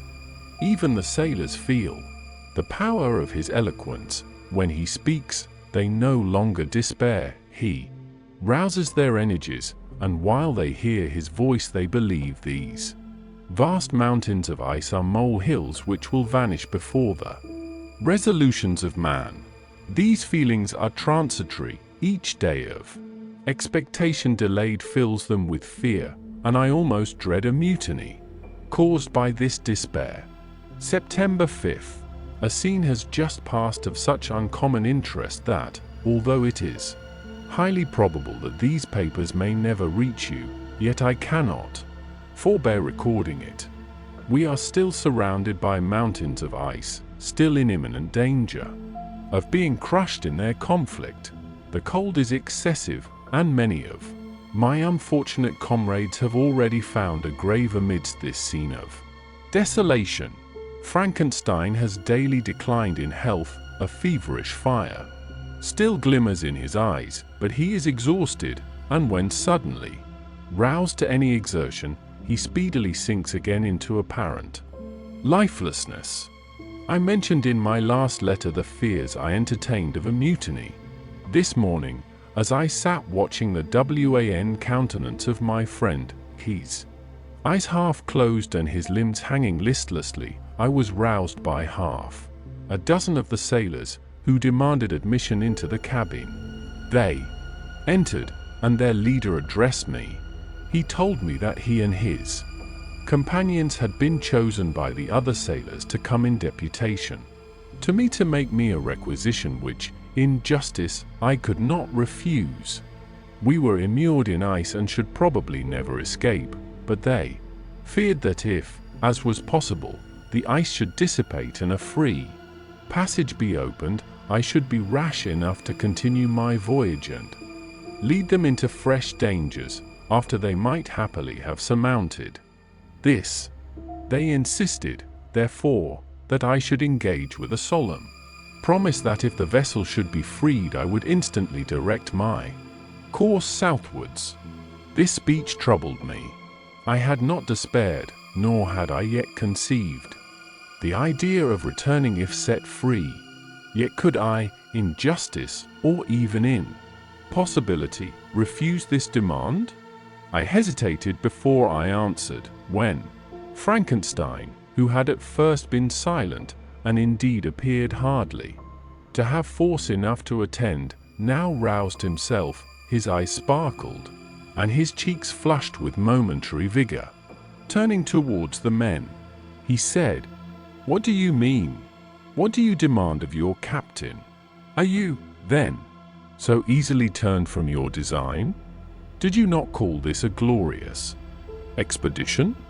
And wherefore was it glorious? Not because the way was smooth and placid as a southern sea, but because it was full of dangers and terror, because at every new incident your fortitude was to be called forth, and your courage exhibited, because danger and death surrounded it, and these you were to brave and overcome. For this was it a glorious, for this was it an honorable undertaking. You were hereafter to be hailed as the benefactors of your species, your names adored as belonging to brave men, who encountered death for honor and the benefit of mankind. And now, behold, with the first imagination of danger, or, if you will, the first mighty and terrific trial of your courage, you shrink away and are content to be handed down as men who had not strength enough to endure cold and peril, and so, poor souls, they were chilly and returned to their warm firesides. Why, that requires not this preparation, ye need not have come thus far and dragged your captain to the shame of a defeat merely to prove yourselves cowards. Oh, be men, or be more than men. Be steady to your purposes and firm as a rock. This ice is not made of such stuff as your hearts may be. It is mutable and cannot withstand you if you say that it shall not. Do not return to your families with the stigma of disgrace marked on your brows. Return as heroes who have fought and conquered and who know not what it is to turn their backs on the foe." He spoke this with a voice so modulated to the different feelings expressed in his speech, with an eye so full of lofty design and heroism, that you wonder that these men were moved. They looked at one another and were unable to reply. I spoke. I told them to retire and consider of what had been said, that I would not lead them farther north if they strenuously desired the contrary, but that I hoped that, with reflection, their courage would return. They retired, and I turned towards my friend, but he was sunk in languor and almost deprived of life. How all this will terminate, I know not, but I had rather die than return shamefully, my purpose unfulfilled. Yet I fear such will be my fate. The men, unsupported by ideas of glory and honor, can never willingly continue to endure their present hardships. September 7th. The die is cast. I have consented to return if we are not destroyed. Thus are my hopes blasted by cowardice and indecision. I come back, ignorant and disappointed. It requires more philosophy than I possess to bear this injustice with patience. September 12th. It is past. I am returning to England. I have lost my hopes of utility and glory. I have lost my friend. But I will endeavor to detail these bitter circumstances to you, my dear sister, and while I am wafted towards England and towards you, I will not despond.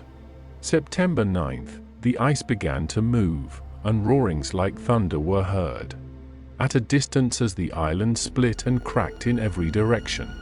We were in the most imminent peril, but as we could only remain passive, my chief attention was occupied by my unfortunate guest, whose illness increased in such a degree that he was entirely confined to his bed. The ice cracked behind us and was driven with force towards the north. A breeze sprang from the west, and on the 11th the passage towards the south became perfectly free. When the sailors saw this and that their return to their native country was apparently assured, a shout of tumultuous joy broke from them, loud and long continued. Frankenstein, who was dozing, awoke and asked the cause of the tumult. They shout, I said, because they will soon return to England. Do you, then, really return? Alas! Yes, I cannot withstand their demands. I cannot lead them unwillingly to danger, and I must return. Do so, if you will, but I will not. You may give up your purpose, but mine is assigned to me by heaven, and I dare not. I am weak, but surely the spirits who assist my vengeance will endow me with sufficient strength. Saying this, he endeavored to spring from the bed, but the exertion was too great for him. He fell back and fainted. It was long before he was restored, and I often thought that life was entirely extinct. At length he opened his eyes. He breathed with difficulty and was unable to speak. The surgeon gave him a composing draught and ordered us to leave him undisturbed. In the meantime he told me that my friend had certainly not many hours to live. His sentence was pronounced, and I could only grieve and be patient. I sat by his bed, watching him. His eyes were closed, and I thought he slept, but presently he called to me in a feeble voice, and bidding me come near, said, Alas! The strength I relied on is gone. I feel that I shall soon die, and he, my enemy and persecutor, may still be in being. Think not, Walton, that in the last moments of my existence I feel that burning hatred and ardent desire of revenge I once expressed, but I feel myself justified in desiring the death of my adversary. During these last days I have been occupied in examining my past conduct, nor do I find it blamable. In a fit of enthusiastic madness I created a rational creature and was bound towards him to assure, as far as was in my power, his happiness and well-being. This was my duty, but there was another still paramount to that. My duties towards the beings of my own species had greater claims to my attention because they included a greater proportion of happiness or misery. Urged by this view, I refused, and I did right in refusing, to create a companion for the first creature. He showed unparalleled malignity and selfishness in evil. He destroyed my friends he devoted to destruction, beings who possessed exquisite sensations, happiness, and wisdom, nor do I know where this thirst for vengeance may end. Miserable himself that he may render no other wretched, he ought to die. The task of his destruction was mine, but I have failed. When actuated by selfish and vicious motives, I asked you to undertake my unfinished work, and I renew this request now. when I am only induced by reason and virtue.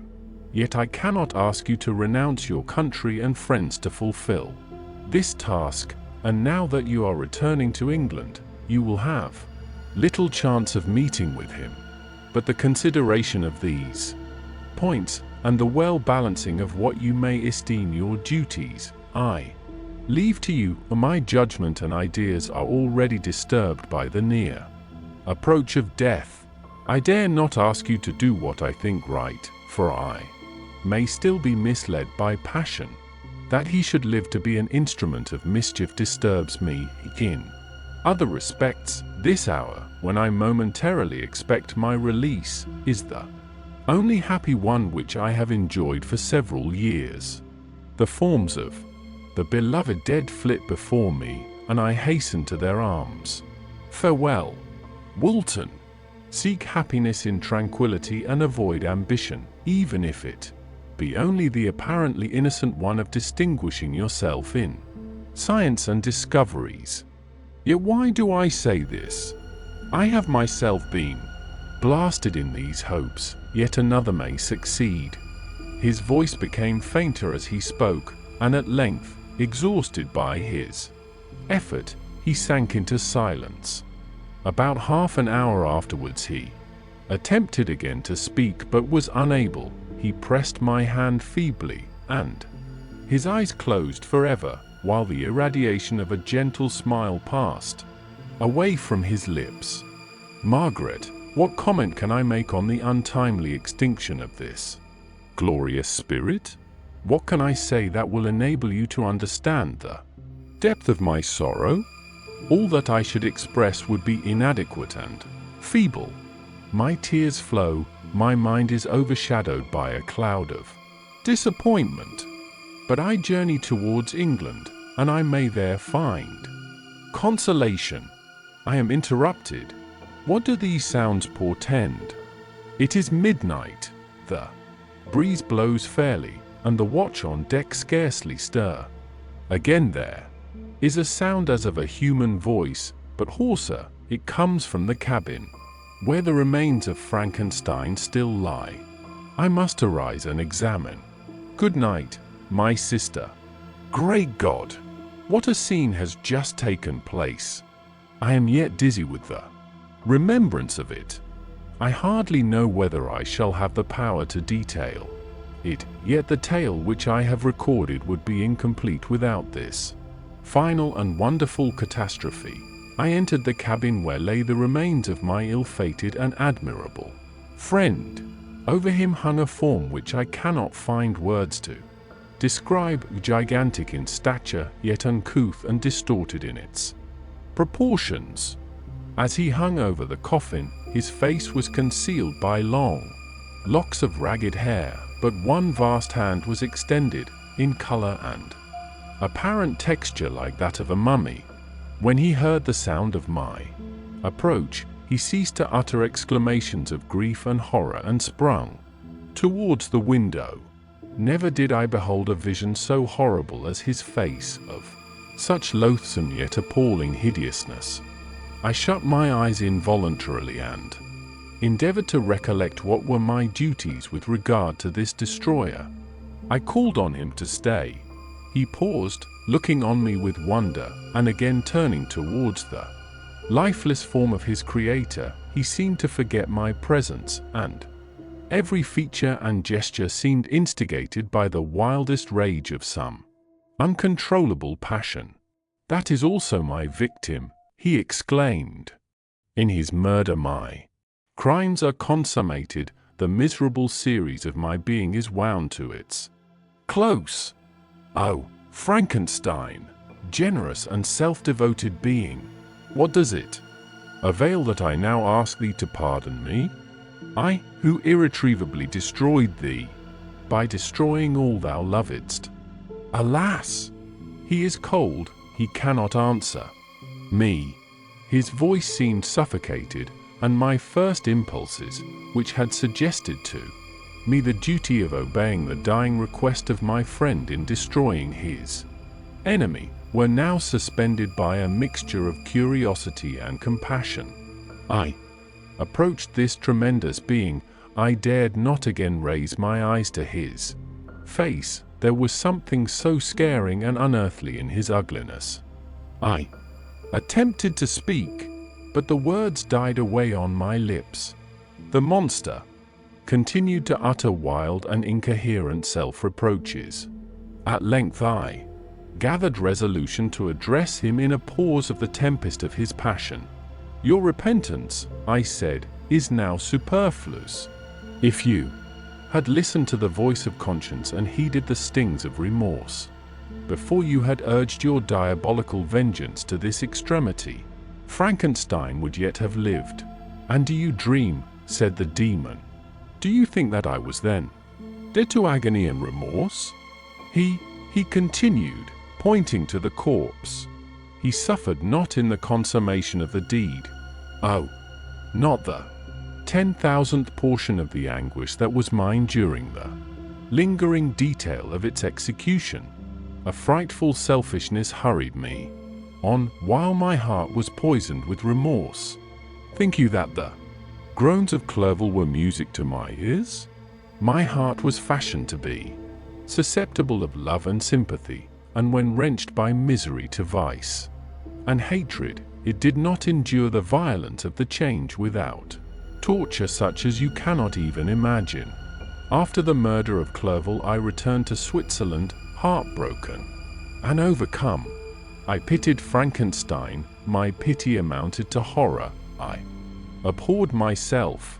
But when I discovered that he, the author at once of my existence and of its unspeakable torments, dared to hope for happiness, that while he accumulated wretchedness and despair upon me, he sought his own enjoyment in feelings and passions from the indulgence of which I was forever barred, then impotent envy and bitter indignation filled me with an insatiable thirst for vengeance. I recollected my threat and resolved that it should be accomplished. I knew that I was preparing for myself a deadly torture, but I was the slave, not the master, of an impulse which I detested yet could not disobey. Yet when she died, nay, then I was not miserable. I had cast off all feeling, subdued all anguish, to riot in the excess of my despair. Evil thenceforth became my good. Urged thus far, I had no choice but to adapt my nature to an element which I had willingly chosen. The completion of my demoniacal design became an insatiable passion. And now it is ended. There is my last victim. I was at first touched by the expressions of his misery, yet, when I called to mind what Frankenstein had said of his powers of eloquence and persuasion, and when I again cast my eyes on the lifeless form of my friend, indignation was rekindled within me. "Wretch," I said, "it is well that you come here to whine over the desolation that you have made. You throw a torch into a pile of buildings, and when they are consumed, you sit among the ruins and lament the fall. Hypocritical fiend!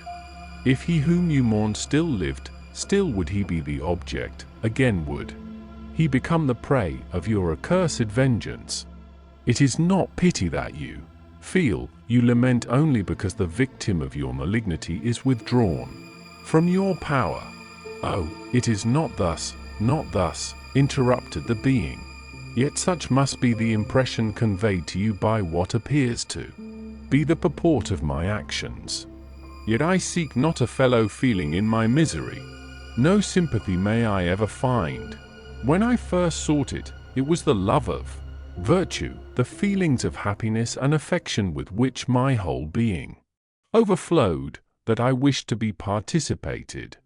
But now that virtue has become to me a shadow, and that happiness and affection are turned into bitter and loathing despair. In what should I seek for sympathy? I am content to suffer alone while my sufferings shall endure. When I die, I am well satisfied that abhorrence and opprobrium should load my memory. Once my fancy was soothed with dreams of virtue, of fame, and of enjoyment.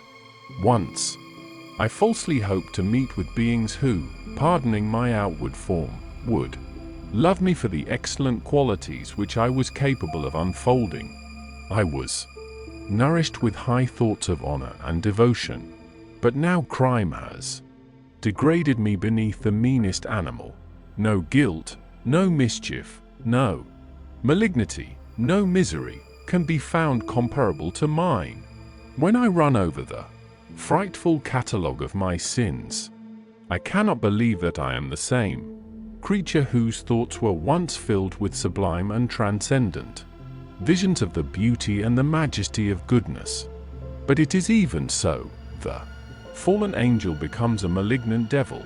Yet even that enemy of God and man had friends and associates in his desolation. I am alone. You, who call Frankenstein your friend, seem to have a knowledge of my crimes and his misfortunes. But in the detail which he gave you of them, he could not sum up the hours and months of misery which I endured, wasting in impotent passions. For while I destroyed his hopes, I did not satisfy my own desires. They were forever ardent and craving. Still, I desired love and fellowship, and I was still spurned. Was there no injustice in this? Am I to be thought the only criminal, when all humankind sinned against me?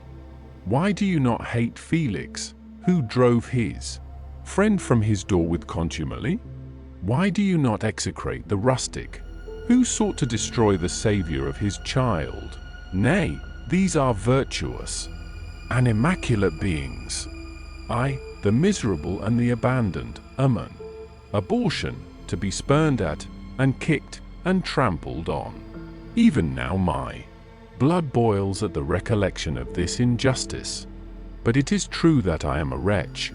I have murdered the lovely and the helpless. I have strangled the innocent as they slept and grasped to death his throat who never injured me or any other living thing.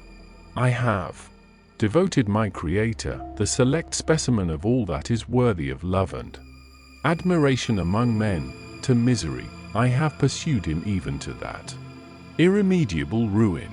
There he lies, white and cold in death. You hate me, but your abhorrence cannot equal that with which I regard myself. I look on the hands which executed the deed. I think on the heart in which the imagination of it was conceived, and long for the moment when these hands will meet my eyes, when that imagination will haunt my thoughts no more.